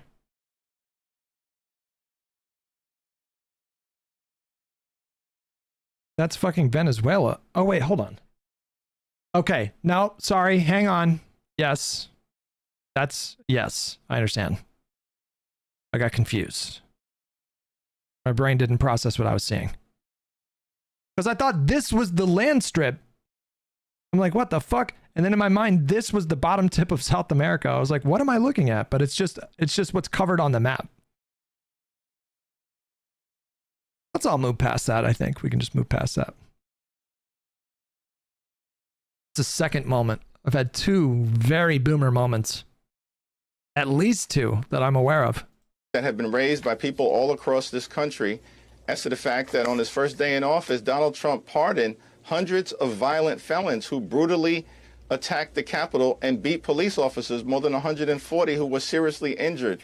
Psychological and physical damage that was done that is permanent in nature. And it was all part of Donald Trump's effort to halt the peaceful transfer of power, which is one of the bedrocks of American democracy. Okay, I don't think we want to learn about Jan 6 stuff right now. Kyle Kulinski, let's hear what he has to say about all this. All right, welcome to the show, y'all. We're gonna skip ahead a little bit. We're gonna go to this is an hour and a half video. We're gonna go to the last 25 minutes. Did it? Oh, we did it. Never mind, we did it, and it's awesome! Hooray! Oh my. Toyota Corolla with $10. Guys, please calm down. Trump literally pulled the National Guard from most U.S. cities because he just lost the court battle. I'm with Hutch concerning the guardrails. That's what I was referring to, by the way. But that wasn't even the only court case that he was hamstrung by in the last, like, 30 days. It was like, there were like 3.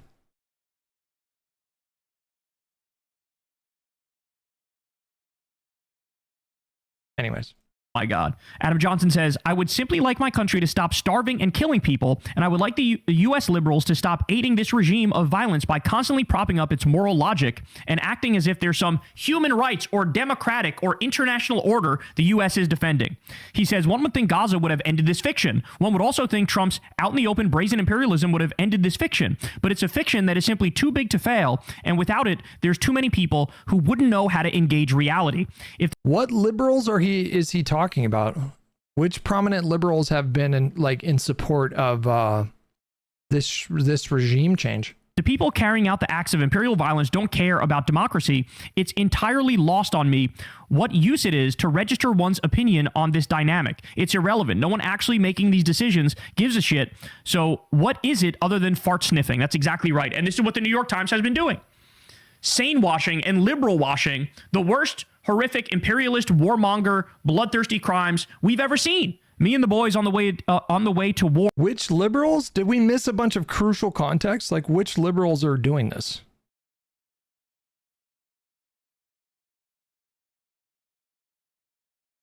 That looks like a senator. On Venezuela, here's what he says. Quickly before you go, the president said that he has made a decision, has come to a decision about Venezuela, suggesting that there could be military strikes on Venezuela.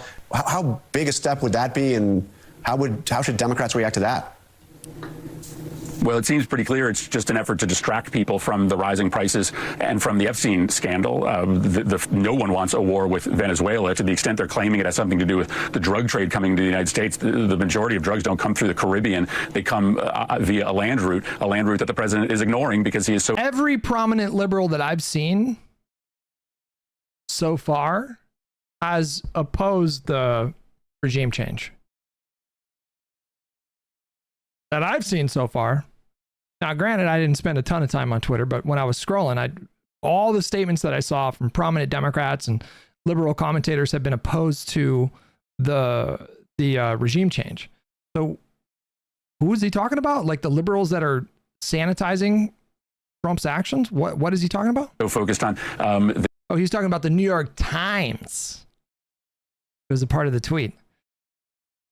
Does he mean the opinion of a single, opinion writer, or this absurd, illegal military campaign against Venezuela? So I don't think he'll find much support amongst Republicans or Democrats in this country for it. And by the way, it's wildly illegal. The president can't start a war with a nation without a congressional authorization. It's just another sign of how out of control and how lawless this president is, and another signal to Democrats as to why we need to draw those firm moral lines in the sand right now to constrain his growing illegality. All right, you got to impeach and remove, or you got to do the 25th Amendment.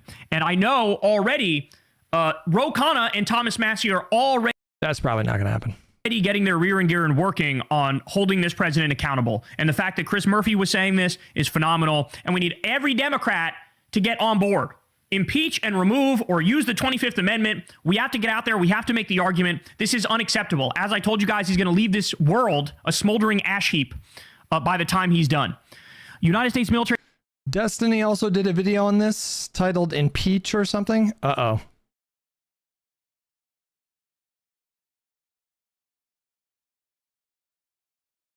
I just generally don't spend a lot of time. Impeach Trump 6 hours ago.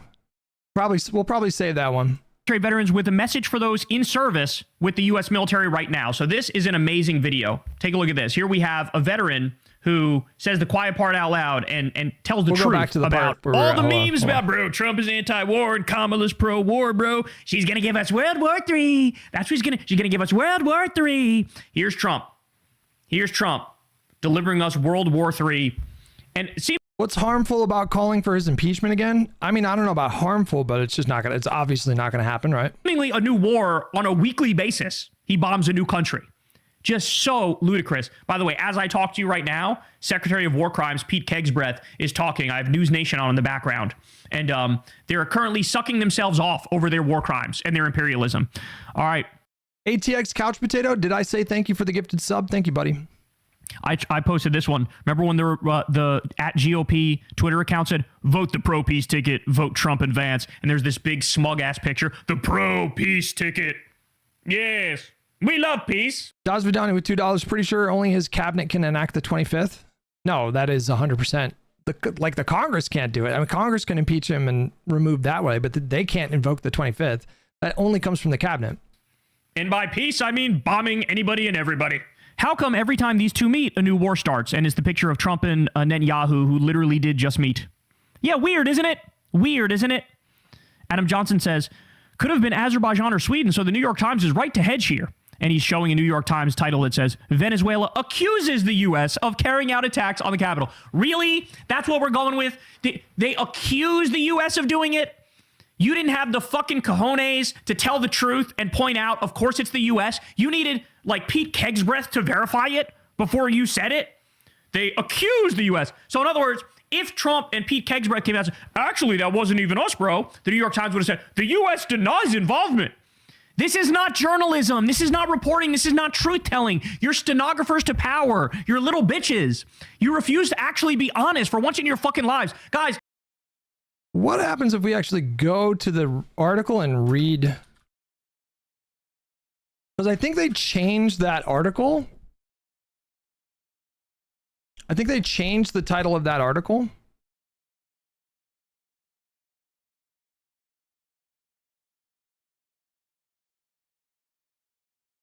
Didn't they? What did they change it to? Because, like, what are the odds that he actually read the article? Stenographers to power. This is a New York Times article that was posted yesterday. Trump plunges the U.S. into a new era of risk in Venezuela. I'm just saying, institutions like the New York Times are not quite a monolith, and so you can have opinion editors or opinion writers that have wildly diverse viewpoints. But yeah, I went through this already with the war. Is it not?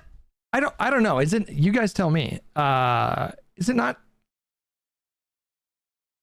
Is it unheard of? Because I think what he's referring to is, I think WAPO and New York Times had advanced knowledge of what was going to happen, and then they held off on reporting for fear that their reporting might put U.S. military at risk.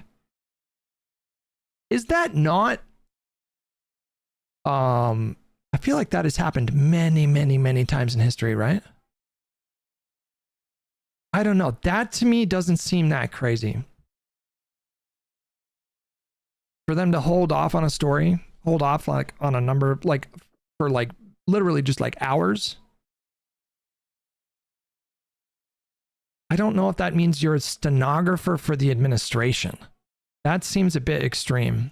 In Iraq, we went through it already, where the media was like routinely dishonest. But is that what he's talking about here? I think it is, yeah, because I think it is, because he mentioned the fact that they had foreknowledge. Boards with $10. In all honesty, your takes on Dem strategy always seem to be very cautious and defensive, balking at any risk. Do you disagree or have a reason for this?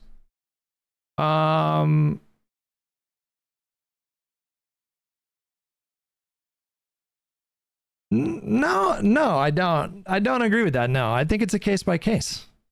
Like, replacing Biden was risky. Specifically, replacing Biden with Kamala was risky. That was insanely risky. And I eventually got to a place where I was very much welcoming of that strategy. You know, basically the story of Kamala's candidacy was one giant risk. And I was fully on board with it. I got to it. I mean, I was initially hesitant, but it's because it was risky. I guess, like, instead of asking me that question, like, I think it would make more sense to just ask yourself the question.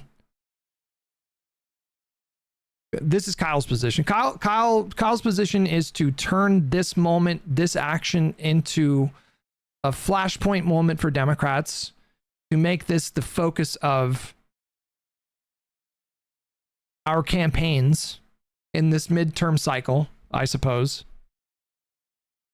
Do you agree with that strategy, or do you think it makes more sense to be strategic about what you choose to message on? I don't think running on impeaching Trump over this, does that help us in the midterms? Does it hurt us, or is it neutral? I don't see it really helping us all that much. But no, it's not that I'm never on board with risks. I just think that the dominant narratives on social media are oftentimes very cavalier and not well thought out. And when I point that out, people say stuff like, well, you just don't like taking risks.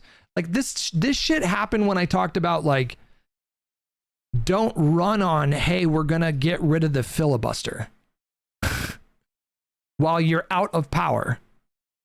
I said, don't run on that. That's fucking ridiculous. And people push back. They're like, you just don't like to take risks. So like, what is the upside of running on that when your opponents have the power to do that right now? Like, what is the upside of that?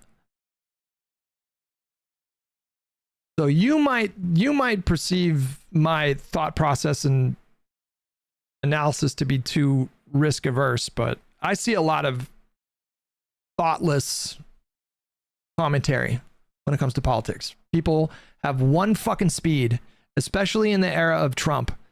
It's just, they just want to run right at a thing. Whatever the thing is, just run right the fuck at it. With whatever tools you have at your disposal, just run right at the thing. And that drives me insane. That drives me insane because I don't think that is a model of politics that has a chance of sustainable or long-term success. I think that drives me nuts. And it's so much worse in the era of Trump because he is so provocative, inflammatory, antagonistic, and sensational. And so I think it provokes extreme reactions from people. But I don't think that we are at our best decision-making capabilities when we're in an extremely heightened emotional state. I think that's actually, those times in life are the best times to pause and regulate yourself a little bit. I don't think enough people do that in politics. I think people are very reactive to things. They could not tell the truth even though everybody knew the truth. Right? And so again, now at least you have outlets like this one where I'll tell you the truth and there's others who will tell you the truth. But like, people shouldn't have to look for us. You know what I'm saying? Like, it should be the default that the truth is spoken. It's always so self-aggrandizing. You know what I mean? It's always so self-aggrandizing. This positioning, like, the truth is, alternative media has done 100,000 times more damage than legacy media in the last 10 years. That's the truth. Alternative media, with zero editorial accountability whatsoever, has done 100,000 times more damage to the discourse than legacy media. And they all position these populists, they all position themselves as these brave truth tellers, and it just drives me insane. Who falls for this shit? Evidently, a lot of people. But the paper of record refuses to do it. All right, more. So Trump went on Fox and Friends. He went on Fox and Friends. He's giving a speech right now as I'm recording this. By the way, Crystal texted me and said he sounds like absolute shit. So, you know, his health problems are definitely catching up to him. His fucking, you know, his record on Earth, like the last things he's known for are going to be starting like multiple new psychotic wars. But he sounds like shit, apparently. But he was on Fox and Friends earlier, and boy, oh boy, did we get some amazing clips. So here's Aaron Rupar says, Trump to Fox and Friends on the raid that captured Maduro. Quote, I mean, I watched it literally like I was watching a television show. If you would have seen the speed, the violence, it was an amazing thing. Look at this. Look at what Grandpa says. So you've had quite a busy evening. Tell us about it. It was slightly busy, I would say. It was very dark all over, especially in Venezuela. The team did an incredible job. They rehearsed and practiced like nobody's ever seen.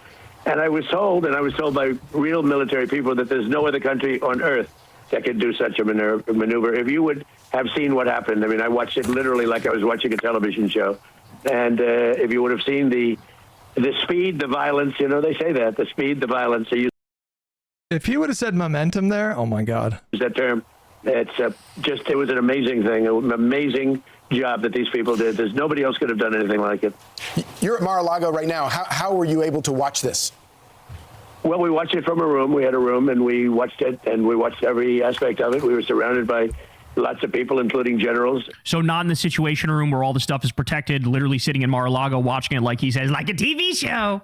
Fucking senile grandpa sundowning, watching fucking death and destruction that he's unleashing on innocent people. Everything that was happening, and it was very complex, extremely complex, the whole maneuver, the landings, the number of aircraft, which were a massive number, the number of helicopters, a different type of helicopters, different type of fighter jets. We had a fighter jet for every possible situation. And they just broke in, and they broke into places that were not really able to be broke into, you know. I love how it says in the banner at the bottom, Trump, U.S. captured Venezuelan dictator Maduro. I would love to see China or Iran, capture U.S. dictator Trump and brings him to justice by letting him have a trial in their country. Again, this is the world that they're creating, but they're too stupid to think it through to its conclusion, to understand what if the shoe's on the other foot, to understand like, hey, you're laying a precedent here, and that matters. You don't just get to say, I get to do it, and you don't. That's not how it works. And they got taken out in a matter of seconds. I mean, I agree that's not how it should work. When you have the most and the biggest guns,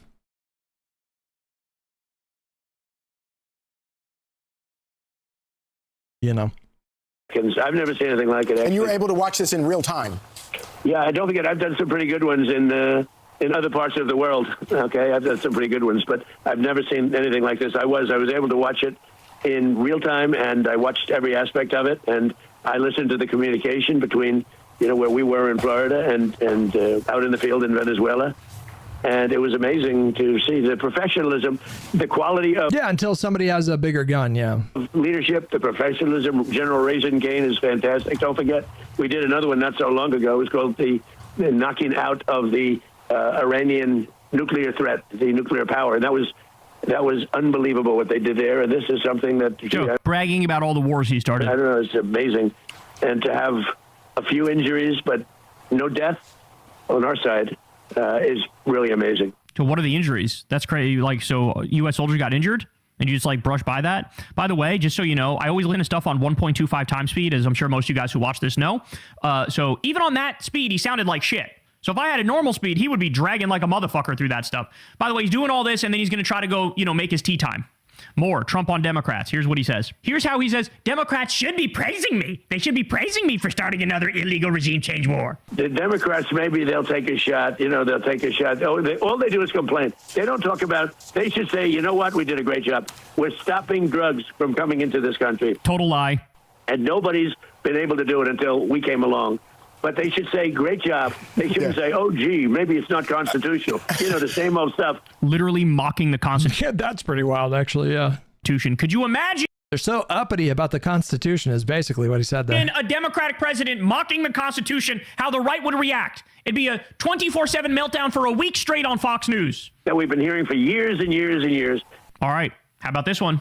Fox and Friends. What do you see as the future of Venezuela's oil industry? And yet again, Trump... He's kind of manicky, He's kind of manicky in his demeanor. Trump is going to say the quiet part loud. The countries that negotiate with Venezuela for that illegal oil are already starting to suffer. What do you see as the future of Venezuela's oil industry? Kyle's Trump is Yoda. I was trying to figure out. I'm like, He's kind of moving away from the Trump impersonation, and he's turning into like a goblin. But yeah, no, I guess Yoda is a goblin of sorts. Well, I see that we're going to be very strongly involved in it. That's all. I mean, what can I say? We have the greatest oil companies in the world, the biggest, the greatest, and we're going to be very much involved in it. We can't do something like this, and we're prepared. You know, we were prepared to do a second wave. We were all set, and this was so lethal. This was so powerful that we didn't have to, but we were prepared. We're out there with an armada like nobody's ever seen before, and we're prepared, and frankly, probably thought we were going to have to do it, but we were prepared for a second wave going in. Isn't it crazy that this guy pretended to criticize George W. Bush over the Iraq War, and now he's doing this? Isn't it amazing? His criticism was that, the crux of his criticism was that we should have taken the oil. That was his criticism. Noxus with $5 definitely got mixed feelings on this. Maduro is a scumbag, so fine. The attacks on the boats leading up to this is the main issue for me. I mean, yeah, that's those military strikes have been fucking insane. We're just drone striking small shipping vessels. People have the memory of a fucking goldfish. All right, more Fox and Friends. New York Times now reporting Maduro's VP is the top pick for Trump's administration because she's shown the ability to boost oil production. Cloud Sheep says, Hutch, you can't say run on filibuster because ours will scrap it now. But during shutdown, you said ours scrapping filibuster would be a good outcome. Contradiction? Perhaps. I did think about that actually, like literally as I was talking. I'm intuiting a difference. Let me see if I can articulate it.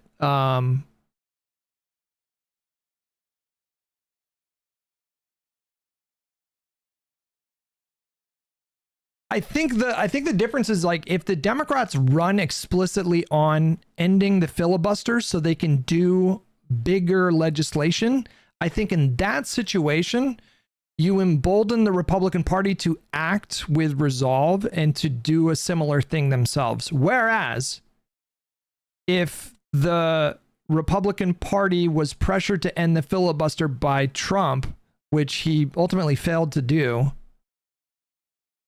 then I think they're in a situation there where they're much less likely to actually pass any kind of scary legislation. That to me feels like a pretty substantive difference.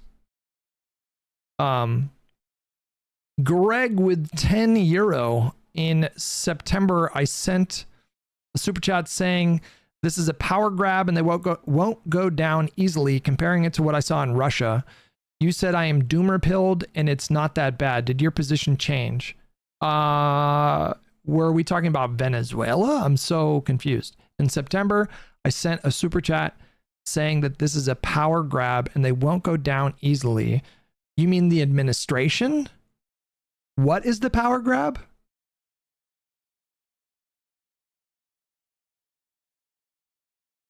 Little confused. Swanee Bird with $5. The main issue for me is bypassing Congress. If the Constitution is ignored, we have nothing. I will leave it to the lawyers to decide the constitutionality of this military action. I really don't know. That's not me sweeping. I genuinely don't know. I don't know what the law says. Yeah. If you mean the Trump administration won't go down easily, I just want to get past these midterms, you guys. I just want to get past these midterms. I think people are going to feel better after the midterms. I think people already began to feel better after the election blowout in November. I think that helped to kind of push the doomer stuff aside. But, they can try to not go down easily, but ultimately they're going to be punished at the ballot box. The VP is already demanding the return of Maduro. Moving moment by moment out of Venezuela, the de facto leader there has now, for the first time, appeared on camera, demanding the immediate release of Nicolas Maduro and his wife, calling their capture a kidnapping. When was this posted? 1 day ago. This was yesterday. Now, apparently, New York Times is saying that the administration is keen to make her leader or interim leader. Now, meantime, Maduro, in that image, you see him. It was posted by President Trump. He is on his way to the United States to face drug trafficking charges in the Southern District of New York. Meanwhile, the vice president of Venezuela, Maduro's vice president. What happens if Republicans win the midterms? Then you can doom. Then you get to be a doomer. If we don't take the House back, then it's time to doom. Then I'm like, okay, I'm fully black-pilled with you guys. I will not try to stifle your pessimism or general hopelessness. I will honestly feel a little bit black-pilled if we only win like a 5 or 6 seat majority. That would even be black-pilling for me. I told you guys on the night of the elections in November, I told you guys that night, I'm not going to be happy unless this is just a fucking blowout. Anything less than a blowout, and I'm not going to be happy. And I would not have been happy. And then what ended up happening was even more of a blowout than I hoped it would be. And it's the same thing going into the midterms. Like, if it's not a complete blowout, I will take the black pill right there with you guys. But my theory, and I think I'm correct, my theory is that Donald Trump and Republicans had and to be clear, a moderately successful election cycle in 2024. Small majority in the Senate, lost seats in the House, very small majority in the House, barely won the presidency. I mean, a victory, but a moderate victory. And ever since then, they've been losing. And not just losing elections, but losing political capital, losing the culture war, losing the narrative. My theory has been that Donald Trump and the Republicans were elevated to power because of post-COVID inflation. All things being equal, that would not have happened. And ever since Donald Trump was inaugurated and started implementing his agenda, Americans have been rejecting what they've been seeing. My fear, when I saw the ways that the demographics shifted in 2024, my fear was that the country was becoming just not just the politicians or the administration. I mean, like the voters themselves were becoming just more embracing of actual fascism. That was my fear. And then the MAGA coalition has just completely imploded in the last year. And so I see Americans rejecting fascism in the last year. And I think that will carry forward through the midterms. What's up, Wick? Who is winning? Like in the game of politics right now, the Democrats are winning right now. The MAGA is losing. They're losing. They did not permanently shift these demographics. Those fears were premature and unfounded. That is just not what happened. His support collapsed with young people. Remember all the commentary about young people are starting to become more conservative? Remember all that commentary? Zoomers were becoming a, reliable Republican vote. Nope. That's fucking gone. His support with Hispanic voters, which was unprecedented in the Republican Party, in Republican Party politics, not unprecedented, but we haven't seen that kind of support in decades. That's fucking gone. His support among independents has been the most dramatic shift of any of them, besides maybe Hispanic voters. Independents are very broadly rejecting this administration. That's Dr. Disrespect, not Maduro. It's kind of close, man. It's very similar to Dr. Disrespect iconography.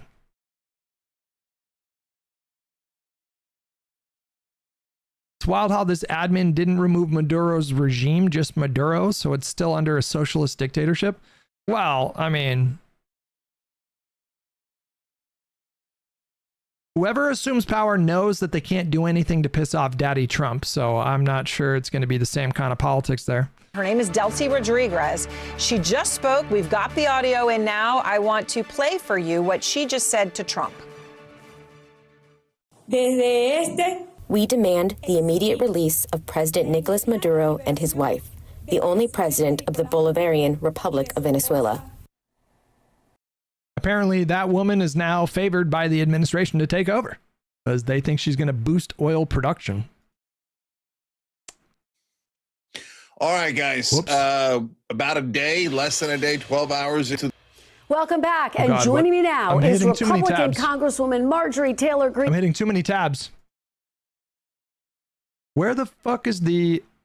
Oh, here. You throw your support behind the opposition leader, Maria Corina Machado. And here is his answer. Will you, Mr. President, throw your support behind opposition leader Maria Corina Machado, who, as you recall, won the Nobel Peace Prize and then in turn dedicated it to you for your efforts in pressuring Maduro? Are you going to fully support her to take over to run the country?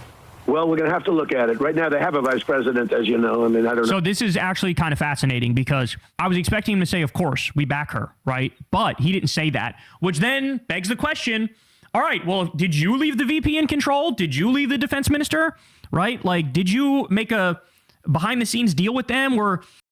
Occasional Doomer with $5. When it comes to the midterms, what's stopping Trump from stationing ICE around certain blue polling stations to check for illegals on election day? He might, I don't know about ICE, you know. I mean, maybe I don't know. I mean, like, I have no doubt he will try to demonstrate or intimidation tactics. But the thing about that is you very oftentimes provoke or rather galvanize the opposition by doing stuff like that. Similar things have happened in Republican enclaves or states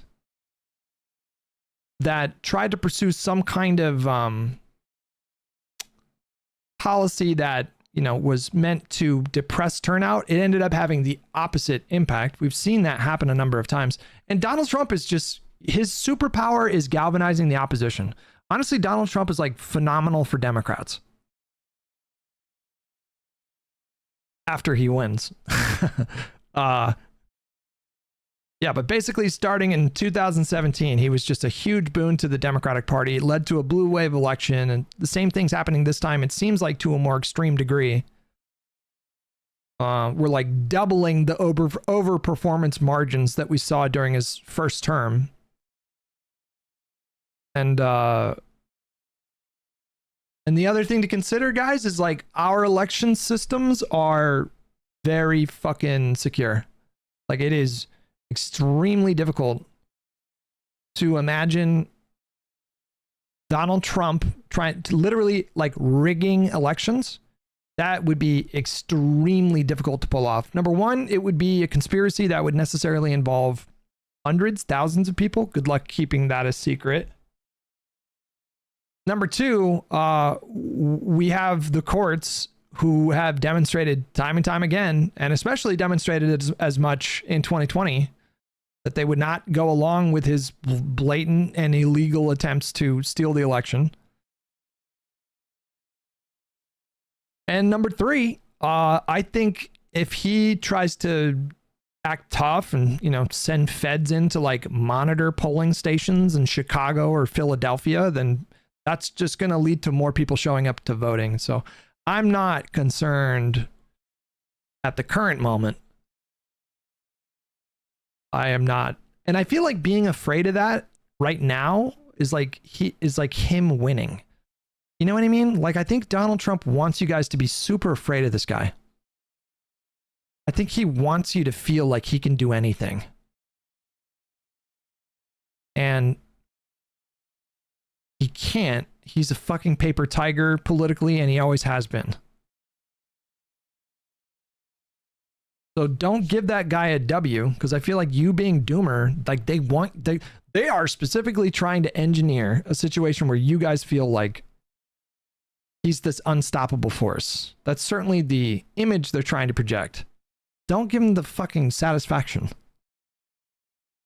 We're gonna beat this guy politically. We're gonna beat his fucking ass politically in November. And it's gonna feel good. It's going to feel fucking good. I'm telling you guys. It's going to be so sweet. They are now going to let U.S. corporations and billionaires fucking plunder and pillage and loot and steal the oil and stuff. And so since they're allowing that, you're going to allow the VP to be president? Like, there's so many unanswered questions now because of how this went down. It's either a secret deal or it's extreme incompetence. We know there's also just extreme pettiness and viciousness and criminality, because why would you attack basically the gravesite of Hugo Chavez, a former president there, who's, beloved by the public? Why would you do that? Right? So there's all sorts of weird things going on here. It's very bizarre that he's not just supporting this person who was begging for the regime change all along, who the U.S. was working with. The other thing is, remember, in the first term, they pretended like this guy, Juan Guaido, was president of Venezuela when he wasn't. And so are they going to try to bring back Juan Guaido? Do they like him more? Are they going to kick Maria Corina Machado to the side and say, we're going to go with this guy? I don't know. A lot of open questions still. Know about what kind of an election that was, but the election of Maduro was a disgrace, just like my election was. I agree, Vlad. Vlad said 100% seeing him as the monster is playing into his hands. You have to see him for the incompetent idiot that he is. I agree. Disgrace. 2020 was. By the way, I agree, which isn't to say ignore all the threats that he poses. That's not what I'm saying, but he wants his political enemies, or his perceived enemies, and his real enemies, he wants his enemies to see him as an unstoppable force. I feel like that is something that is a huge motivating factor for how he operates just generally. He wants to project his image that he's this big, strong, unstoppable guy. Because he can't stand, like, he doesn't have the capacity to see the truth, which is that he is not a manly, strong, unstoppable guy. He's a weak, enfeebled, elderly, diminishing, incoherent man baby that no rational adult respects. Anybody who has evolved emotionally past a 5th or a 6th grade level sees this guy for exactly what he is. And that's most people, for the record. It's just a lot of people made a bargain with themselves because they thought that he would lead to, their paychecks going further. And he's lost all those people who made that calculation. They didn't respect him, didn't like his tweets, didn't like his attitude, but, their paychecks went further in 2018 or whatever. And he's lost all those people. They're all gone now. They've all flipped on him. I'm watching in the background right now. One of the generals is giving a speech on this, which, by the way, he should be locked up. He's a criminal. He should be locked up. This is wildly illegal. This is unacceptable. You're trampling over U.S. law and international law. What a fucking disgrace this man is. But as he's giving a speech, Trump is in the background standing there. His eyes are like 90% shut. So, the sundowning fucking psychopath is falling asleep as they discuss the new war they got us into. And, a real disgrace. Now, 2024 was too big to rig. But what he did was, his was open. I would say, frankly, you want to know the truth? I think Charlie would testify this. It wasn't a hell of a lot worse than what they did to us in 2020. Bro, he's talking about how the 2020 election was rigged, he says. Meanwhile, Jack Smith just the other day validated Trump would be going to prison if he was able to finish doing his job as a special investigator. This is unbelievable. Our election was a disgrace. Special counsel, but whatever. In 2020, and everyone knows. He's still babbling about the election. And now it's come out, and it's come out even in the legal form. But it was disgraceful. He had flipping the truth exactly on its head. The opposite came out, that you were trying to steal the election, and he lies and flips it. It was a rigged election. And the people have no love for him, that's for sure. He had very little loyalty, if any. There's literally Venezuelans in the street now protesting this illegal attack on their sovereignty. He was a dictator who was a tough cookie, and he ran it tough, and the people can't believe they got so lucky. What? Okay, just insane. So here is Jeremy Corbyn. He comments on this. This is the behavior of a cowboy state, not the behavior of a member of the UN Security Council. So it needs to be condemned in the strongest possible terms. I hope the British government will do just that. The US believing it has an inalienable right to do anything it wishes in any what they call Western Hemisphere country, which obviously means all of Latin America. Is it next going to be Cuba that they go into, or what is next after this? This is an opportunity for the British government to say very clearly, if it does believe in international law, then clearly what the US has done is illegal. It is illegal to invade a country for regime change, as happened in the case of Iraq. There's Jeremy Corbyn. We got more. Here's Jeremy Corbyn talking about it in Parliament. Could the minister be very clear? What the US is doing is illegal in bombing vessels at sea, in both international waters and potentially in territorial waters. The harassment of Trinidadian fishing communities likewise, and the now threat of bombardment on the Venezuelan mainland is completely illegal within all sections of international law. Has the British government made any representations to the US on this? Where is that idea that Venezuelans don't like the attack? I don't think we know yet. I don't think we have a strong sense of whether or not this move is broadly supported or opposed. I imagine that will become more clear in the weeks to come, but I don't think we know just yet. You can see people passing videos around on social media, and I'm sure you can find videos of pockets of Venezuela where people are celebrating, but that's not conclusive, you know, like I don't think we can responsibly infer from that kind of imagery that there are, you know, I don't think we can infer like broader sentiment. I agree. Occasional doomer. It's probably split. I agree. I'm sure there's a lot of Maduro supporters who are furious. I'm sure there's a lot of people that hated this regime that are euphoric right now, but I would give it like a week or two before we have a better sense of things. If I had to bet, it would be 70% in favor. See, I don't know. I don't know enough about Venezuelan politics to... I have no idea. I know he had a lot of like really strong supporters. You know, not majority. I mean, I think his approval rating as it was reported earlier in the stream was like 20%, but I do think he has a lot of diehard supporters. But Tato Chip, thank you so much for 19 months. Appreciate it. And what role does the British government play at the United Nations in the discussions about this? And does he accept this is an incredibly dangerous, massive build-up of military force in the Caribbean that can only be dangerous not just to the people of Venezuela, but the people of every other country and island within the region? Surely there should be some move towards peace rather than allowing this military confrontation to develop. So he's going in here. Thank you, Mandate Speaker, and the Right Honourable Gentleman brings considerable experience of Latin American issues to this House. On the legal position, I don't think I have very much more to add. Clearly, there has been extensive reporting over the last few days of some specific US strikes. Translation: we don't know what these psychos are doing. We don't know what's going on. Reiterate to the Right Honourable Gentleman that they were not strikes in which the UK had any role, so we're not in a position to provide the fuller explanation that we would had we been involved, which we were not. That just shows you how insane Trump is, that now you have... It used to be the case that they would like openly say, of course, we were part of this mission, and this mission was great, and it was honorable, and it was the right thing to do. Now they're like, who, me, bro? Me? I don't even know about what they're doing, bro. I didn't even hear about this till you heard about it at the same time you heard it, bro. I don't know what you're talking about, bro. Like, now they're running and hiding, too, because they're like, hey, man, I don't want anything to do with this. People are going to end up in prison for this. And on his wider question about his views about build-up in the region, I think the House has heard them. Lula says the bombings on Venezuelan territory and the capture of its president cross an unacceptable line. 3 acts represent a most serious affront to Venezuela's sovereignty and yet another extremely dangerous precedent to the entire international community. Attacking countries in flagrant violation of international law is the first step toward a world of violence, chaos, and instability where the law of the strongest prevails over multilateralism. The condemnation of the use of force is consistent with the position that Brazil has always adopted in recent situations in other countries and regions. The action recalls calls the worst moments of interference in the politics of Latin America and the Caribbean and threatens the preservation of the region as a zone of peace. The international community, through the United Nations, needs to respond vigorously to this episode. Brazil condemns these actions and remains available to promote the path of dialogue and cooperation. So clear condemnation from Lula, the president of Brazil. Take a look at this. So JD Vance says, and PSA for, of course, he can't help but do this like smug Gen X / millennial way of speaking, right?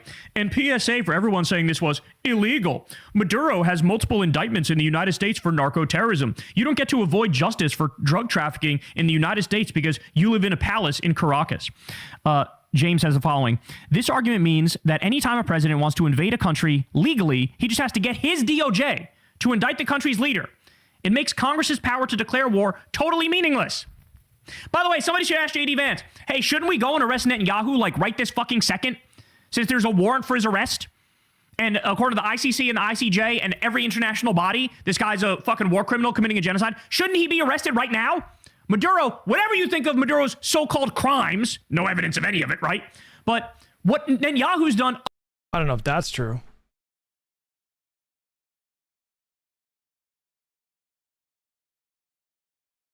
Let's consult Wikipedia.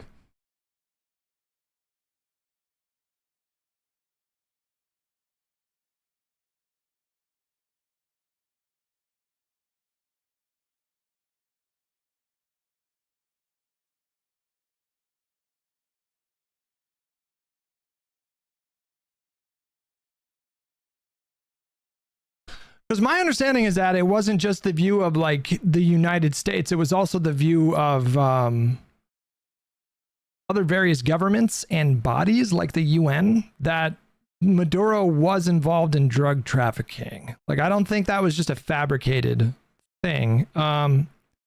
Two nephews of Maduro's wife, Efrain Antonio Campo Flores and Francisco Flores de Freitas, were found guilty in a U.S. court of conspiracy to import cocaine in November 2016, with some of their funds possibly assisting Maduro's presidential campaign in the 2013 Venezuelan presidential election, potentially for the 2015 Venezuelan parliamentary elections, with the funds mainly used to help their family stay in power. One informant stated that the two often flew out of Terminal 4 of Simon Bolivar Airport, a terminal reserved for the president, after Maduro's nephews were apprehended by US DEA for the illegal distribution of cocaine on November 10, 2015, carrying diplomatic passports.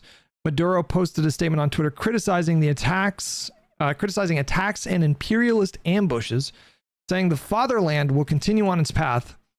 Diosdado Cabello, a senior official in Maduro's government, was quoted as saying the arrests were a kidnapping by the United States. On November 18, 2016, two nephews were found guilty, with the cash allegedly destined to help their family stay in power.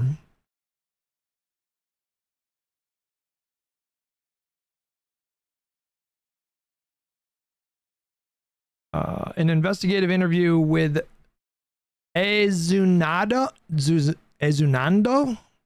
Prazeres de Acevedo, president of Constructora Odebrecht de... God damn it. In Venezuela, the executive revealed how Odebrecht paid $35 million to fund Maduro's 2013 presidential campaign if Odebrecht projects would be prioritized in Venezuela. Americo Mata, which all of this like feels like it pales in comparison to the fucking crypto laundering shit with Trump, by the way. We don't exactly have the moral high ground on corruption in the current moment. Americo Mata, Maduro's campaign manager, initially asked for $50 million for Maduro, though the final $35 million was settled. Maduro was sentenced to 18 years and 3 months in prison on August 15, 2018 by the Supreme Tribunal of Justice of Venezuela in exile, with the exiled high court stating there's enough evidence to establish guilt of corruption and legitimation of capital. The Organization of American States Secretary General Luis Almagro supported the verdict and asked for the Venezuelan National Assembly to recognize the ruling of the Supreme Tribunal in exile. The U.S. State Department issued a fact sheet stating that Maduro's most serious corruption involved embezzlement, in which a European bank accepted exorbitant commissions to process approximately $2 billion in transactions related to Venezuelan third-party money launderers, shell companies, and complex financial products to siphon off funds from PDVSA. State Department also alleges that Maduro expelled authorized foreign companies from the mining sector to allow officials to exploit Venezuela's resources for their own gain using unregulated miners under the control of Venezuela's armed forces. Not great. Human rights. A board of independent experts designated by the Organization of American States published a 400-page report in 2018 that alleged crimes against humanity have been committed in Venezuela during Maduro's presidency. The board concluded that Maduro could be responsible for dozens of murders, thousands of extrajudicial executions, more than 12,000 cases of arbitrary detentions, more than 290 cases of torture, attacks against the judiciary, and a state-sanctioned humanitarian crisis affecting hundreds of thousands of people. In February 2018, the International Criminal Court announced that it would open preliminary probes into the alleged crimes against humanity performed by Venezuelan authorities. On September 27th, 2018, 6 states parties to the Rome Statute, Argentina, Canada, Colombia, Chile, Paraguay, and Peru, referred the situation in Venezuela since February 12, 2014 to the ICC, requesting that prosecutor Fatau Bensouda to initiate an investigation on crimes against humanity allegedly committed in the territory. The following day, the presidency assigned the situation to Pre-Trial Chamber 1.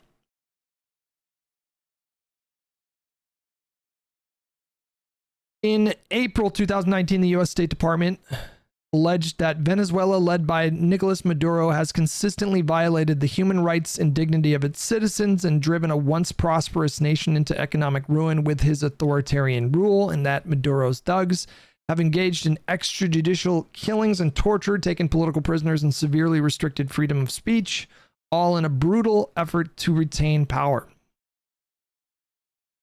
There's also serious,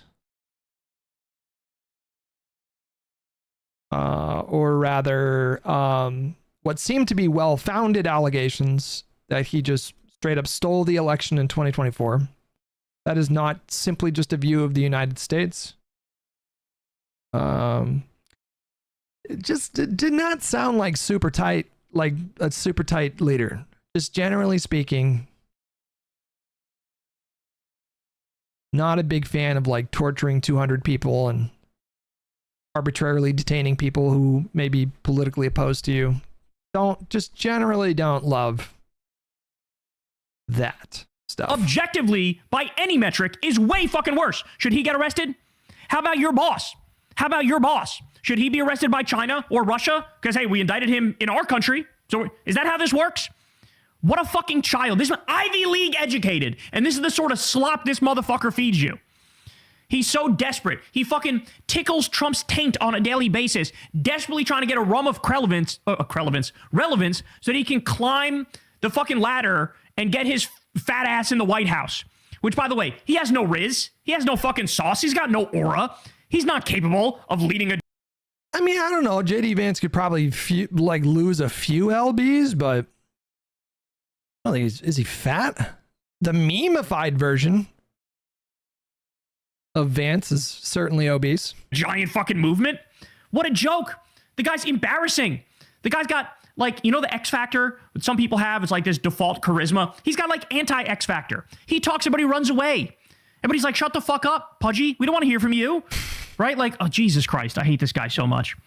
He can't help but be like a smug asshole as the pro-peace ticket suddenly launches another fucking war. He can't, excuse me, or did you just call this illegal?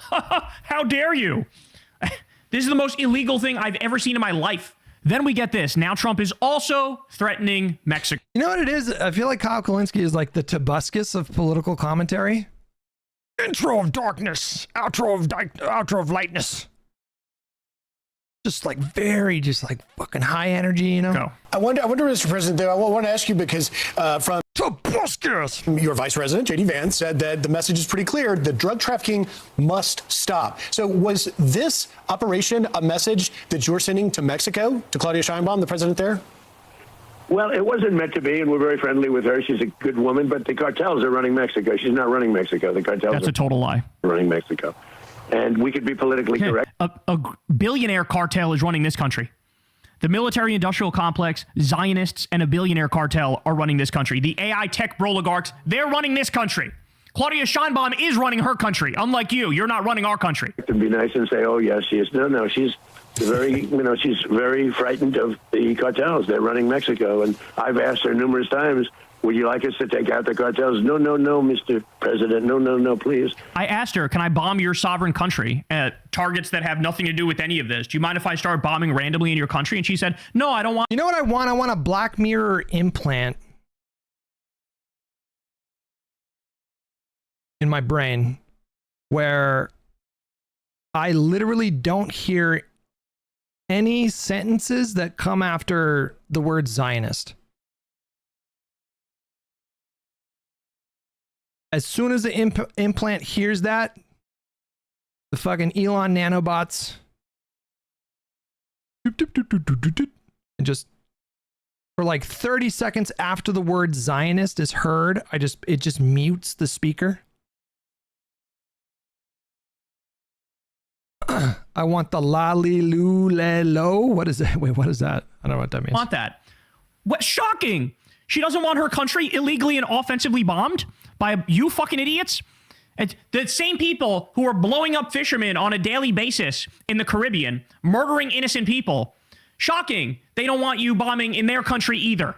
Weird. I thought they would love that. Yes, please bomb our innocents. We would love that. Yes, please bomb our like fucking power plants and our schools and our hospitals and shit like that, and then lie about it and say that you got the cartels. Please do that. So we have to do something because we lost. The real number is 300,000 people, in my opinion. You know, they like to say 100,000. 100,000 is a lot of people, but the real number is 300,000 people. And you just pardoned a narco trafficker who sent $20 billion of cocaine into this country. The former president of Honduras. But since he's friends with the billionaires and the oligarchs and he's letting them build their... Yeah, but that's cocaine. Everybody likes cocaine, right? Fucking shitty, fake utopian city. You let this guy get away with it. So don't tell me about drug bullshit. This has nothing to do with drugs. They're drugs, and they come in through the southern border, mostly the... Breaking from Kyle Kulinski's Twitter account. Warning for Dems. Any politician not unequivocally condemning Trump's illegal bombing, regime change, and occupation will be considered an enemy. You are Diet MAGA dinos. We are taking names, and you will lose your seat to somebody who actually gives a shit about human rights and international law. Sounds serious, guys. The southern border. Plenty come in through Canada, too, by the way, in case you don't know. But they come in through the southern border, and something's going to have to be done with Mexico. Something's going to have to be done. So now, the guy who just bombed... That's a bit unnerving. Jesus, what the fuck? A bit unnerving. Say about Mexico? Jesus Christ. Nigeria, he just bombed Iran, he just bombed Somalia, he just bombed Yemen. Now he's doing regime change in Venezuela. Now he's saying, Mexico's next. Mexico's next. This guy is the worst warmonger in modern history, and it's not even fucking close. There's not even the attempt to say, here's why this makes sense. Here's why this is reasonable. This is so beyond the pale, bro. One of our top allies, our neighboring country, he's like, yeah, we're just going to go start bombing there too. He's got to be impeached. He's got to be removed. He's got to be criminally charged or hit him with the 25th Amendment. Get him the fuck out of there. Get him out of there. Now, here's Tom Cotton. Here's what he says. You said you spoke with Secretary Rubio this morning. Can I ask you, Senator, was Congress or any of the committees notified in advance notice of this operation? Not in advance, and that's probably one reason why it didn't leak over these 4 days, because they were waiting for the right weather. But let me just make an analogy here. Again, Congress isn't notified when the FBI is going to arrest a drug trafficker or a cyber criminal here in the United States, nor should Congress be notified. Well, hardly feels analogous. When the executive branch is... Hutch, I feel like all the combos people are having on this are just so narrow-sighted and lacking so much nuance. That's pretty evergreen. You could apply that to like any hot button topic, I think. Some are worse than others, but yeah, I agree. Executing arrests on indicted persons. And that's really what you can make the analogy to here. In fact, the FBI is part of this operation, part of the arrest of Maduro and his wife, who were indicted here in the United States. So Congress doesn't need to be notified every time the executive... It turned out it did leak, but the news publications didn't make a story. So again, I think major publications holding off on reporting like that out of concern for the safety of U.S. troops. Correct me if I'm wrong, but I'm pretty sure that's like standard editorial standards. I think people are making that a bigger thing than it is. Or they were forced to. Well, they can't legally force, I don't think. I mean, there is precedent here. I mean, there was a Supreme Court case that took place during Nixon, or maybe right after Nixon. The administration can't like force media companies to hold off on stories. What's likely that happened is that they convince them to hold off, and then they're going to give, they're going to give like the New York Times and WAPO like a juicy exclusive on something. It'll be like a tit for tat situation.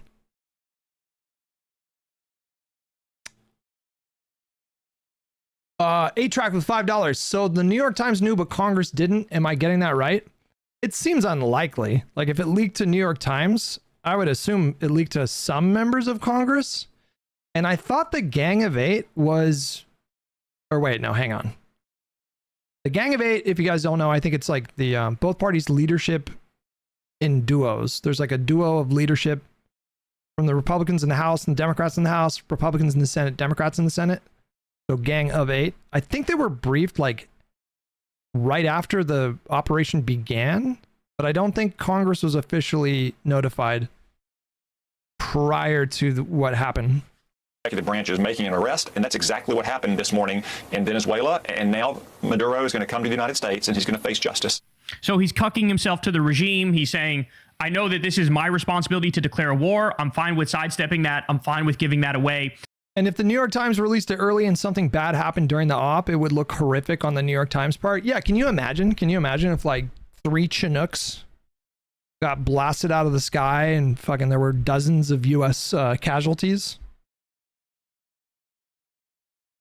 And can you imagine how bad that would look for the New, or like what kind of like negative PR that would create for the New York Times? So I don't know. I feel like that is just totally normal to not report on that kind of stuff to protect U.S. troops. Don't see how Maduro is getting convicted. How fucking crazy would that be if he was tried in New York City? Wasn't he indicted in New York City, or was he indicted by the feds? Can you imagine if he gets acquitted? What are they gonna do? What the fuck are they gonna release him to? And he's doing this is exactly what, just send him to Gitmo or something. I don't even know. I warned you would happen, and it's happening right now. What I told you is they would use the fact that they call Maduro a narco-terrorist. That's very purposeful. And they're doing that to basically sidestep the fact that Congress needs to declare a war. And then what they'll say is, hey, look, we already have an authorization for use of military force. It came in the early 2000s with the war on terror. Well, now we are saying Maduro is a terrorist. So now that authorization for use of military force in the early 2000s, that applies today for Venezuela. I don't care that that was about Al-Qaeda. I don't care that that was about the people who attacked us on 9/11. What do they share in common? Well, we're declaring Al-Qaeda are terrorists, and we're declaring Maduro is a terrorist, a narco-terrorist. So we don't need any further action from Congress, and we can do regime change, and you can shut the fuck up about it. That's their dirty trick. The other trick is exactly what he's saying here. Oh, no. This was just a law enforcement operation. That's all it was. This was like part of, they're mixing the war on terror and the war on drugs into one fucking monstrous creation. That's what this is. They're mixing the war on terror and the war on drugs, and they're saying, Congress, shut the fuck up. Rule of law no longer applies. We have special emergency powers. We can do regime change, and there's nothing you can say about it. Nothing whatsoever. Now, by the way, I have absolutely stunning breaking news. Trump said, and I quote, "We're going to run Venezuela for now. We're going to run Venezuela for now." This is beyond dystopian.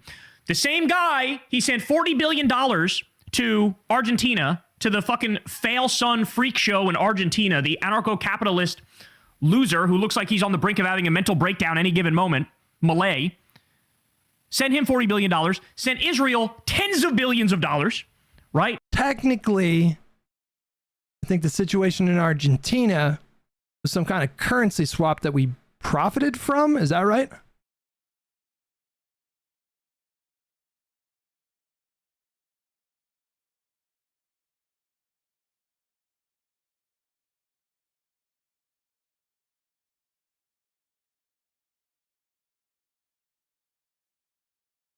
Or is it a loan? Is it a loan?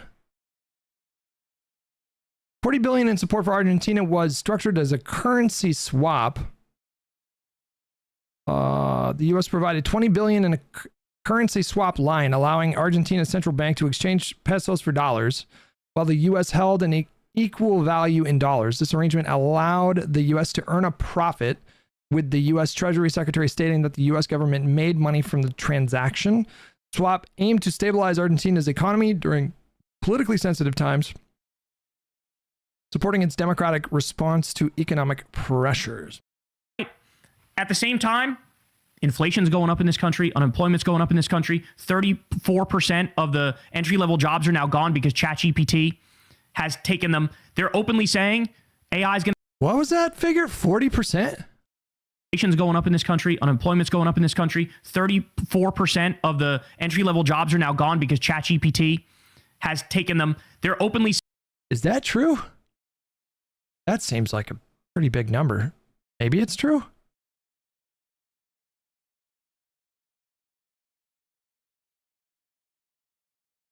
Where did the figure come from? Entry-level jobs are going to shit. Entry-level programming jobs pretty rough. Does he mean specific to one sector?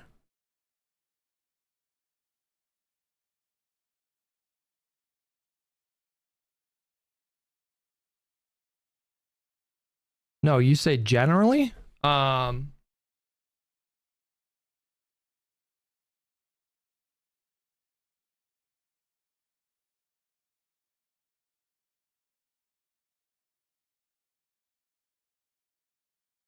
Joey, thanks so much for the tier 1 membership, buddy.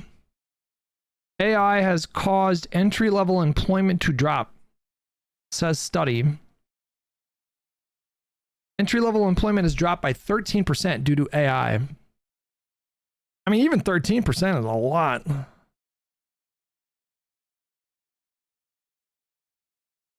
Okay, I think I found the number he is referencing. Postings for entry-level jobs in the US overall have declined about 35% since January 2023.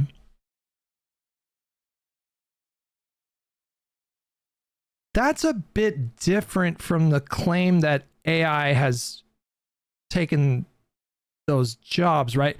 That could also be a result of bad economic policy and deteriorating economy, right?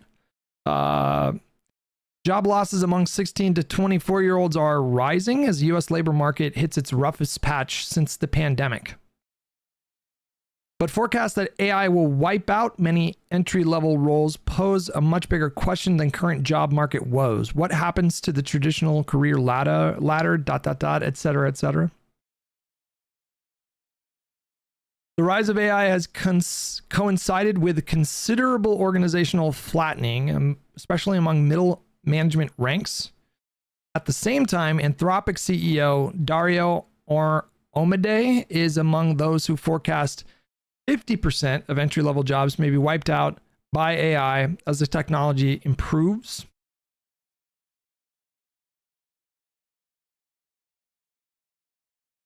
Looking at the data between 2019 and 2024 for the biggest public tech firms and maturing venture capital funded startups, venture capital firm Signal Fire found in a study there was a 50% decline in new role starts by people with less than 1 year of postgraduate work experience.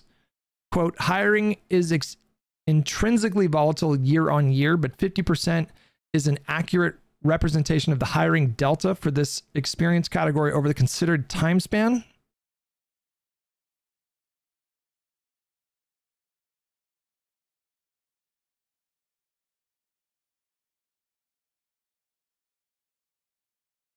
Terathian, did I say that name right? It's so bad. The thing is, we can just explain AI like we do to juniors and get much faster results in bigger bulk. So yeah, even with juniors, we expect robust AI usage.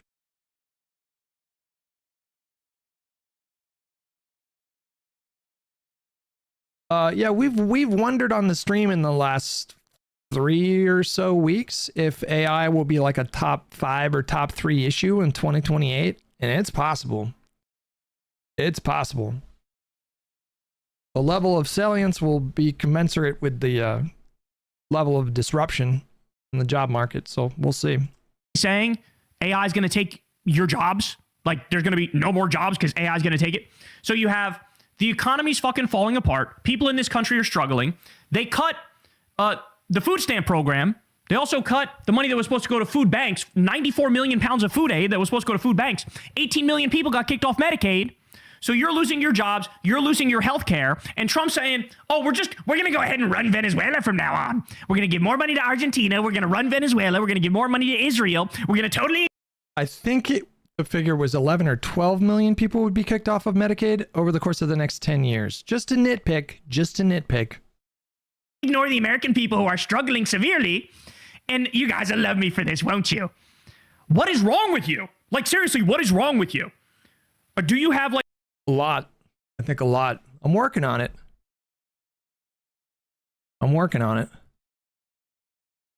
Medicaid isn't until after the midterms.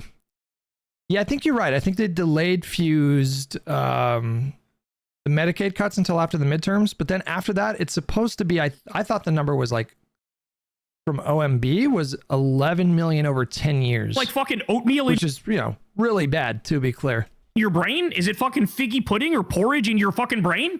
Are you begging for revolt? Are you begging for the Republican Party to get wiped out of existence? The ACA credits are at the end of this month, Hutch? No. They were at the end of last month. I think those tax credits ending has already happened. Could be wrong. I think my health insurance premium, even though I'm not relying on the tax credits, went up 18% or something like that. Premiums have increased so much for 2026, a lot. Yeah. But I'm just saying, in terms of like people being kicked off the Medicaid rolls, it's not the same as people that are now no longer get the benefit of the tax credits. Because I think the tax credits were meant for people that were just above like the Medicaid levels where they don't qualify for Medicaid, but they would get the tax credits. Gonna happen. I've never seen anything like this before. Somebody this fucking disconnected. The U.S. will run Venezuela for now, is what he said. Remember who else he said this about? Gaza. And they're doing it, by the way. We're going to take over Gaza. That's what we're going to do. And they're doing it. So, sorry, we have to run the rest of the world as you fucking starve and you can't pay the bills and your job gets taken away and your healthcare gets taken away and your premium skyrockets. Sorry, it is what it is. Oh my God, bro. And let's end on this one. Adam Johnson says, would love for any of these U.S. government stenographers to explain why they are all using captured rather than abducted. Maduro isn't wanted by any international or legitimate legal regime. Only one out of 193 UN member states view him as a fugitive. The one that kidnapped him.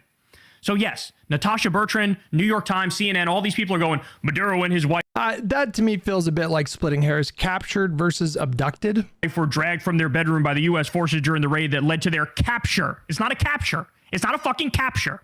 Let's use our words correctly. I mean, technically speaking. Correctly. This is a war crime. This is an illegal and offensive invasion. This is a regime change. This is Completely unacceptable. And anybody who's not telling you that is a fucking liar. Anybody who's not telling you that is a fucking liar. All right, thank you guys for joining me. Obviously, I'll keep my eye on this. I'll give you... Okay, I mean, I just wanted to check in with... I mean, to be fair, I agreed with 95% of what he just said.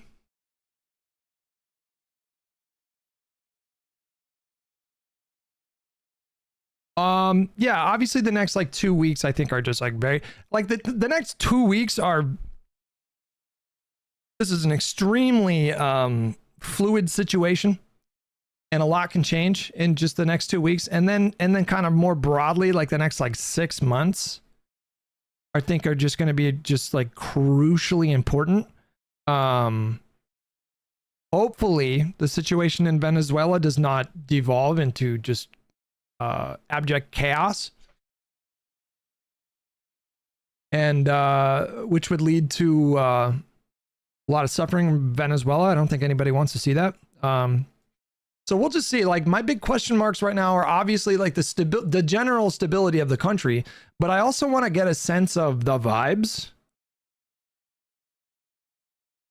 I also want to get a sense of, yeah, like the vibes in Venezuela. Like, how are the people responding to it? Obviously, I want to know how this plays out politically in the US. Remember my theory. I could be wrong. Remember my theory. I think public approval will inch towards approval, and it might end up with a slight majority or plurality of Americans supporting this, assuming there's no chaos in the next like month. So bookmark that prediction, and if I'm wrong, we can revisit that. Okay, now guys, we're gonna play some video games. That concludes our political coverage for the day. If you guys didn't know, we're changing the formula a bit in the year of our Lord 2026. We're gonna do two-parter streams moving forward, longer streams. We're gonna start the streams doing political coverage. Sometimes, like today, it will go closer to 6 hours. Other times it will be 4 hours. And then we're going to play video games to close out the stream. And I am fucking obsessed with Arc Raiders. I've got a bunch of keys to get through. PvP solo, like solos right now is a nightmare for me because I keep the aggression-based matchmaking, which by the way was 1,000% confirmed by the Embark CEO. It is a thing. I mean, we knew it was a thing. Like, we knew it was a thing.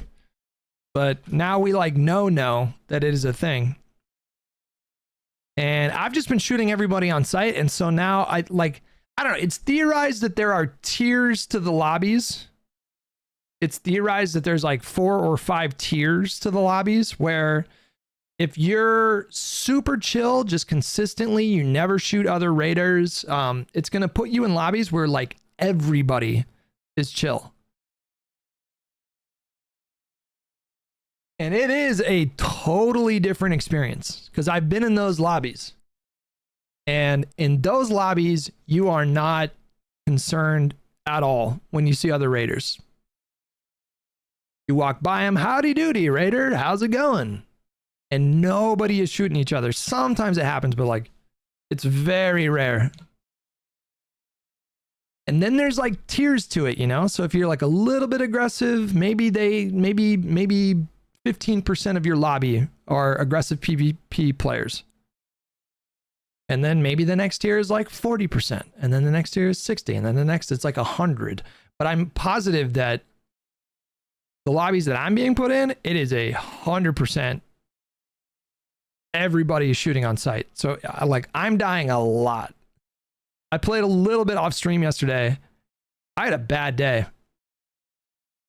Man. We can take a look at my stats at the recent games, but I died probably 75% of lobbies.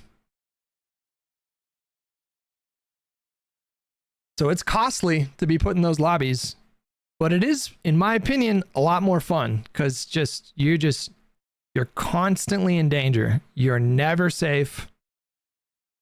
And there's something that's kind of fun about that.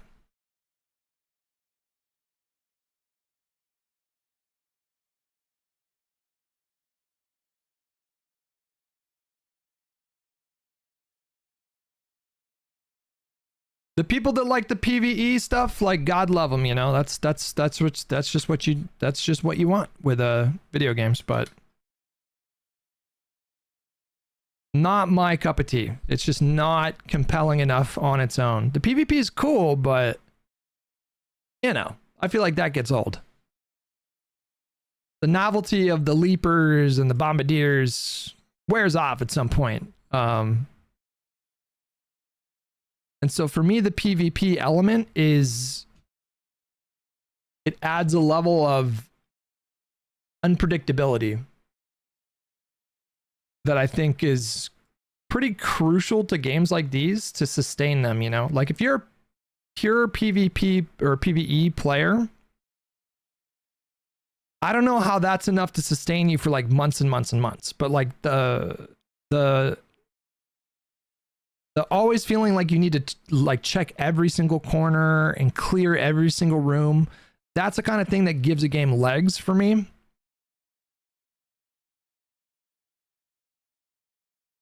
But you guys will see, like I'm gonna queue up and you guys will see, like everybody is shooting each other on site and it's just very deadly. So it's like, it's hard to extract with stuff in these lobbies.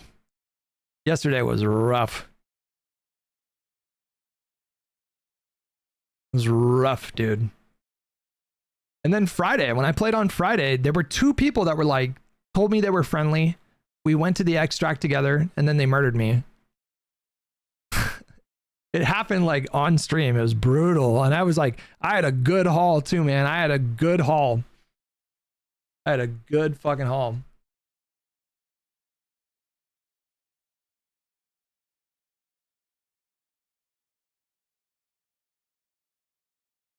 My face probably looks red because part of my monitor is like bright red. So it shines right on my face.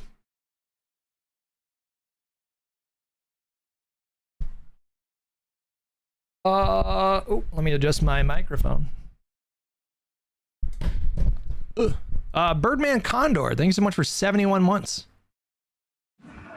Swanibird with $5, just providing a reminder to you to check out the game Suzerain since you requested one last week. What was that game about again? I already forgot. Yeah, I have HDR on. I also have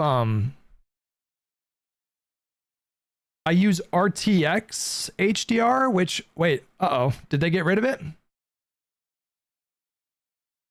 Oh no. They might have finally disabled that. Fuck. They disabled NVIDIA filters in this game because PC players were just cranking their gamma up. But for some reason, RTX HDR was still working as of yesterday. But now today, it's grayed out. So they might have gotten rid of that.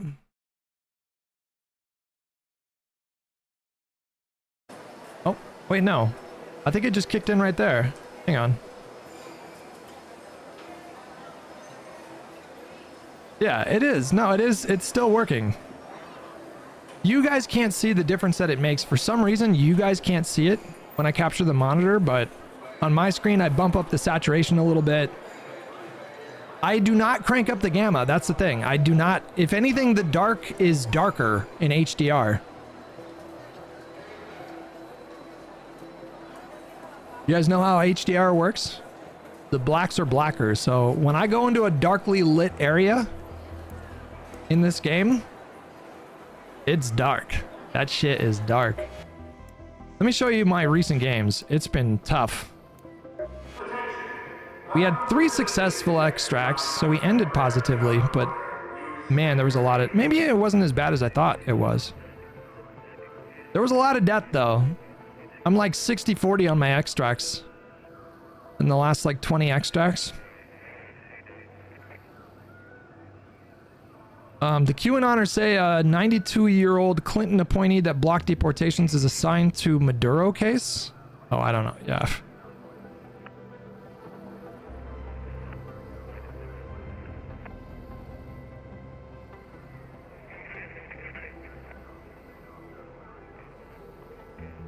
All right, let's get in there. We ran out of police boots, so folks are everyone. I'm working on just getting my keys done. I have a ton of keys. We're working on getting all these keys done, trying to just look for blueprints, because that's all I have to do, besides saving up 5 million coins, which that'll be easy over the next like 50 days. But I am done with my expedition. I'm done with Flickering Flames. I'm done with all the quests. Well, I guess I need to level up to 75. That's the other thing, is reach max level. Does HDR really help in shooters? I don't know about that, but like, HDR is great. It looks incredible on an OLED.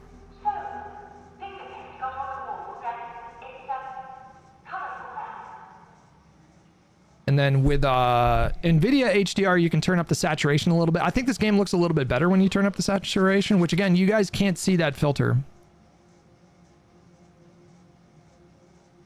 I think HDR for an extraction shooter is actually a nerf, because again, the darks are much darker. That's the point of HDR. And so you like, if you go down into that one extract in Buried City where it's just one rope and you go down there and it's dark down there, you can't see shit with HDR.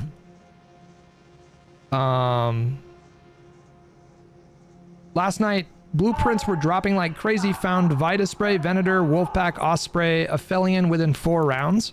I had that happen to me too. I actually extracted with like three blueprints in one match, and then I went on a long dry streak.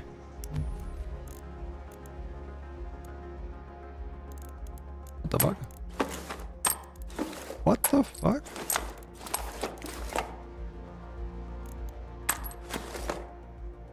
I'm not even pressing anything.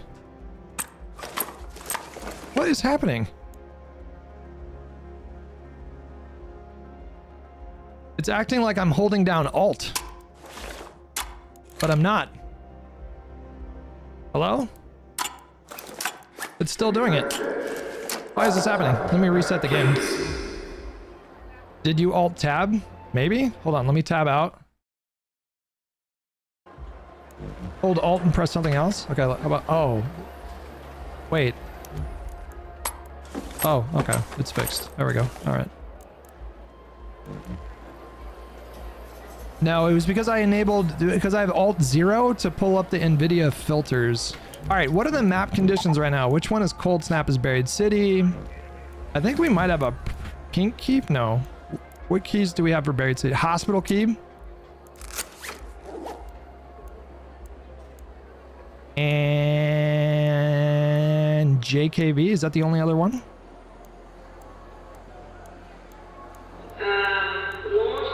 It is. Which one is JKV, guys? Is that science, or is that... It's one of these buildings. It's one of these two. Is it research or space? It's space, right? For JKV? JKV is space. All right, so we have... What was the other one? The other one was hospital key. So these are right next to each other. Let's actually do one at a time then. We'll just leave we'll leave one of these open. And then for hospital, we should probably Il Toro it up.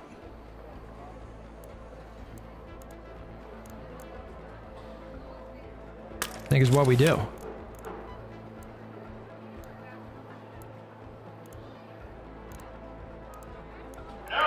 Do I have a green stock?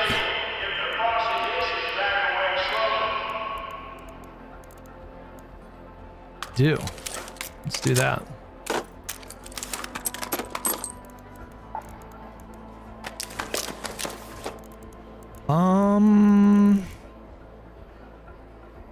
Anything else I want to bring?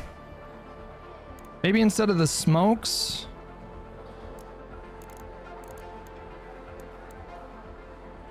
No, I guess the smokes are fine. We have a hatch key. What nades do we have?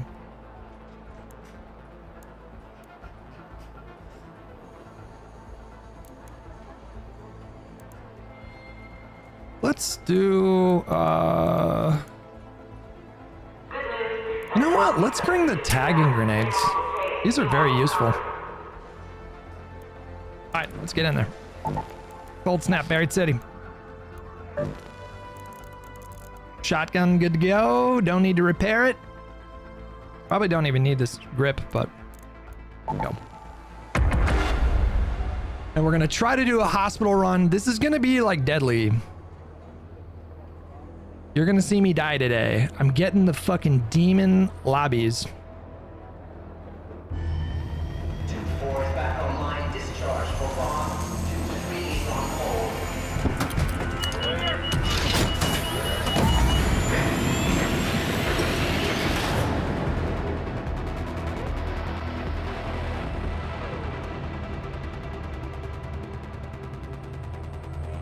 Dolby Vision HDR is amazing. I don't know what that is.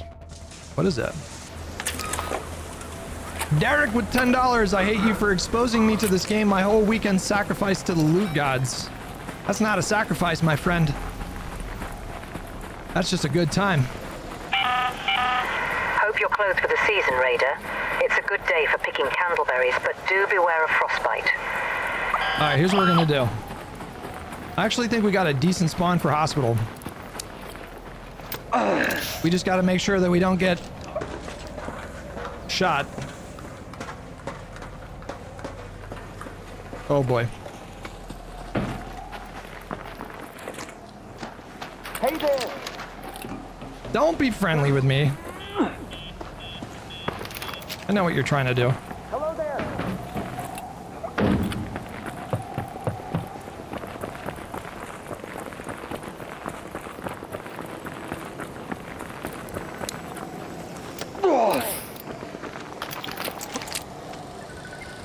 And then, oh, he knows. Shit.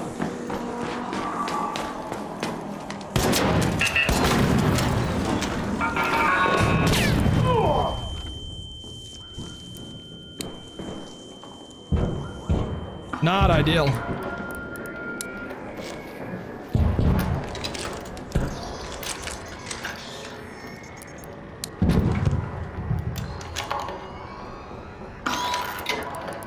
That hurt.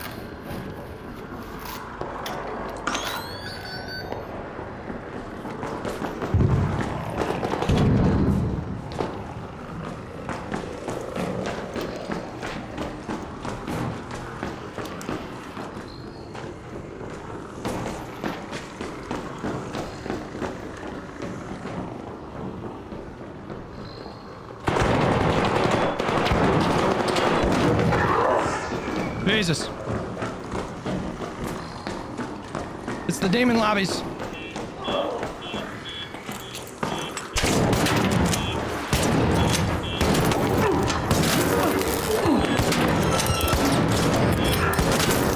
My sensitivity! What happened? Oh shit. Okay. Okay. What just happened? Why did that happen? Why did my DPI go up? It's all just, everything just fell apart. It's fine. We have plenty of other shit. It's fine. Bro, my sensitivity went bananas, but it's fine. My sensitivity is fine. I don't know what just happened.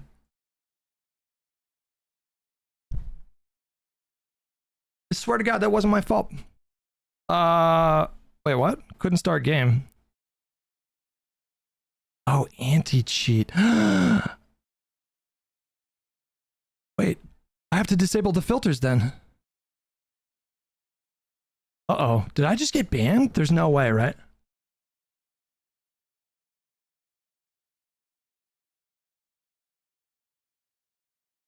Hold on, if I disable the filters,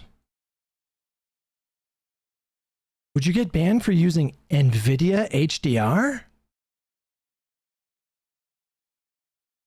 If that happens, do you guys understand how fucking devastated I'm gonna be? All right, simple, we just turn it off. HDR, off. We're gonna validate. What do you call it again? We're gonna verify the integrity of the game files. NVIDIA said it disabled filters or something. Google it. So it did, but HDR was still working.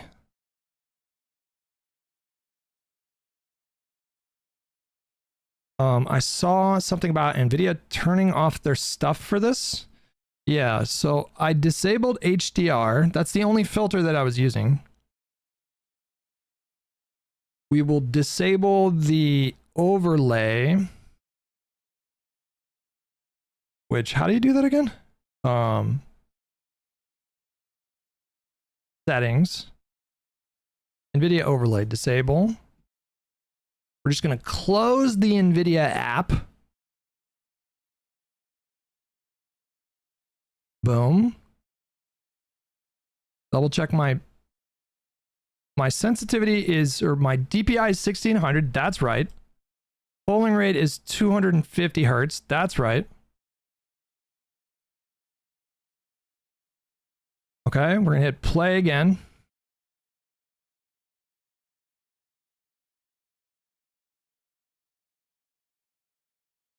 Okay, I think we're good. Do you have a sniper button on your mouse that usually has separate DPI setting? No. I think I disabled those buttons. So the two buttons on top of the mouse that people typically use for the DPI 15 and 16, they're both disabled. So that shouldn't have happened, but my sensitivity got crazy right there. And we're good. We're good. It fired us into a game.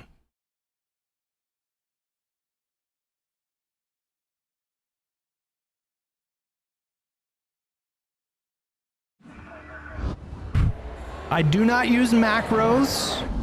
I don't even know how to set up a macro. All right, we still should have our key and everything, right? I would assume. Yep, that filter is gone. And the game looks a little bit more dry now. That's fine. It's fine, I'm not mad. We do need to turn down the quality a little bit because I was on DLAA. That's not going to work. We'll do balanced for this one. I need to make, actually, do I have augments here? I do. But this isn't the one that I want. I feel like,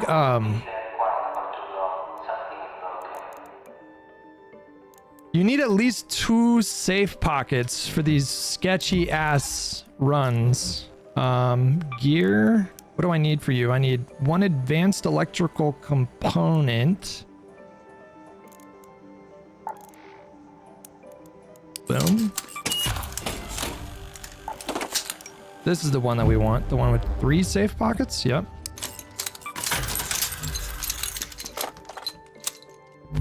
This one forces a medium shield. That's 50% health? No, let's craft a new one.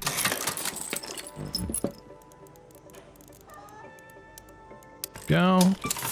Running a little low on batteries, but nothing too crazy. We've got plenty more Il Toros. We're fine. In fact, this one right here. We're gonna need to craft some ammo.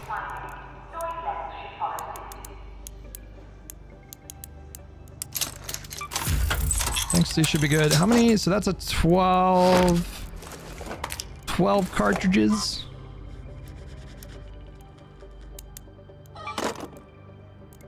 Like so. And then for consumables, we'll bring a jolt mine. Oh, crap. We're out of fucking bandages. Can I craft herbal bandages? I need great mullion. Okay. We can craft a few of those.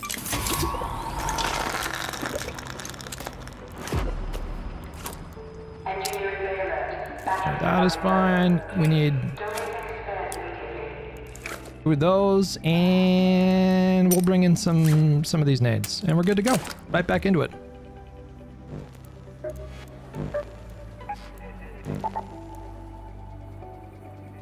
Double checking. Okay, we're good.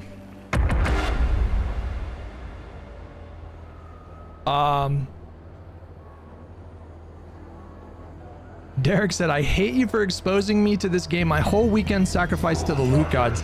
That's a good weekend. When you find a game that you want to play fucking 10 hours on Saturday and Sunday. No. I realize I already said this, but I'm just going back to it. That's a good weekend, man. What are you talking about? You didn't waste your weekend.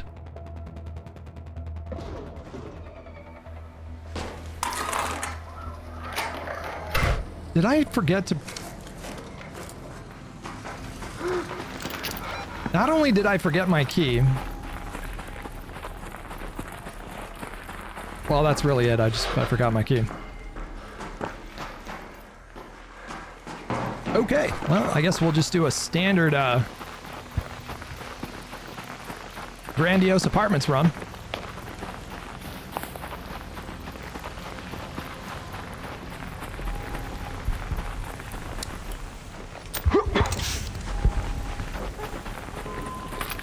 Surely this has been hit.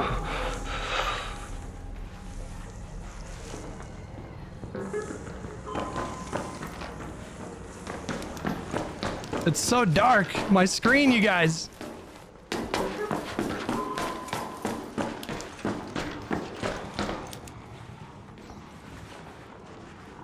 This has not been hit? How the fuck is this possible? There's no way. Did we get lucky? This just was not hit?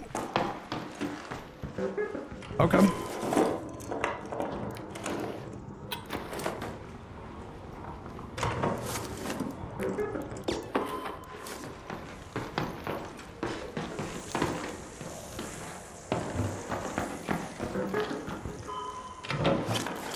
Whoa, nice.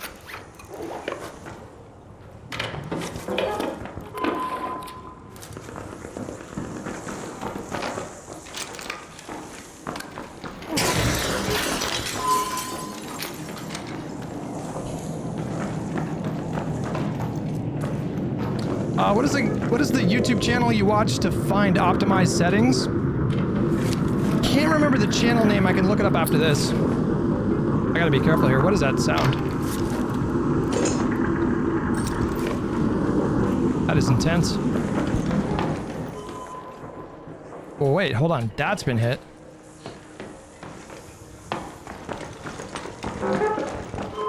I can show you the settings.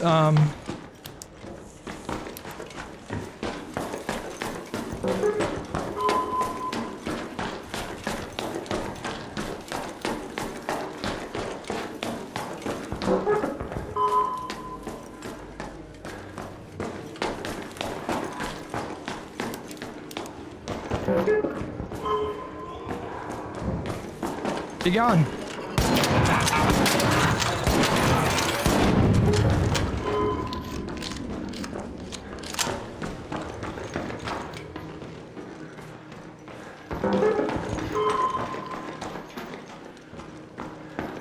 Okay, so that is actually... I think that means someone's on the roof.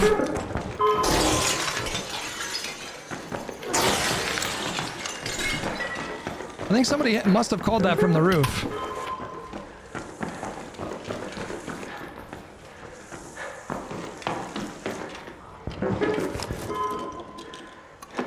I think somebody is close to me, you guys.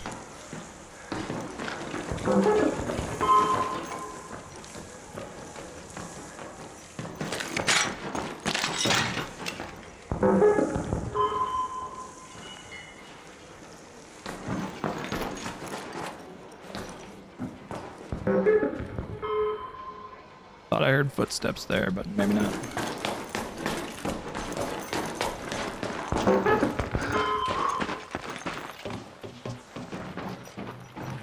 And a weapon case. Oh my goodness.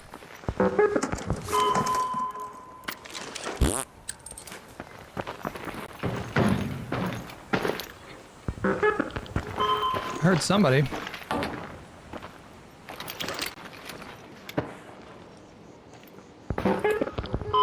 Thought I heard somebody over there.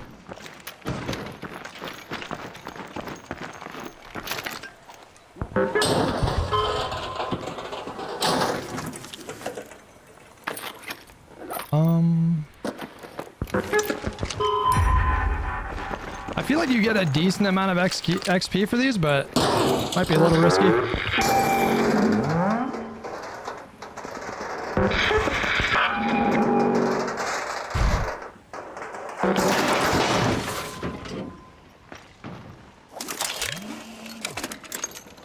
I might be getting a little cocky here because I think I heard someone in that building. I don't really need any of this stuff. Okay, we'll see how this goes.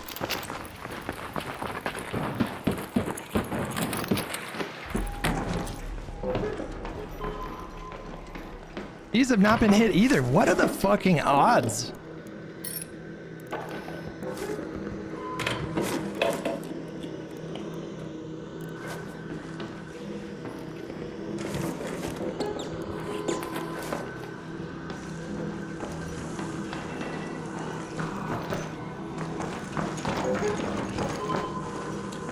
Whoa.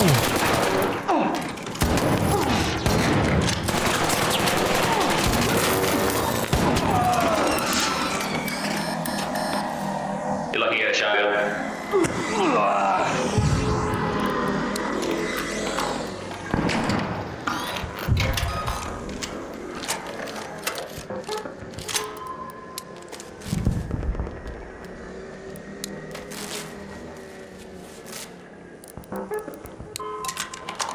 Check those corners.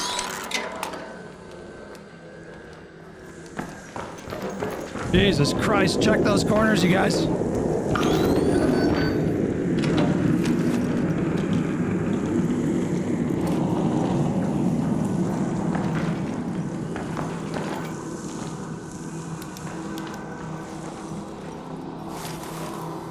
Oh boy. Oh boy, he had goody-goody treats.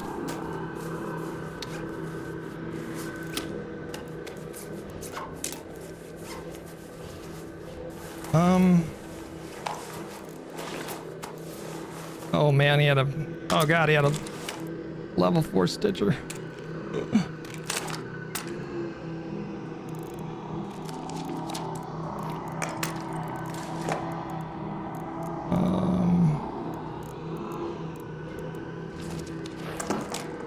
I think we just get out of here. We just skedaddle.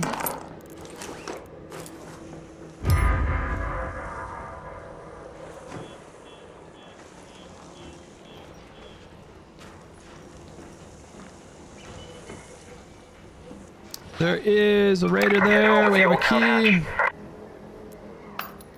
Guess we'll do that. Something's triggering it.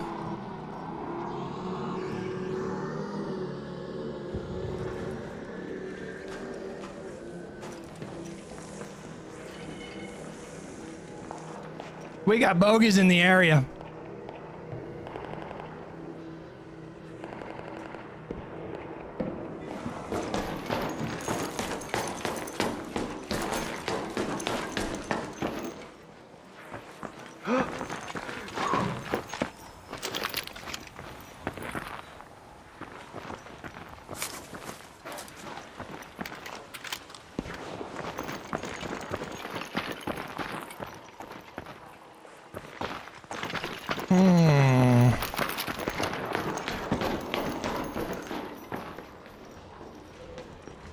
We're gonna play this so delicate and smart. Am I gonna walk down this entire flight of stairs? I am. I am gonna do that.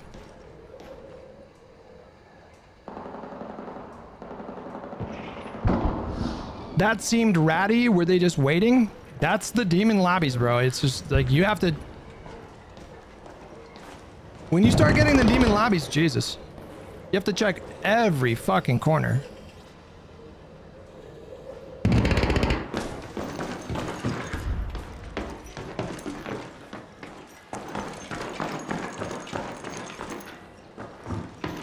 Was this the one I already hit?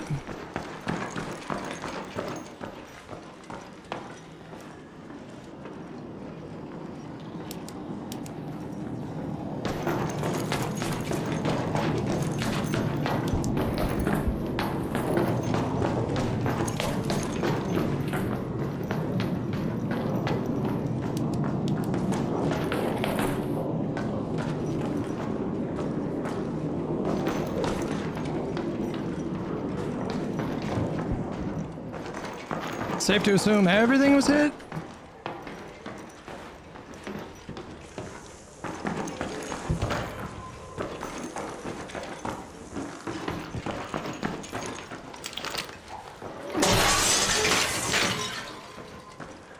That was hit. Okay, this building's been hit.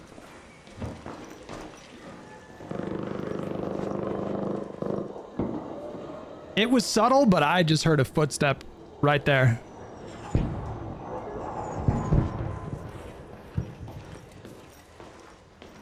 There's a rat. I'm just gonna chill for a second.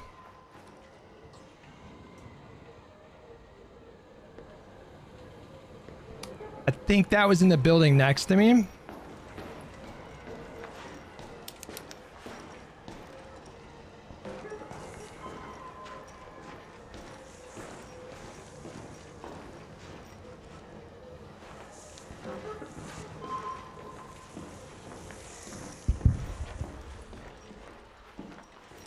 We gotta play this smart.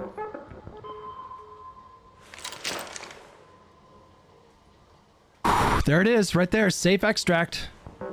I just gotta run this gauntlet.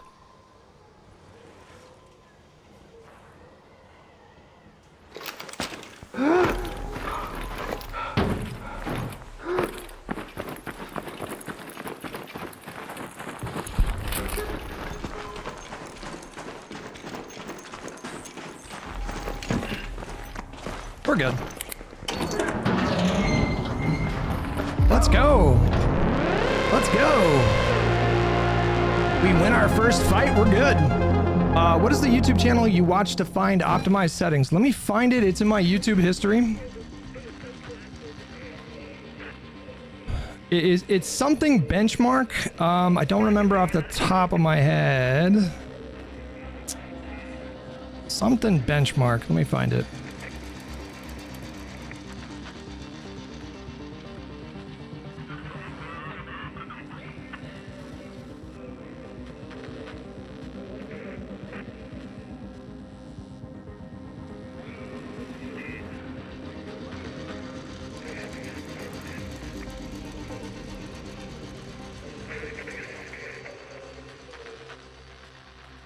Oh boy, I can't find it now. Oh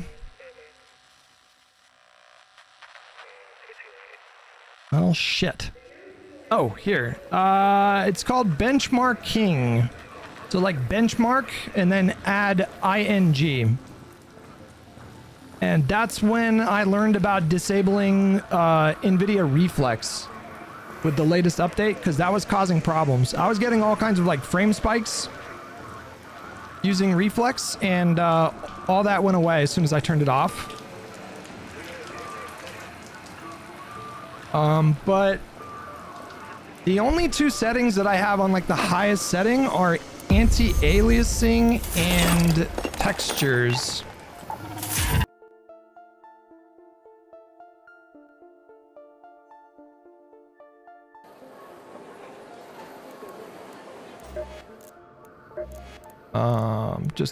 So like, yeah, anti-aliasing and texture. I put on cinematic, which is like higher than epic.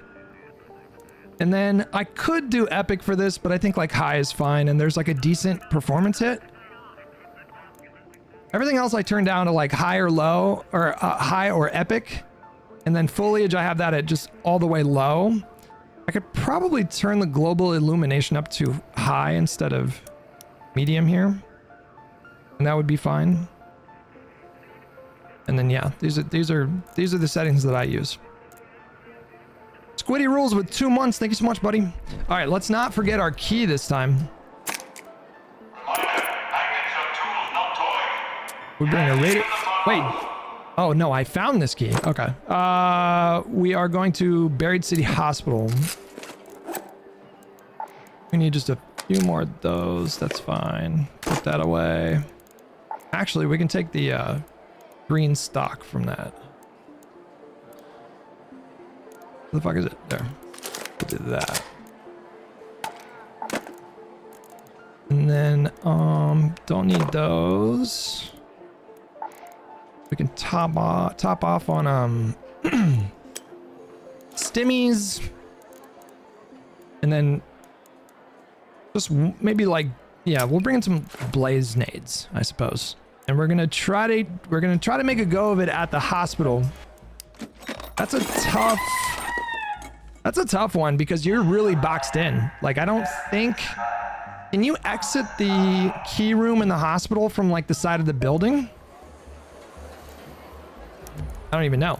Is everything good? I think everything's good. I think we're good. Get back in there. I missed a super chat. Swanee with $5. Suzerain, which is Suzerain, the visual novel game where you play as a leader of a country. Okay, gotcha. I do remember that.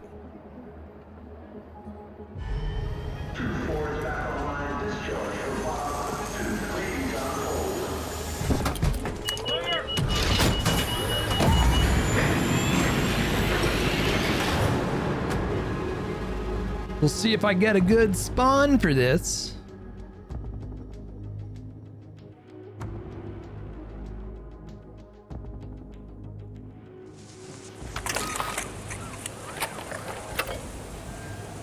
Well, not great, not terrible. Wait, 17 minutes in. What the fuck? That is the latest I think I've ever spawned into a game. I do need these.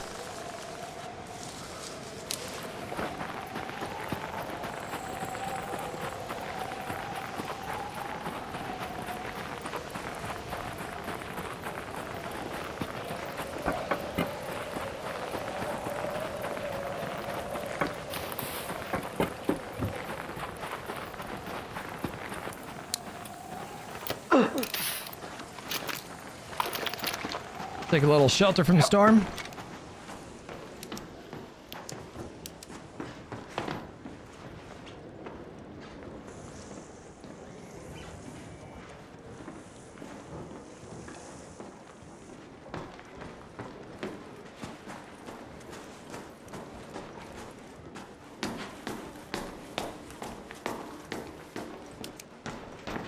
Sometimes there's a briefcase up there that you can loot.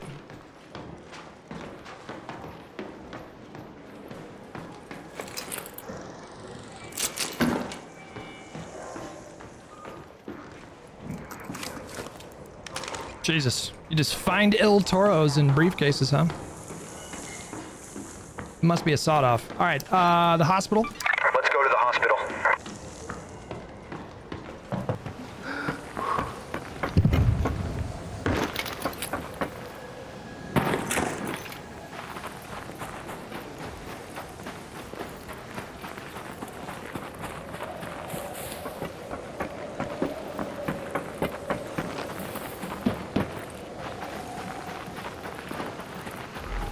A 17.5-minute spawn time for the raid. That is a very late start.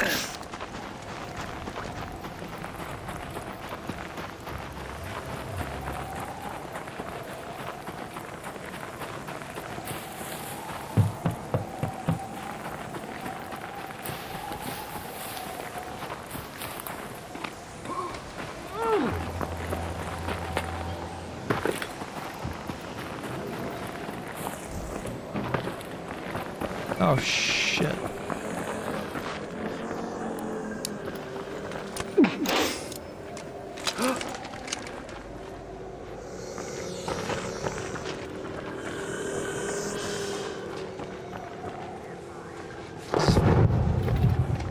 Fucking annoying. I gotta get indoors.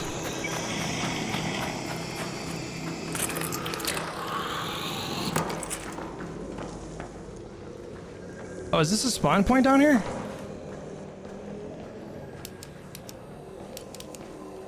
It is. All right, we'll warm up for a second. Those things linger a pretty annoying amount of time. Oh, there's a little button, sure. I've yet to get bored of Ark, and so many. I'm 250 hours deep, and I am not bored yet.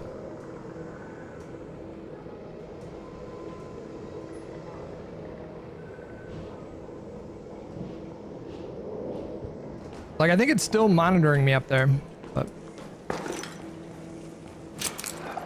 maybe not. All right.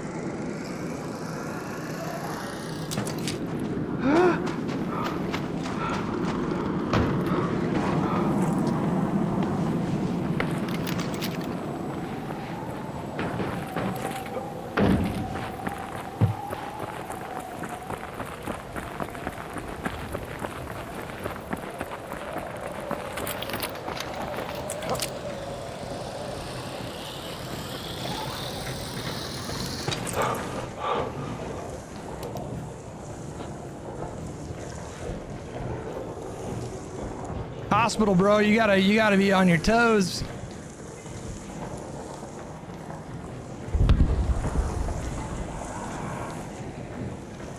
Something just triggered that thing.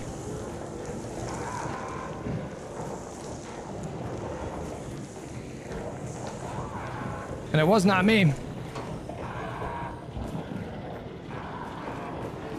Wait. What?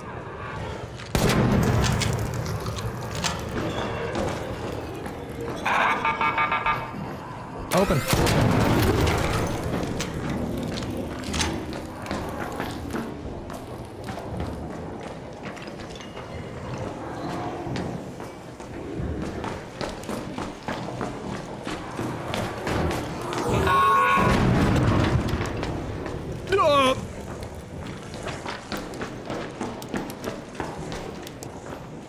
Mildly horrifying.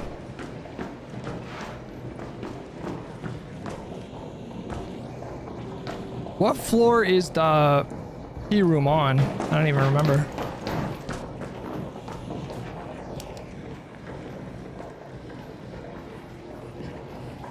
A little bit harder to hear stuff when there's a bastion right outside. That's not ideal. I mean, this has all been hit.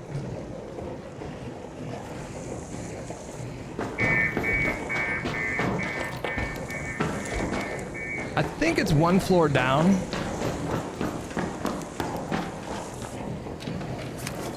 The hospital stuff.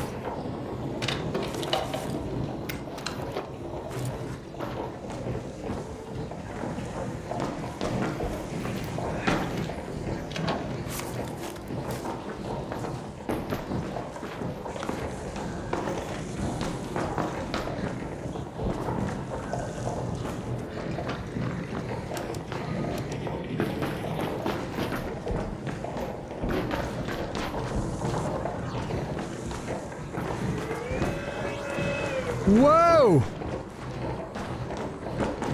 The fuck did that guy come from?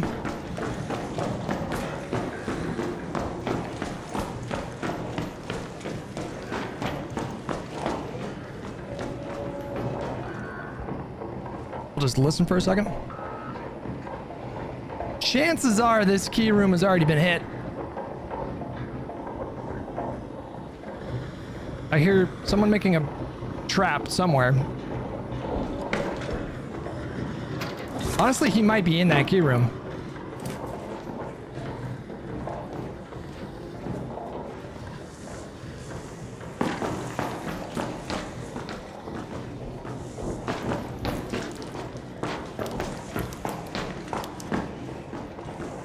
That has not been hit yet.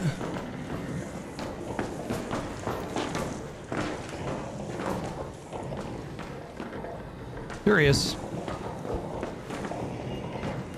I assume all this has been hit.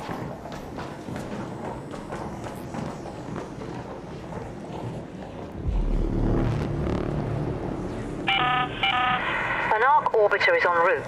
The safe window is closing. All right. 10 minutes to get out of there. I repeat, 10 minutes. Not ideal.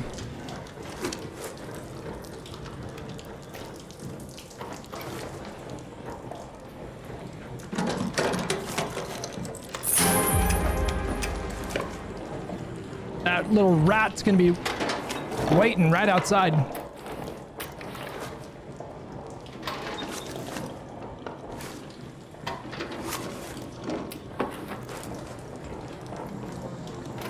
I mean, decent home.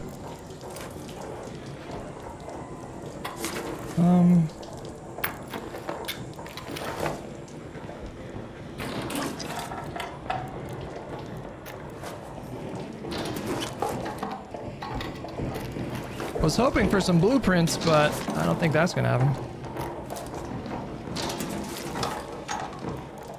Is that it? Why is this a blue key? Like, why is this a blue card? Or a blue key?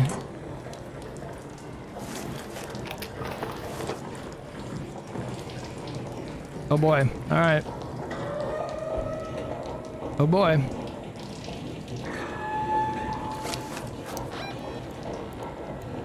Let's head home at the collapsed store hatch.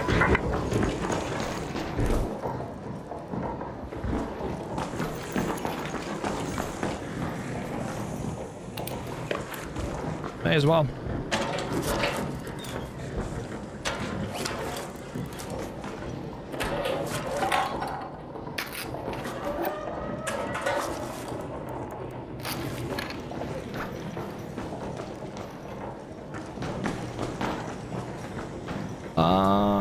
Do we walk down the stairs?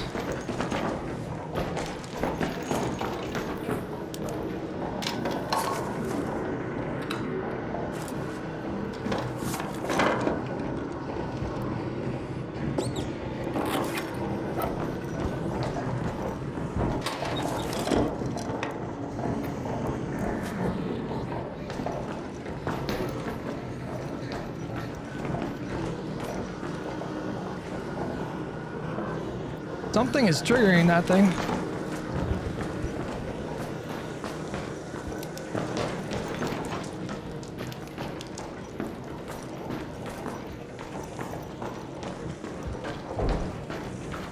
Okay, so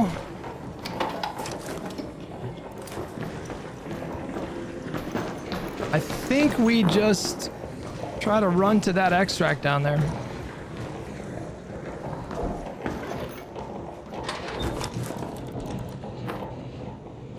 I don't even, no, it's fine.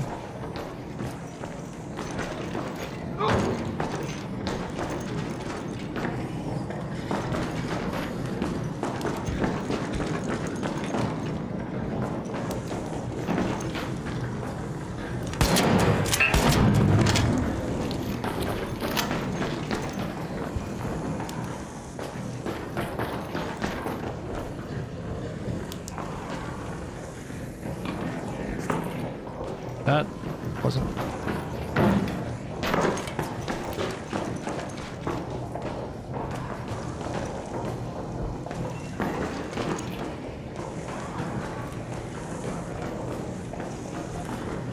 This game will make you paranoid, bro.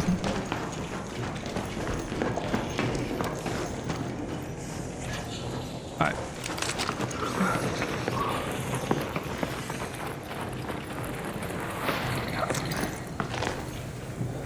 Oh my god, my game is... Ooh, I thought I froze there, guys. I thought my game just froze. That got a little dodgy. Maybe we take it down to performance instead of balanced. I hate the stairwell in the hospital. Too many... I mean, listen, man. This, when you start getting the demon lobbies, you just... You begin to just... You have to check, like, fucking every corner. Because they are everywhere. We have one more key to use. All that is good. We just need 3 more stimmies. 2 more stimmies. And then can we make another hatch key? No. We need sensors. First of all, we need sensors, which we can get some from Celeste. Come on in. There you And then go. we need electrical. How many electrical components? I think just one. I think we can make. Yeah.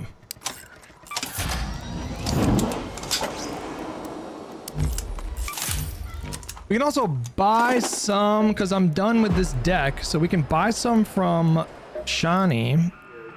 I've been She staring sells at those screens for all day. 100 each. What do you need? My God, that is pricey.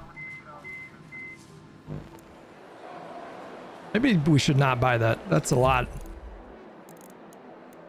We'll top off the ammo.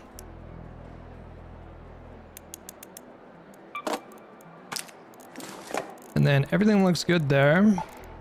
Let's grab our key, and then the cold snap event's going for another 16 minutes, and then we have one more key for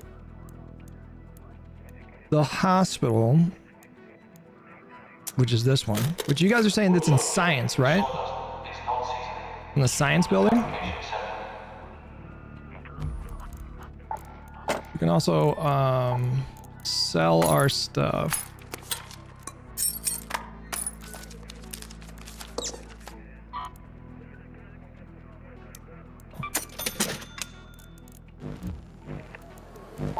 Okay, yeah, let's do it. Hope we get a good spawn for this. Where's the cold snap going after this one? It's going to Blue Gate. We do have some Blue Gate keys. We have one there, two. We have two blues.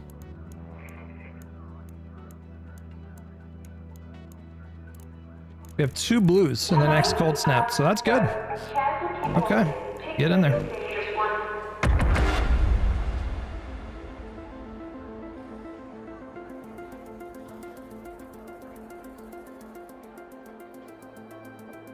The 3 spaghetti and 2 defibs is good money. Yeah, I don't know the math for all the like efficient selling.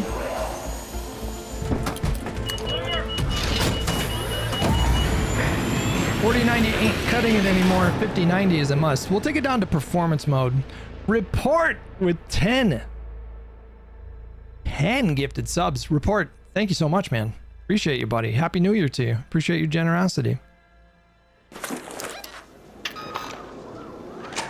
All right, let's real quick take that down to performance. Okay, I think we got a. No, we did not get a good spawn for this. Let's go to space travel. It's not a fresh spawn either. That might actually be to our benefit.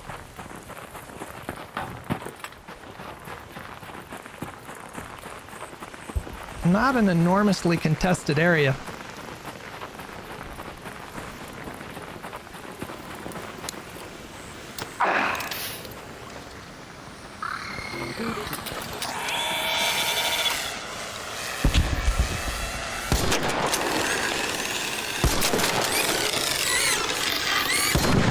Let me just ring that dinner bell. That's unfortunate.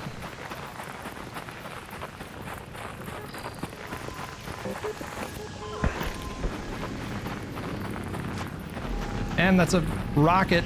Oh my God.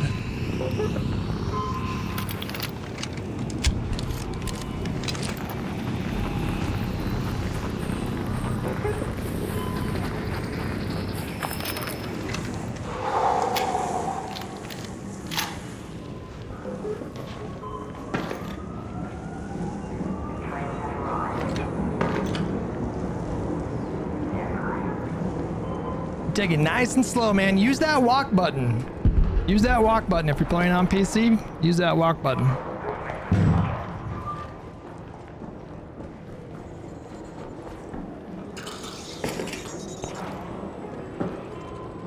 That's why you do that, by the way.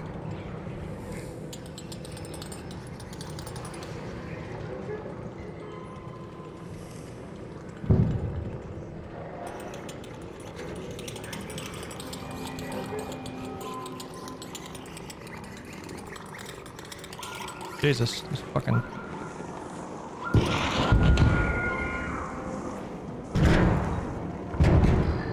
Did he run away, you think? I don't even know.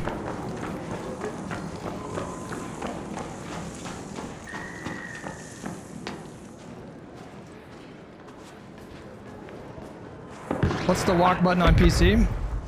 I don't know what the default is.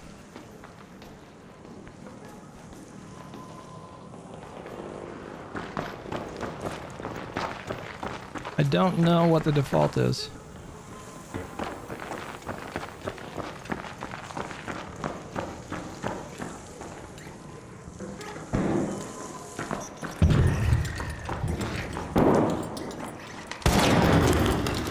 I don't know where this guy went. I think there's stairs over there.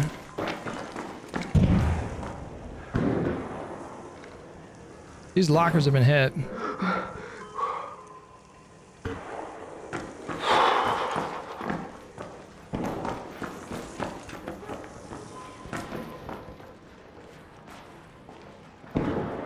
Yeah, I think he bounced.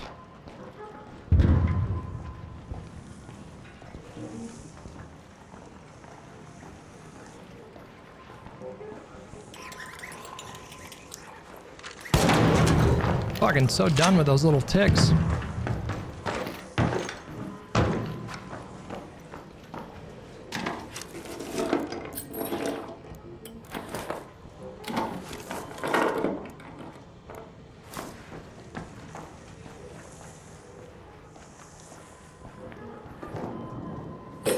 Okay.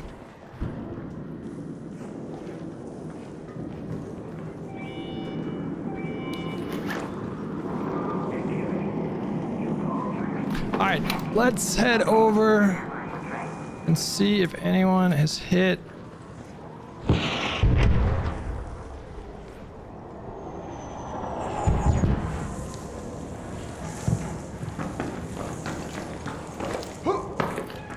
Alright, let's head over to space.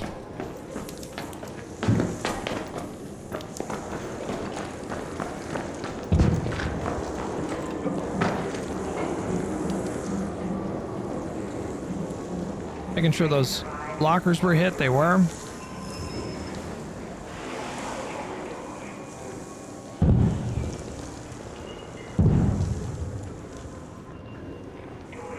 Are you a fan of Clayton Bigsby?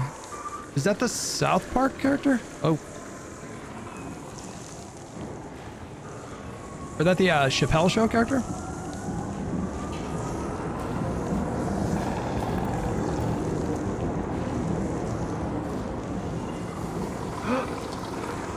There's so many ARC in the Cold Snap events. It's kind of annoying. This is a perilous jog.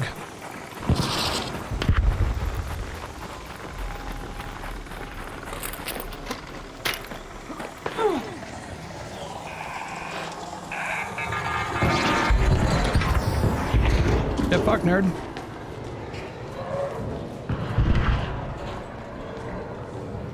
Someone's hitting cars. I just heard that. Someone's breaking into cars.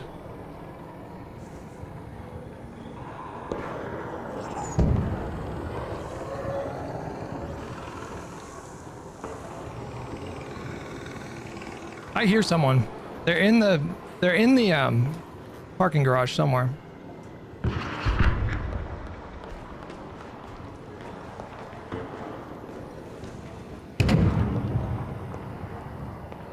But we can...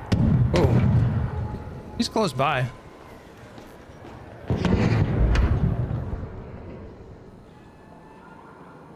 Okay, well, there's ARC there, so I don't think he's on that floor. I think what we can do is we can just run straight and just jump into there.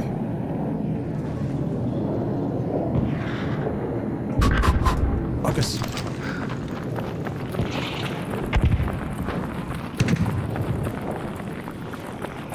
Oh boy.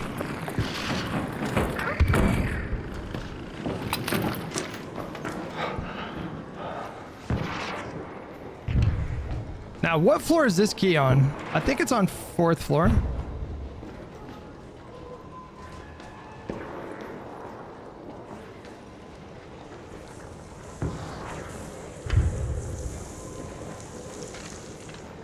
Been hit.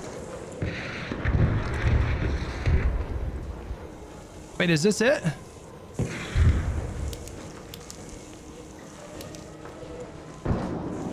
It is.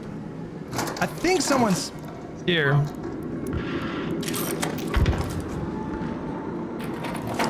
We need sensors, so whatever.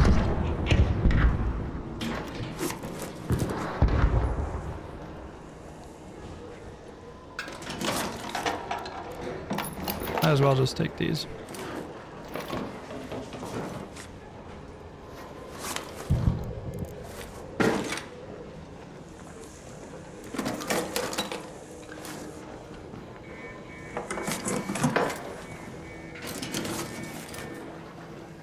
I think he's in the next building over. Oh no, he's still in the parking garage.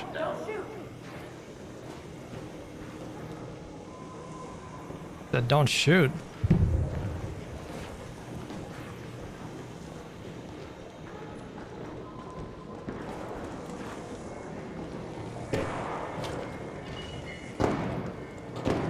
I'm shooting.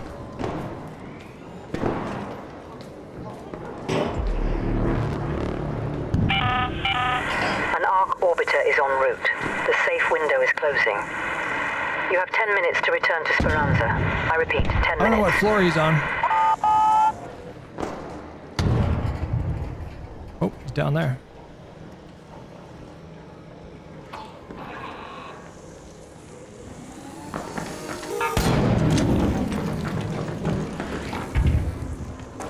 We can do a little looting in this area, which has already been hit, unfortunately. Alright, came up empty on this run. I think we just call this one a loss. Let's go to that metro. Reset, try it again.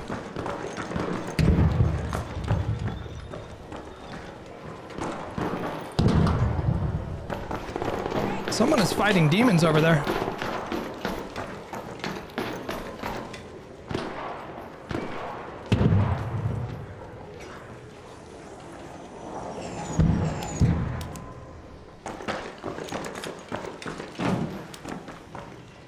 This has not been hit.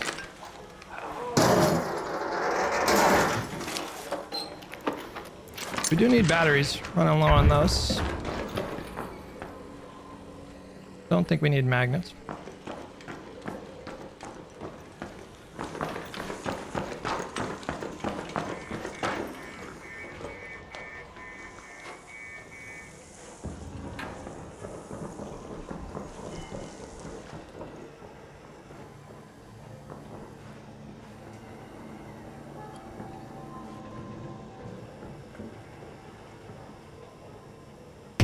I think I see him. I think it's, yeah, he's in the parking lot.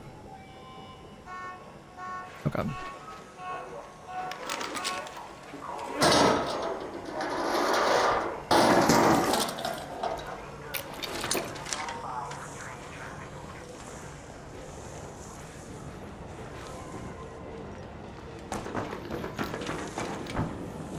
Those have been hit.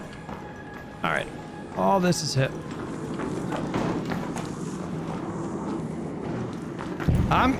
I'm shooting, just so we're clear.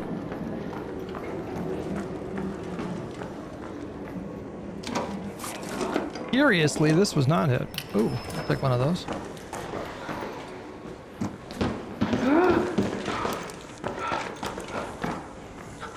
That was hit. All this was hit.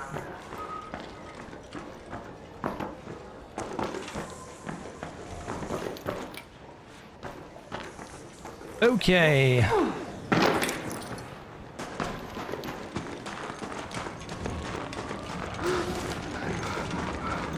Somebody just exfilled. That might be the train arriving.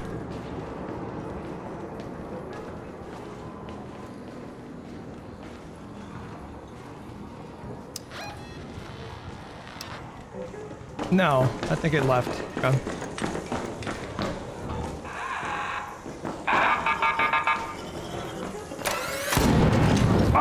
Oh my god, oh my god.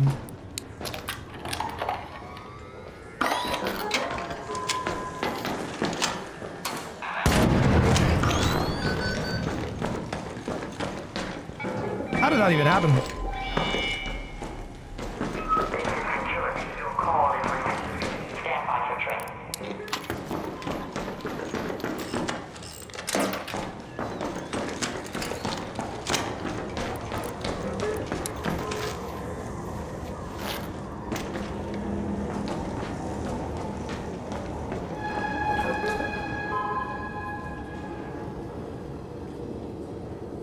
Don't see anybody over there. All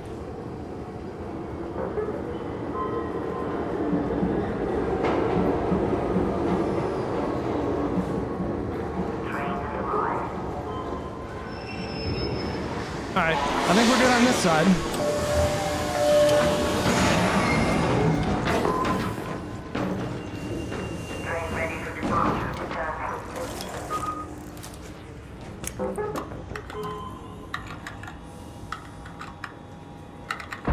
Okay.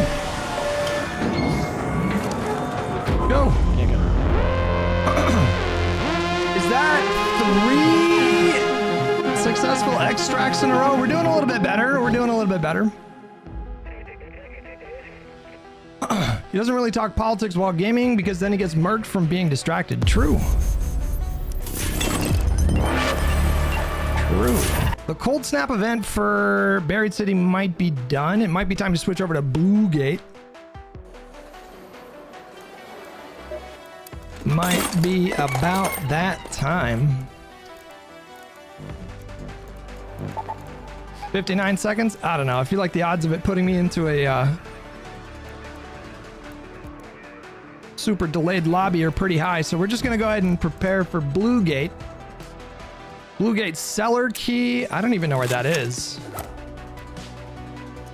And then I know where the communication tower one is. Where's the cellar key? Blue Gate cellar key. Blue Gate cellar key. Arc Raiders.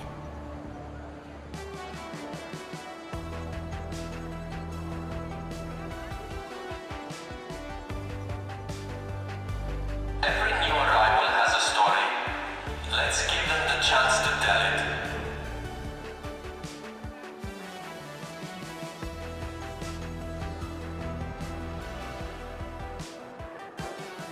It's by Trapper's Glade, apparently.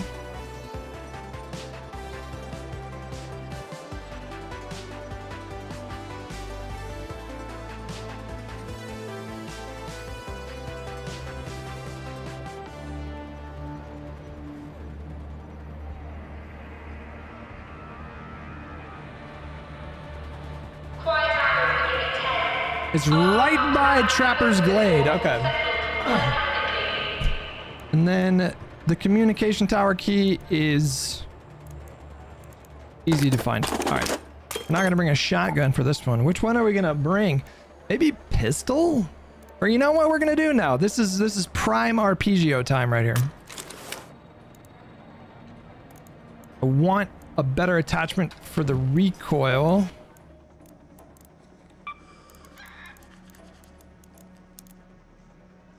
I need duct tape and mod components. Mod components. I need springs. So I need springs and duct tape.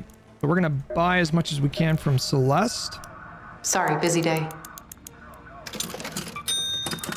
Thanks. Damn it. You'll like Okay, this. so now we can make mod components. Excuse me. And I do need 2. Yeah. Refiner. 2 mod components.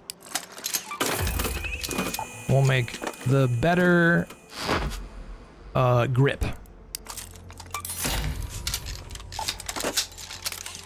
Yeah, there we go. Okay. Can I find homes for these?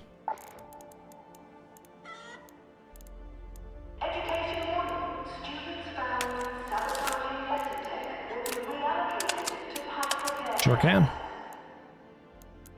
I need medium ammo. Actually, can I craft a big magazine for that? Oh no, I can't. Okay, I think we're at max capacity there. 32 rounds. And then everything else looks good. Should bring one more shield. Probably could leave like 2 of these behind. We'll top off with one more stimmy, and then I think we're good.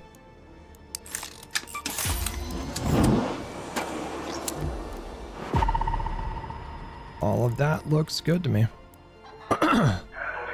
Ooh, you know what might be useful here though, actually? Is one of these fucking things. For this map? Yeah, let's do it.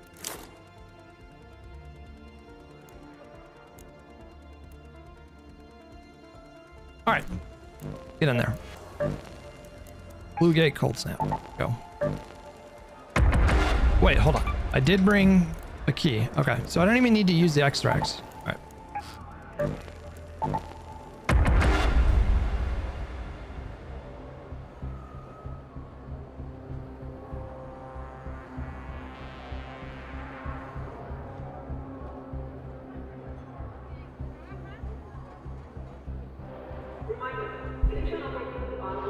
What time is it, guys? It's 4.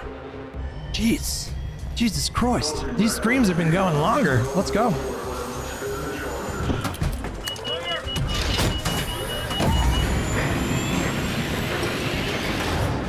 Might have probably shoulda maybe brought some more ammo.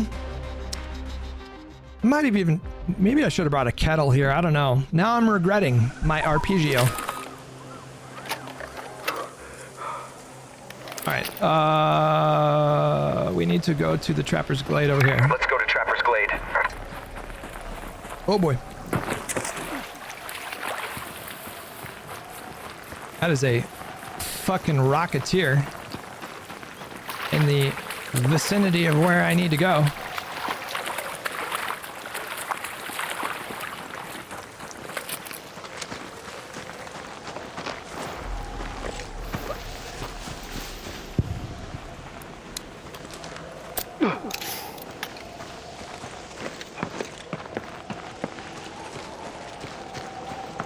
Oh wait, I have my cloaking device. Did we get a fresh spawn for this? We did. Might as well take some mushrooms.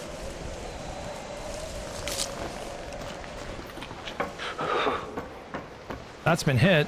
Oh boy.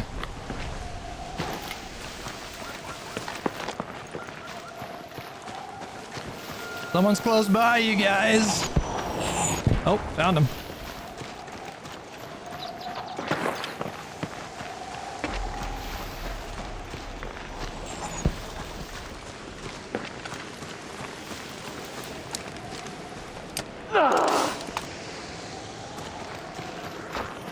What the fuck?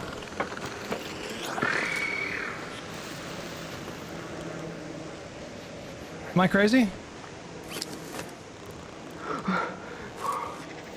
That's the cellar key. What the fuck?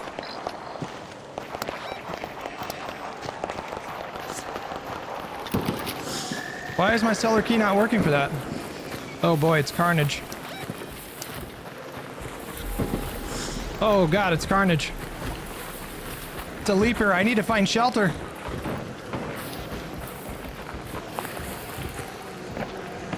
Nope, that's wrong.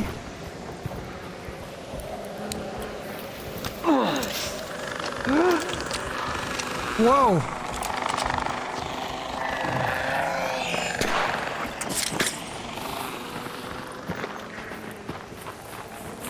I'm losing health. Tell me this gives me shelter. It does.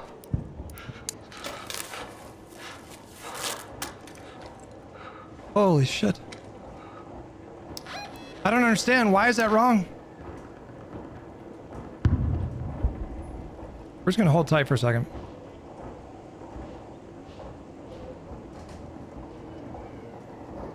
Arc Raiders map. Arc Raid. Which one is it?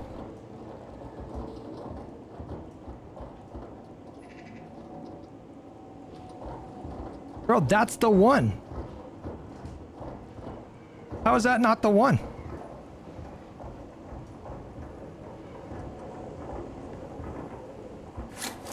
It is like right here is where it's marked on the map. Go to that location.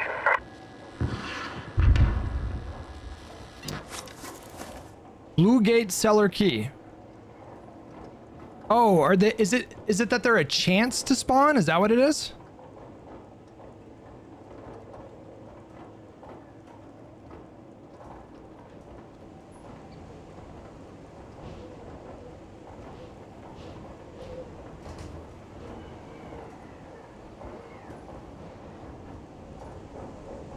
Olive Grove cellar? It just says any cellar key.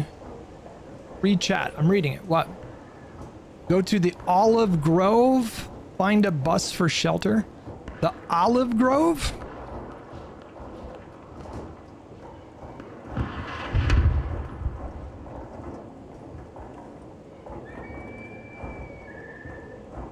This rare key can unlock 2 different loot rooms in Arc Raiders.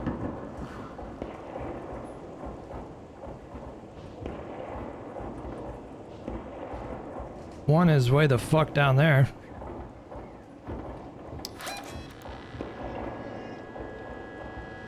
Like over here somewhere. Like right there, maybe? Let's move to that location. Or no?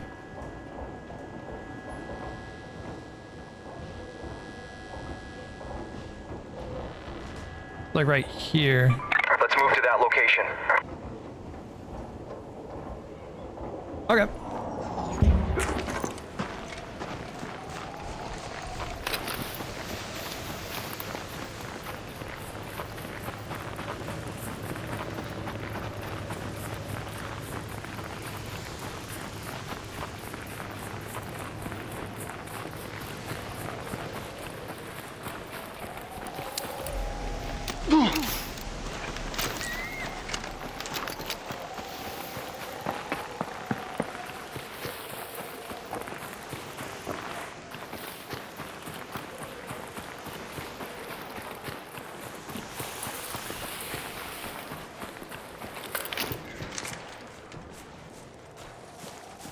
Almost certain somebody is up there.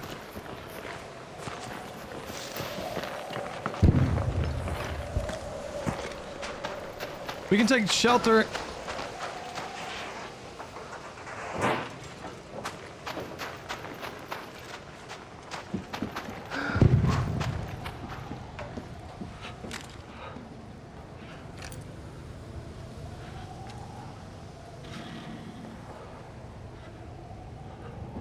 Am I safe in here from the shelter?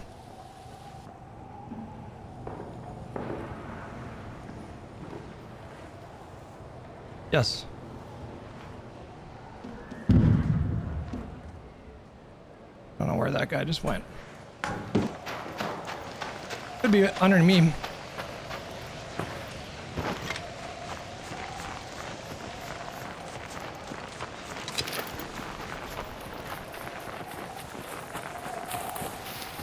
That guy bounced. All right.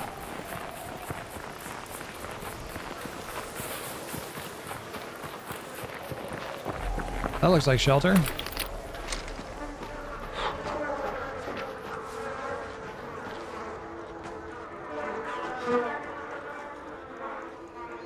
That is a Raider hatch. Probably not worth the risk, but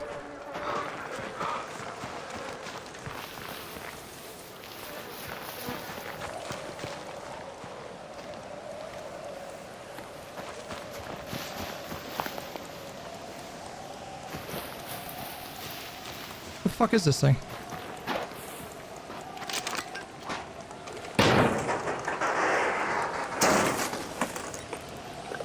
Slightly better chance for better stuff in Cold Snap. We got a bunch of bullshit.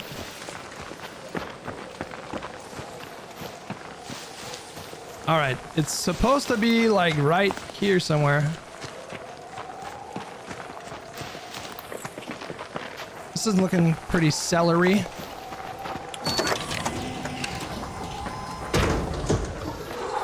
Oh boy. Boy, do I feel exposed in here. All somebody has to do is just perch up outside and I'm fucked, or throw a bunch of grenades. Joey, what's up, buddy? Thank you.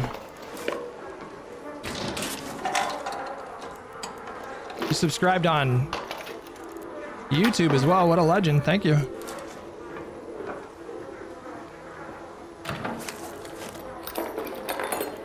Might as well just take everything we can. Not the best loot here, guys. Not the best loot. Is that it? We get everything? Did I get this? Might as well. Let's top off. Alright, where can we extract here? Where is there? Right there. Head home at the Fragrant Hatch. What are the odds someone is perched up out here, just waiting for me?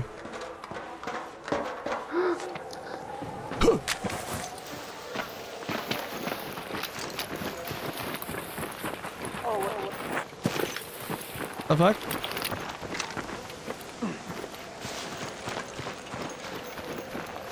What was that?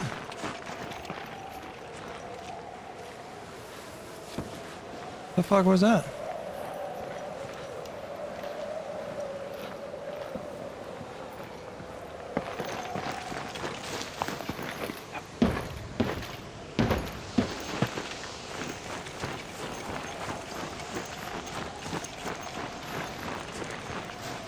Okay. We ride. All right, now we hit the control tower, or communications tower. That one should be a little bit juicier. That was a blue key. Why was that a blue key? I don't understand that.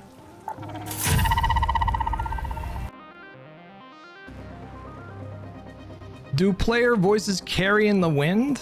Doubtful. Doubtful. We were gonna max this guy out. We only have a couple more and then we can finally get both of these skills. And then we're gonna work on the green tree after that.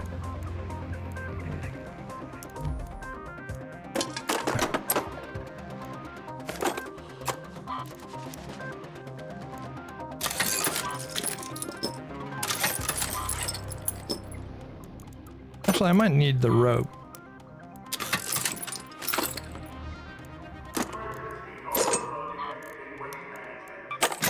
Sell some mushrooms. Oh, I had the communicate. I already had it. Wait, what? Whoops. I did not realize that. This is a 32 round magazine, so 24.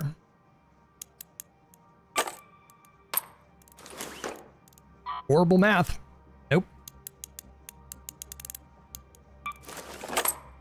Put that away, top off the stimmies, and just get right back in there.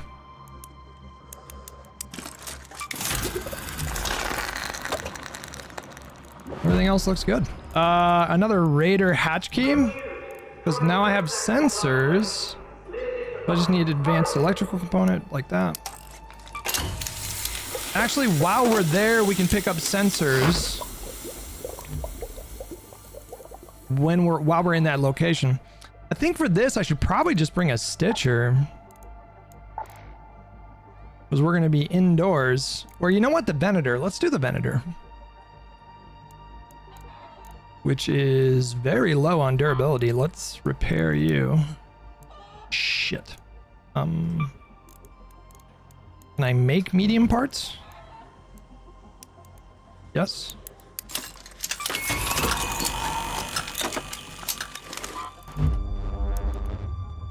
Advanced mechanical components.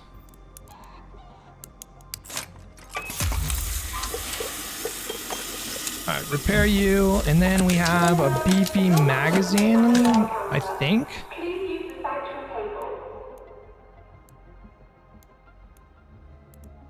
Just in case.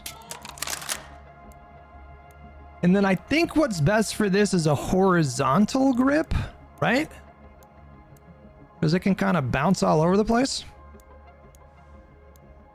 And I think I have a blue one somewhere. I think it's on a Stitcher.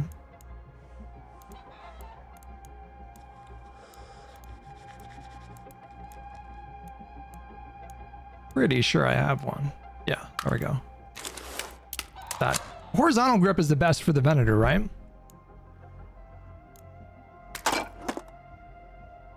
Horizontal on a Venator sounds nuts. You know what? We could do a quick A/B test.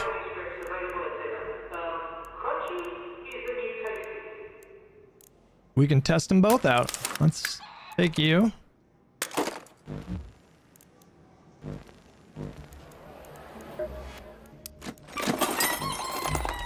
I might need to... No, we're good. Practice range.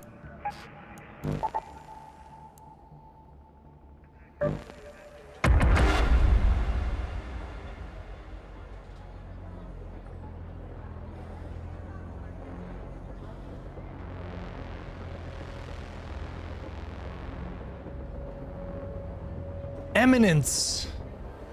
13 minutes ago. Eminence, thank you so much for the tier 1 sub for 6 months, buddy. All right, this is with the horizontal grip.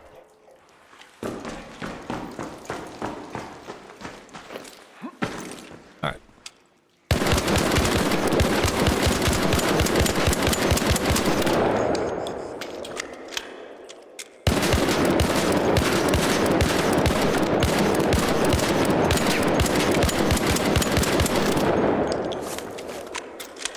This is with the vertical grip. Oh yeah, oh boy, it kicks a lot to the side. I don't know if you guys can see that on your end, but yeah, I think horizontal's a move here.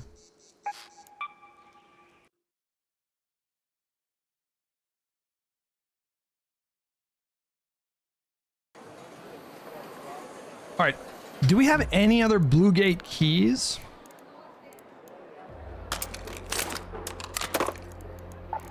Are those the only ones we have? I think all of these are like spaceport, yeah. You damn. Oh, we still have another JKV. We haven't even used that yet. Yeah, everything is dam, one buried city, and then the rest are spaceport and just a couple Stella, which I will never use. I will never use these. Because Stella frightens me. Wait, am I out of keys? I thought I made one. Oh.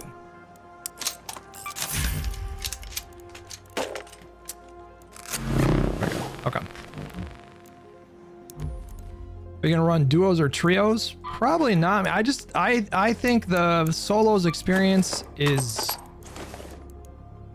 like the best experience, in my opinion. It's just a lot more fun for me. You're so much more immersed.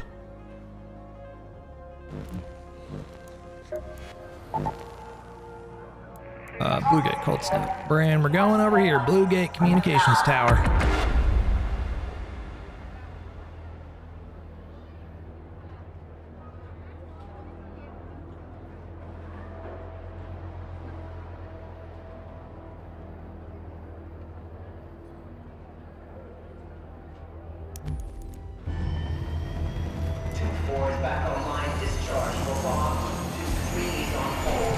We also need to farm advanced arc power cells.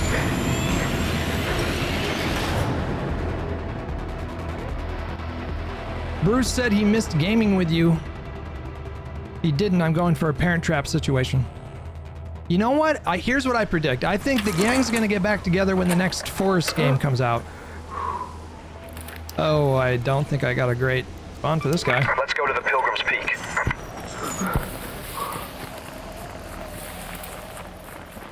It is a fresh spawn.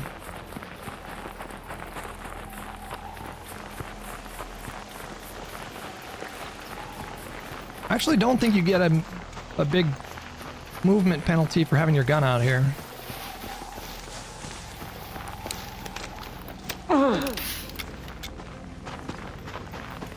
We just gotta run across open terrain. What could go wrong?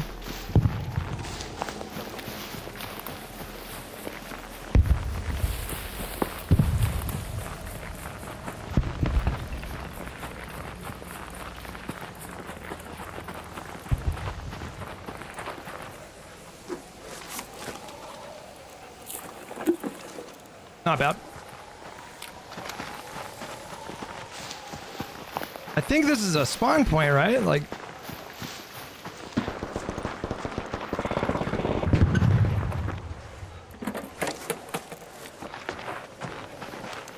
yeah.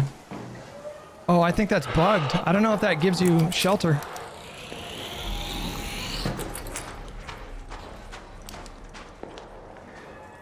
No, it does. Okay.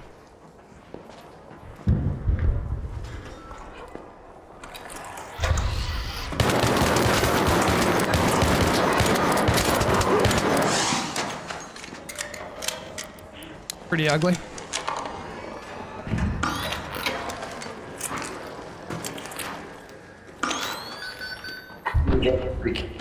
You suck. Pretty ugly shots, but you know. I think we're good. I mean, that sounds pretty close. I'll take a Stitcher.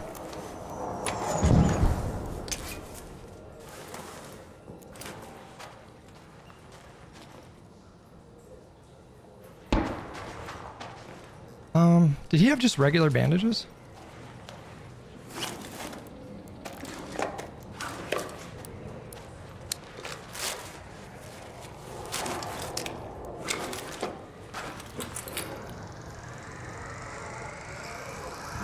They announced a new Forest game at the Game Awards. Oh god, where is that Rocketeer? What the fuck is that? Oh god, it's right there. And it's partly aggroed.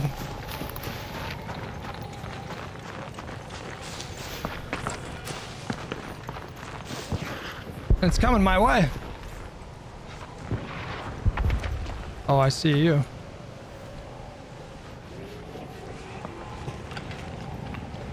What is this guy doing?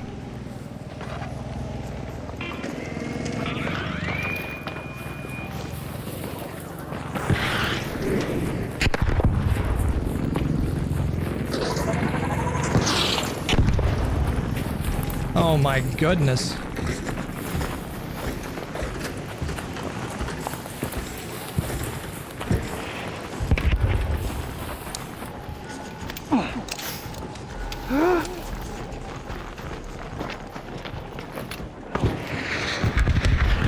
Does this count as shelter? Oh, he's fucked.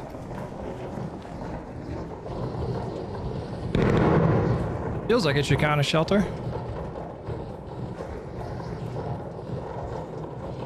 It does. Okay.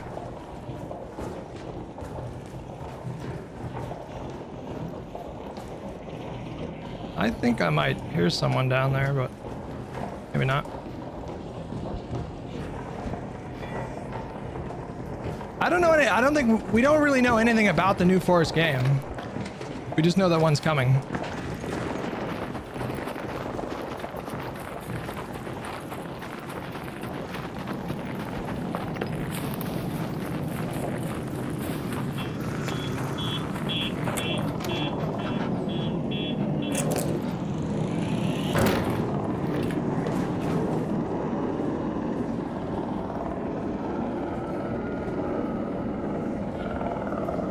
Let that pass by. We're gonna play this nice and fucking safe, guys.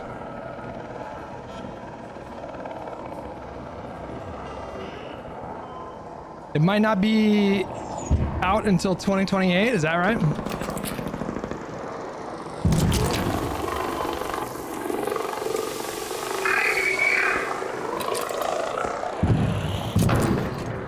Go away.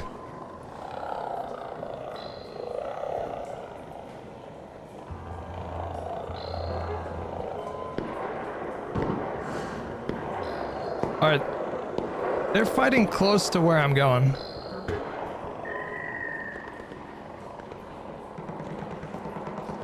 Yep, they are fighting at the location that I will be at.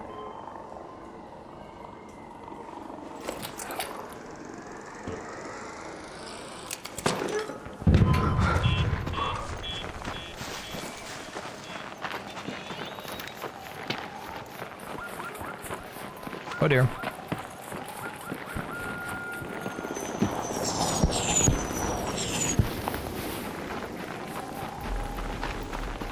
Sometimes there's a sentinel over here.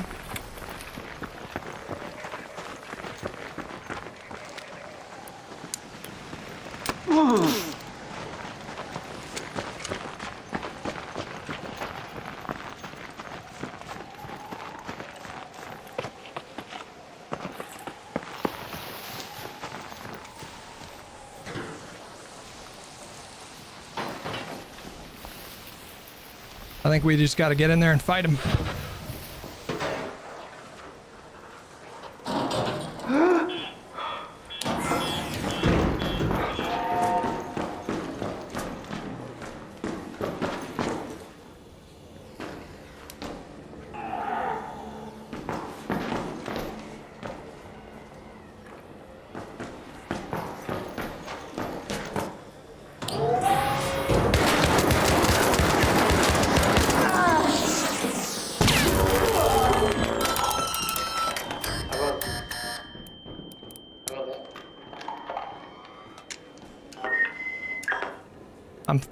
misclicking.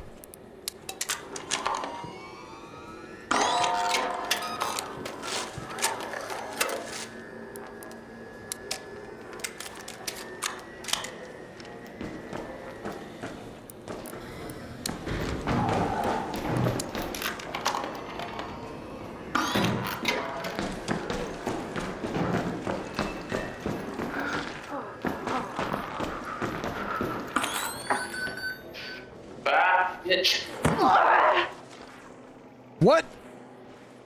What did I take damage from?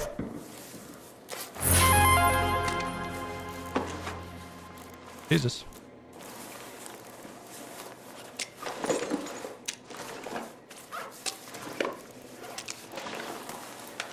Jesus. I don't even know what to loot now.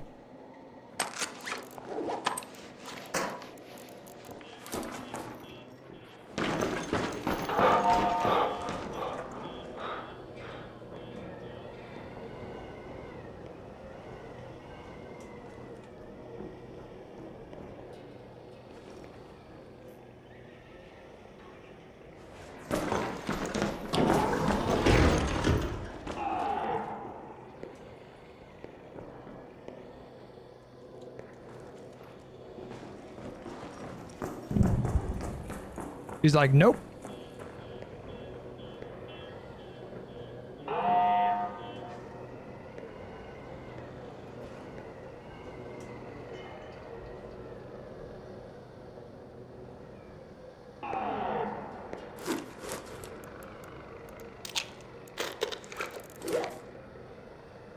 We'll give it just a minute.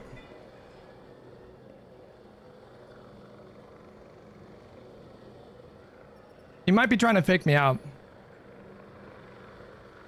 Oh, bomb now. Thank you so much for 7 months. What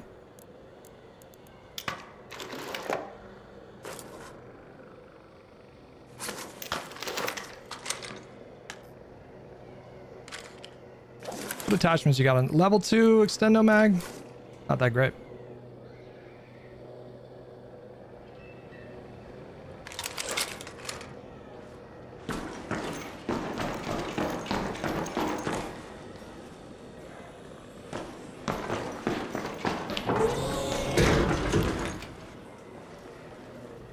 Can you shoot through those grates?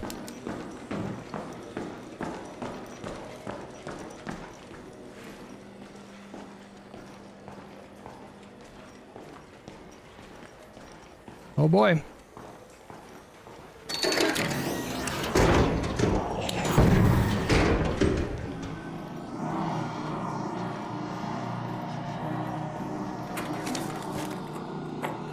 It might be a little dodgy. X-filling.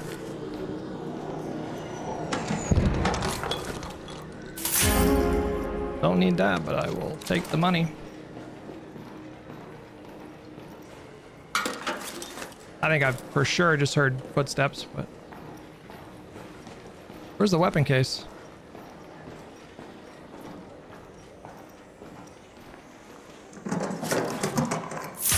Holy crap.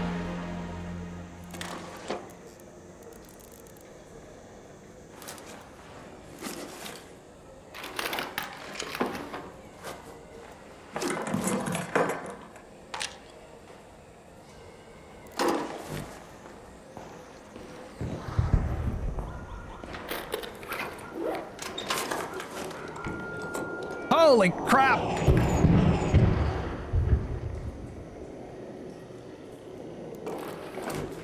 I am over encumbered. Oh no! Fuck. I guess that's a good problem to have.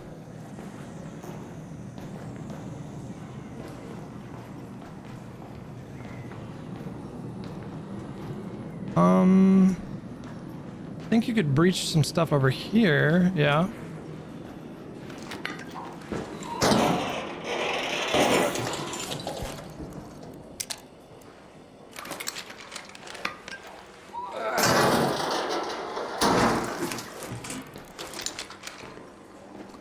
I think we have a rat over here to the left.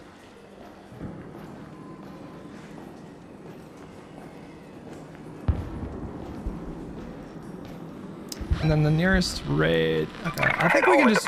I think we can just run encumbered.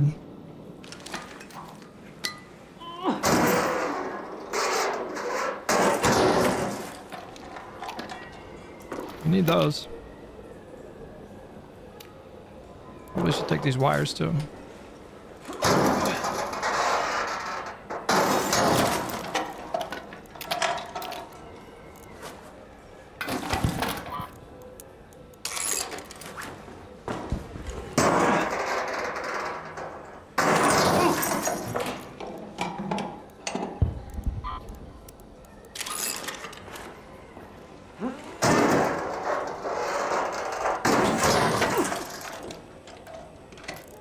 Okay. How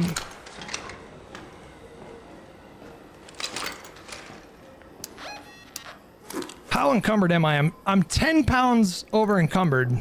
How?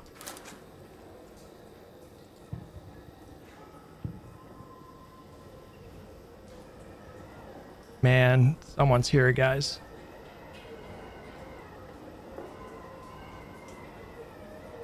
I can hear him.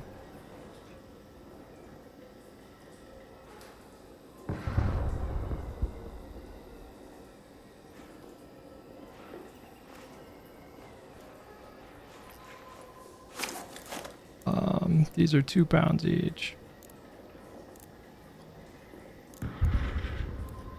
I guess I could drop the Torrente. Yeah, you know what?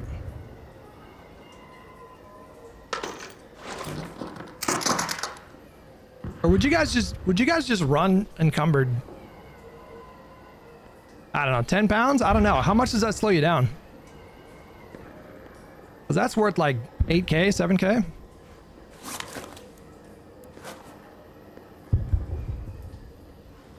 Not in a demon lobby? I think you're right. I really don't know what side he's on. I'm pretty sure there's a rat here, but I don't know.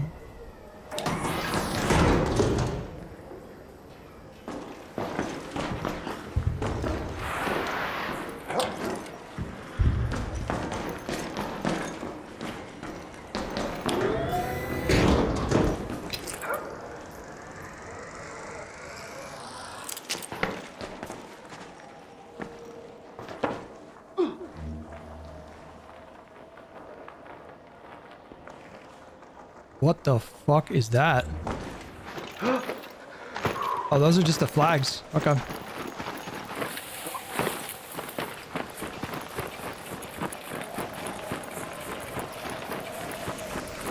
We should be good here. I shouldn't have said that. Did we jinx ourselves, guys?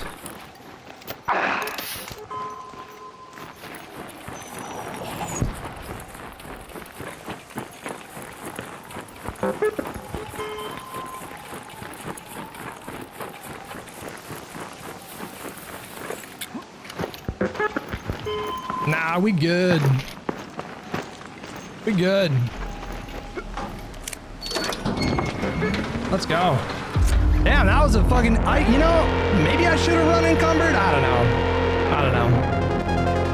It's a Torrente 1. It's not like the greatest gun ever. I'll take the Volcano, though. Those are nice. And level 2? What was that one again?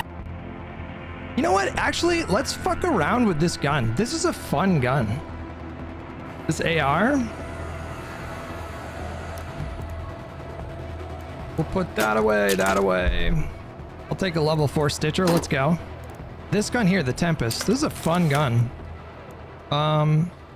Put that away, that away, that away. Takes medium ammo to... Yeah, it does. All right, let's do that, and let's do that, and...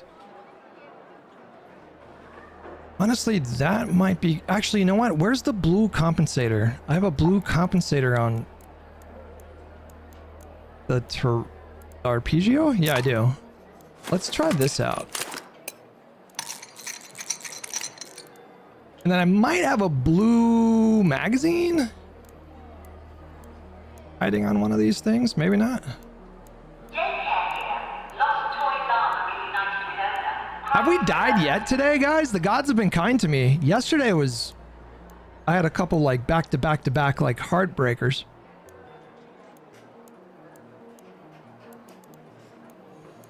But today the gods have been kind. I guess I don't have a blue mag. You want some deadlines? I've got like, yeah, I've got 2 deadlines. I'm good. I'm good. I don't really need to do anything right now. So, we'll put you away. Wait, did I walk out of that with 2 level 4 Venators? I don't understand. Oh, no. No, that's not right. All right. Stow those. Keep that there. Sell you. Stow that. Stow you. Shields look good. Shield looks good-ish. Probably make a new shield. Nope.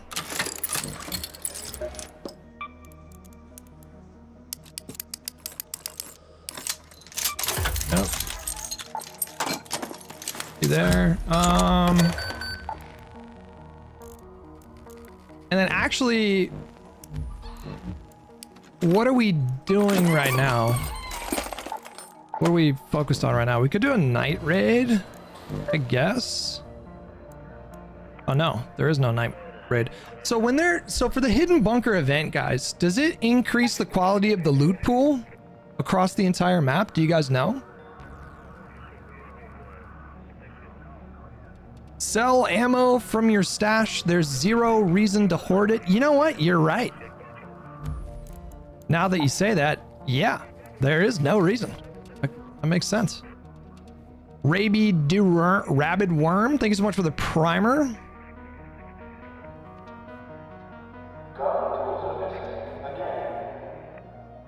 Haven't tried bunker yet. I'm pretty sure bunker increases the loot pool, or increases the quality of the loot pool, but I could be wrong.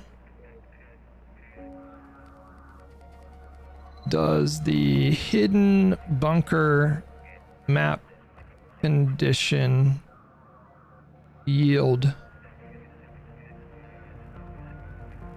better loot pools in Arc Raiders?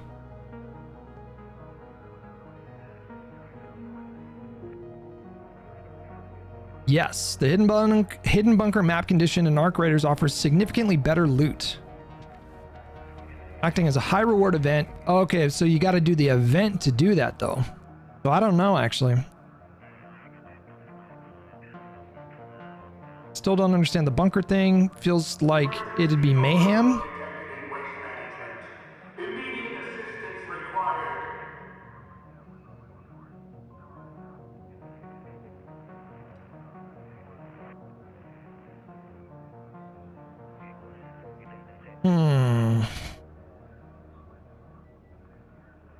We just save maybe we save our keys for now. Just wait for the next cold snap is gonna be, I don't even know. There's a storm in an hour on Dam. We'll definitely save that key for that. I think we just run around like PvPing people right now. And if that's what we're gonna do, we use this augment and then use a purple shield.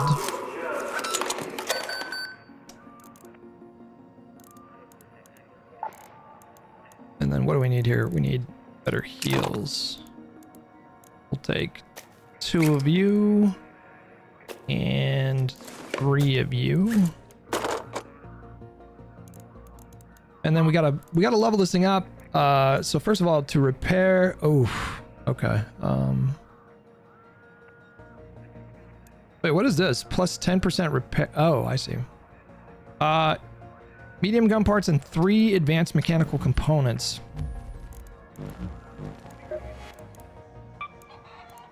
One medium gun part and 3 advanced mechanical components. I need springs. I need more springs. Oh no! Didn't I buy all the springs I could? Shit. Come on in. Can I break anything down for springs? So we can sell these.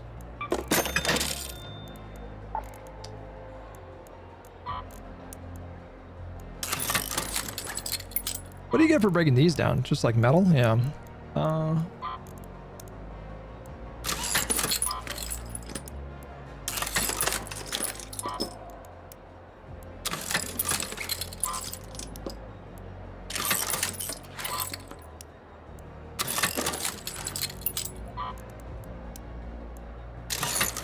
Damn.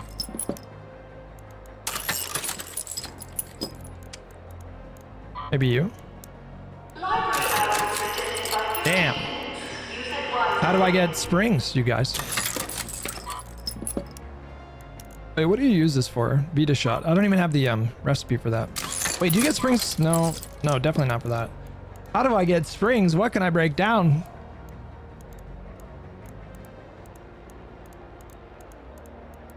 Pillows and cushions give springs. Yeah, you can, and you can farm springs on dam.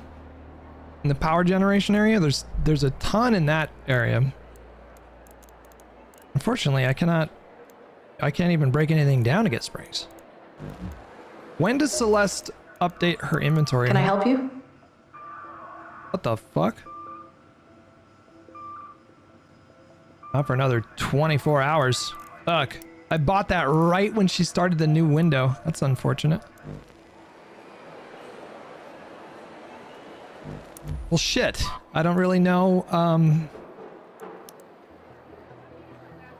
Advanced mechanical components. Wait, I can break down guns, actually. Hang on. Yeah. I don't need that Osprey. And we can probably...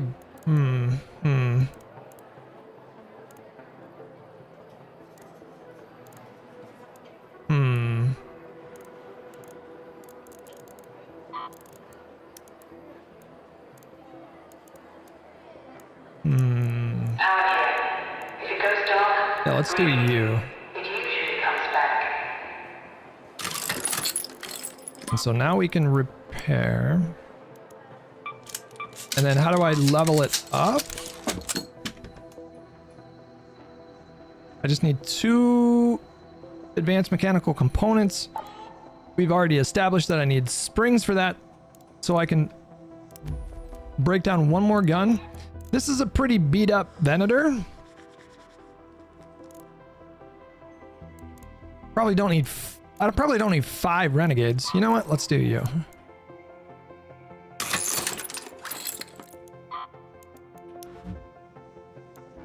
Can upgrade it once. Ooh. Alright, maybe we do get rid of the Venator, the level 3. Yeah, you know what?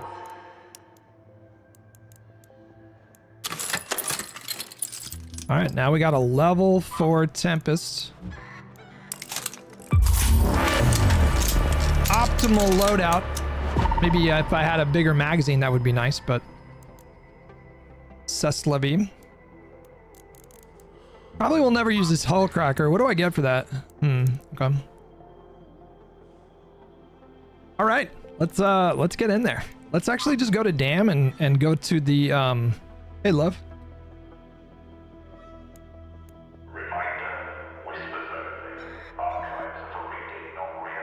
Where you going?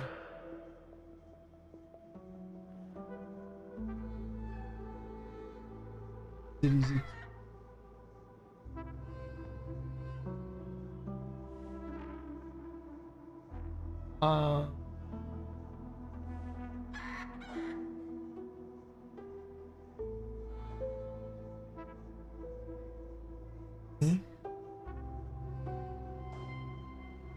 Diarrheas.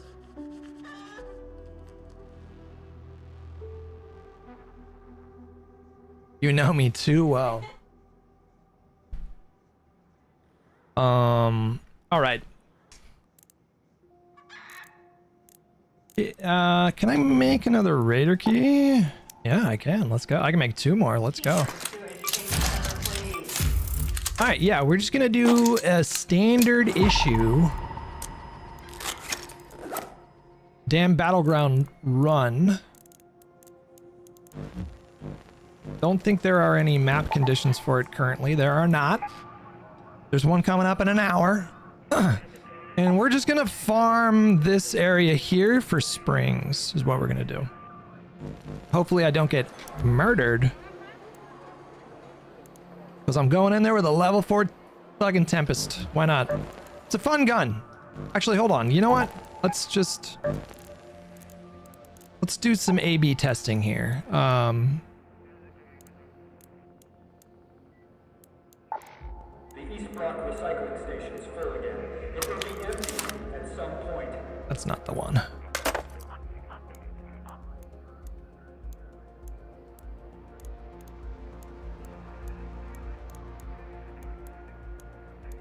I'm looking for the front grip that reduces vertical and horizontal recoil, right? Yeah. Let's take you in. Hey, stop. Stop. Please. For the love of God. And then practice range. We're going to do a little side by side.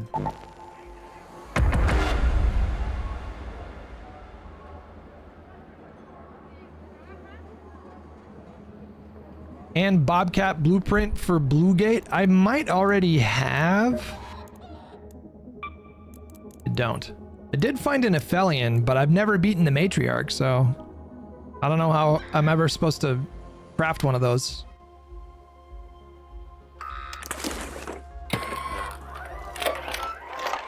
All right.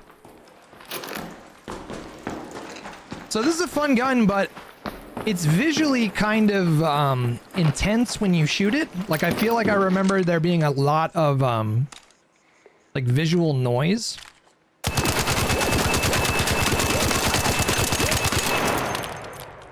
Oh yeah.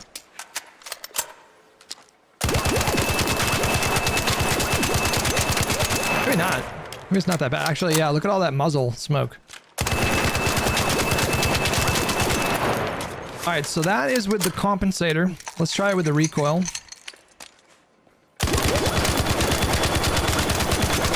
Yeah, I think compensator is definitely the move here. Okay, that settles that. I can give you an Aphelion. That's I saw somebody doing PvP with that gun. That gun is nasty. The Aphelion is like a 2-round burst sniper. And it's fucking gross from the gameplay that I saw.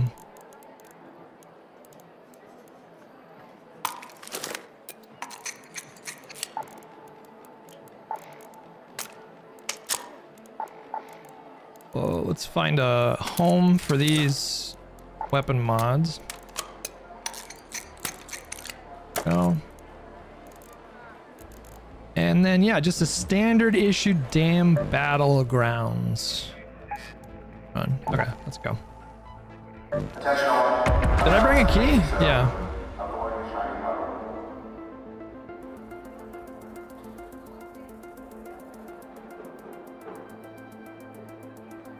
I picked up the blueprint for it today in Stella.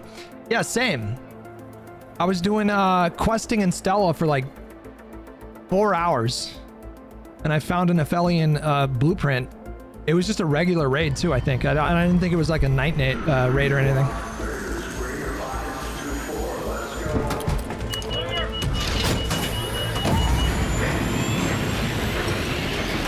Guys, we're doing 8-hour streams. I feel like we've done 8-hour streams like the last like 7 or 8 streams. This is great. Spending all kinds of bonding time together. It's fantastic. God, you're so hot and liberal. Oh my goodness. Did I even change the name of the... Oh, we spawned it on the opposite side of the map. Okay, I think you can get springs here.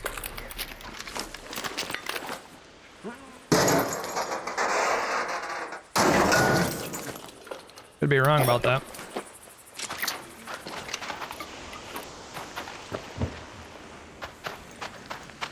I think you can get them from here.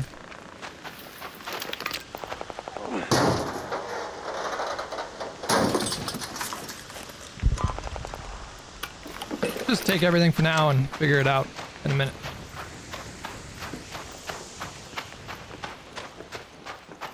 Nope.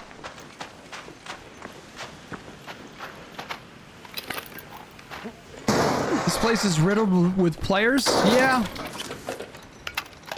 It can be annoying. Did I just hear something? Oh.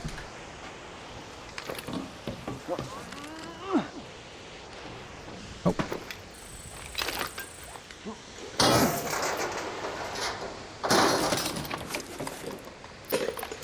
Then we're gonna go over to Annex and chow the guys in there.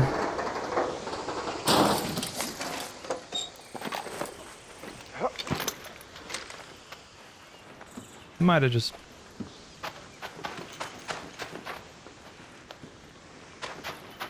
Nope.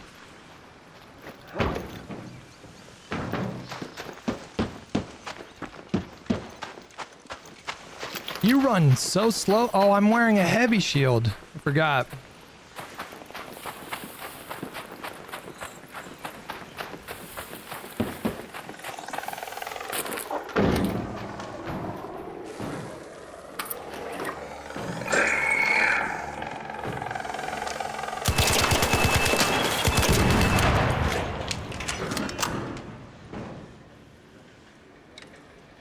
It sounds so good. Like this gun sounds like fucking thunder, you guys.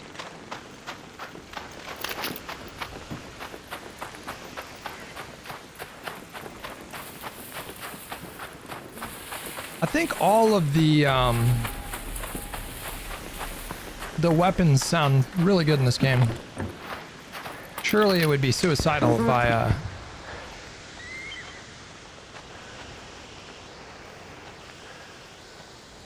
try to loot that, right? Probably a bad idea. Nah, let's not do it.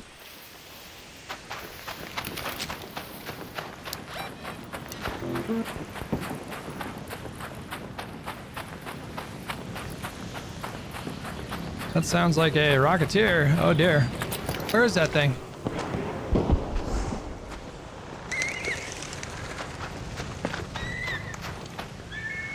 That might have been on the roof. Where is this Rocketeer?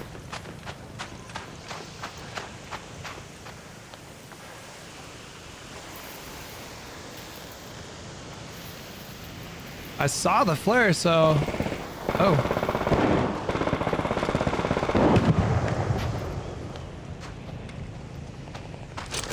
Is it on the roof?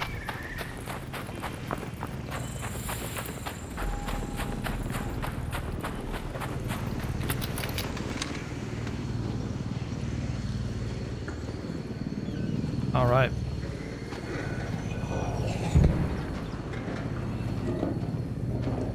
All right, he's first floor.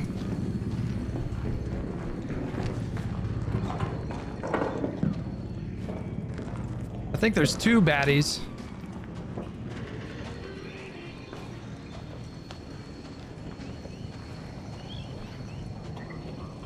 Let's see if this door's closed.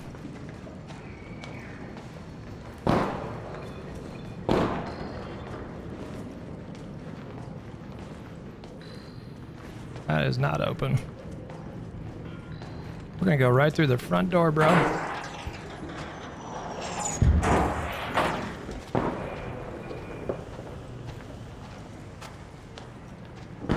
Somebody keeps, like, semi...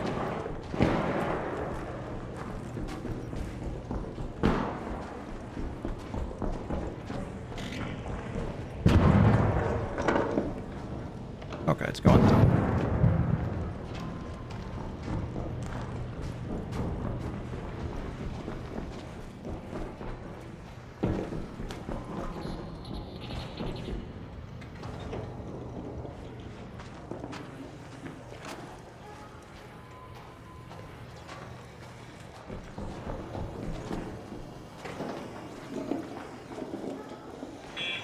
Oh, fuck.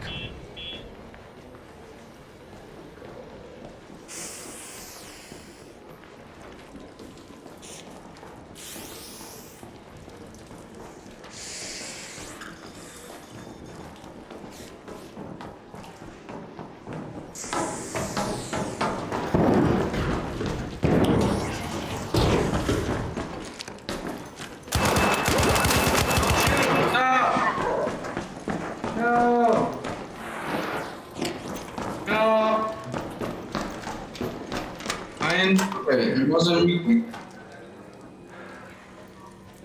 Damn.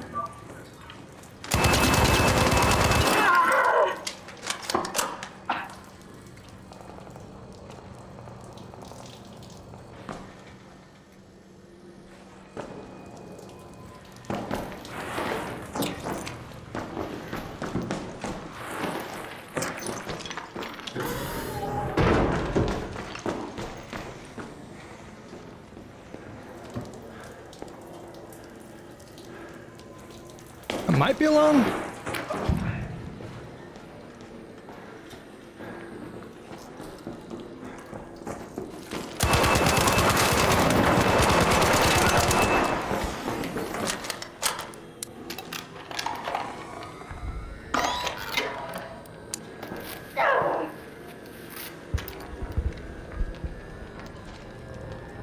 They keep running at me.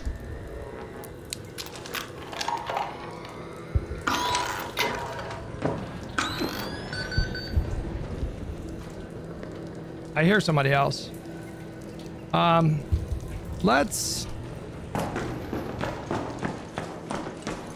close this door. That door is closed. Okay.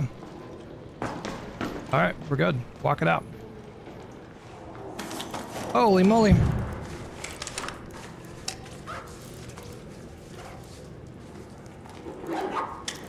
Don't shoot!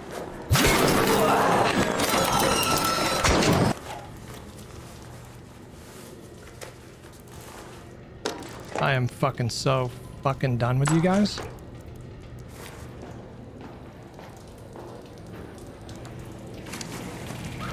Wait, can it see me?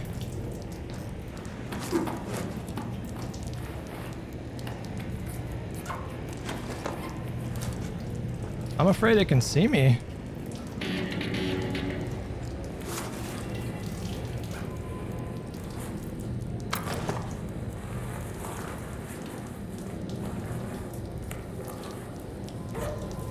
Ooh, springs. Nice. Alright,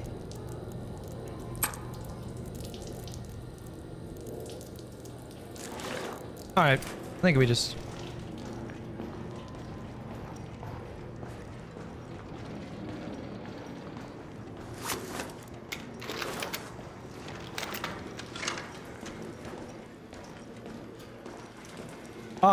I don't think this is like a safe drop. Pretty sure this is a... Yeah, that's a little far, guys.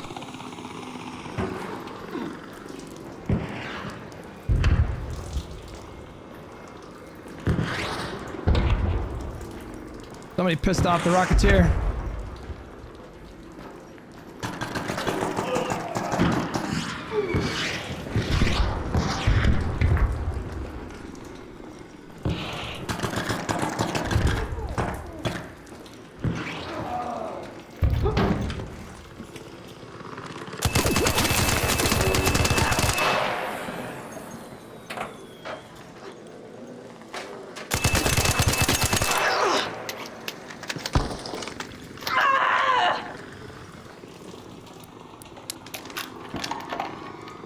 Jesus.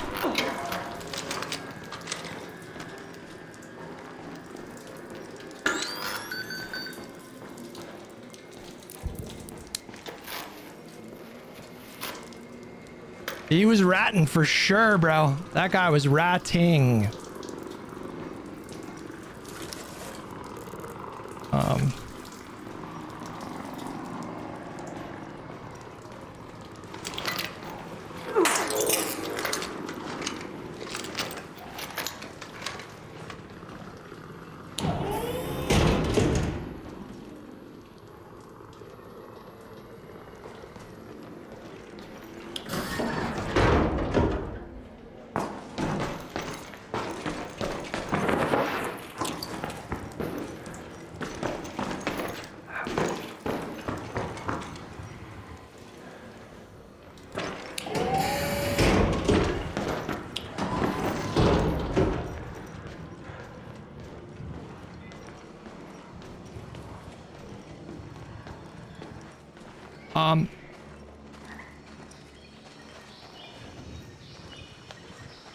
Who's the guy that he killed?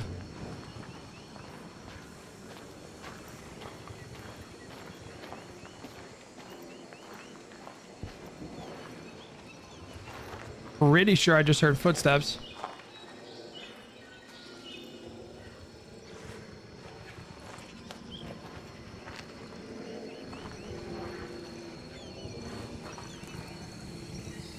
Might be Ark.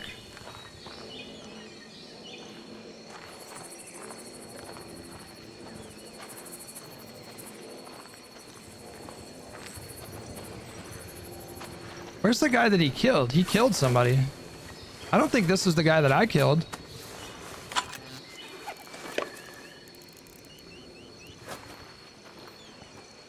No, it's not. The guy that I killed has to be down here, right?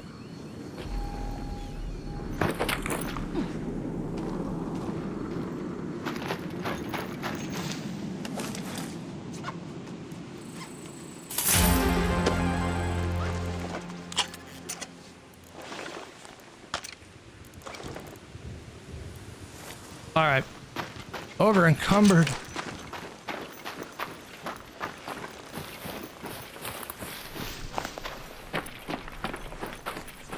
I'm going for it.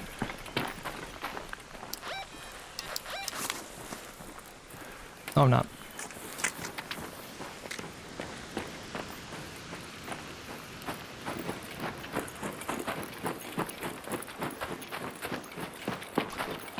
Pretty good haul, pretty good haul. 98K.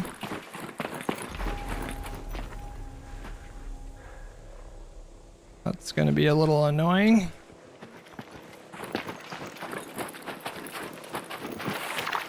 I don't love being sluggish and weighing more with this shield when I have to run across this like terrain. That's not great, but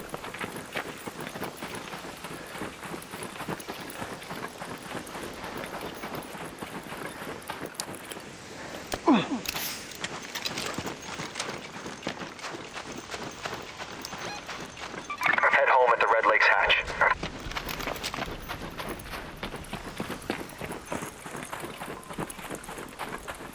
thankfully I've never been ratted at a raider hatch. This is the first time for everything, I suppose.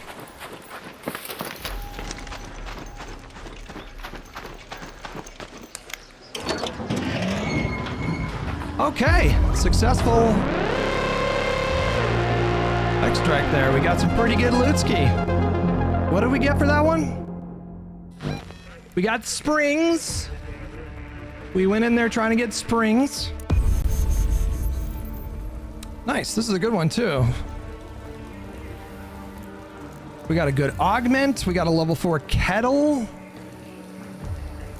Level 1 anvil, who gives a fuck?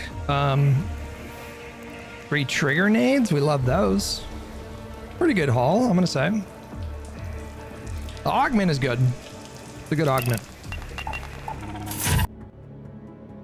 All right, guys, we're gonna call it there. Thank you so much for tuning into the stream. I'll be on tomorrow at the regular time. We begin the streams at 8:30 a.m. Pacific, 11:30 a.m. Eastern. I've started the streams a little bit later than usual lately just because I've been tired when I wake up. This Friday is going to be a half stream, so we're only going to do a 4-hour stream in the morning. And then I'm going to get on the road and head up to Nevada and fire this fucking hand cannon with my father. And then Sunday we're going to take off because I got to drive back on Sunday. It's like a 11-hour drive. So be aware of that slight change in schedule. Otherwise, I will see you guys tomorrow at the regular time. Thank you guys so much for tuning in and for supporting the stream. I love you guys. Bye-bye.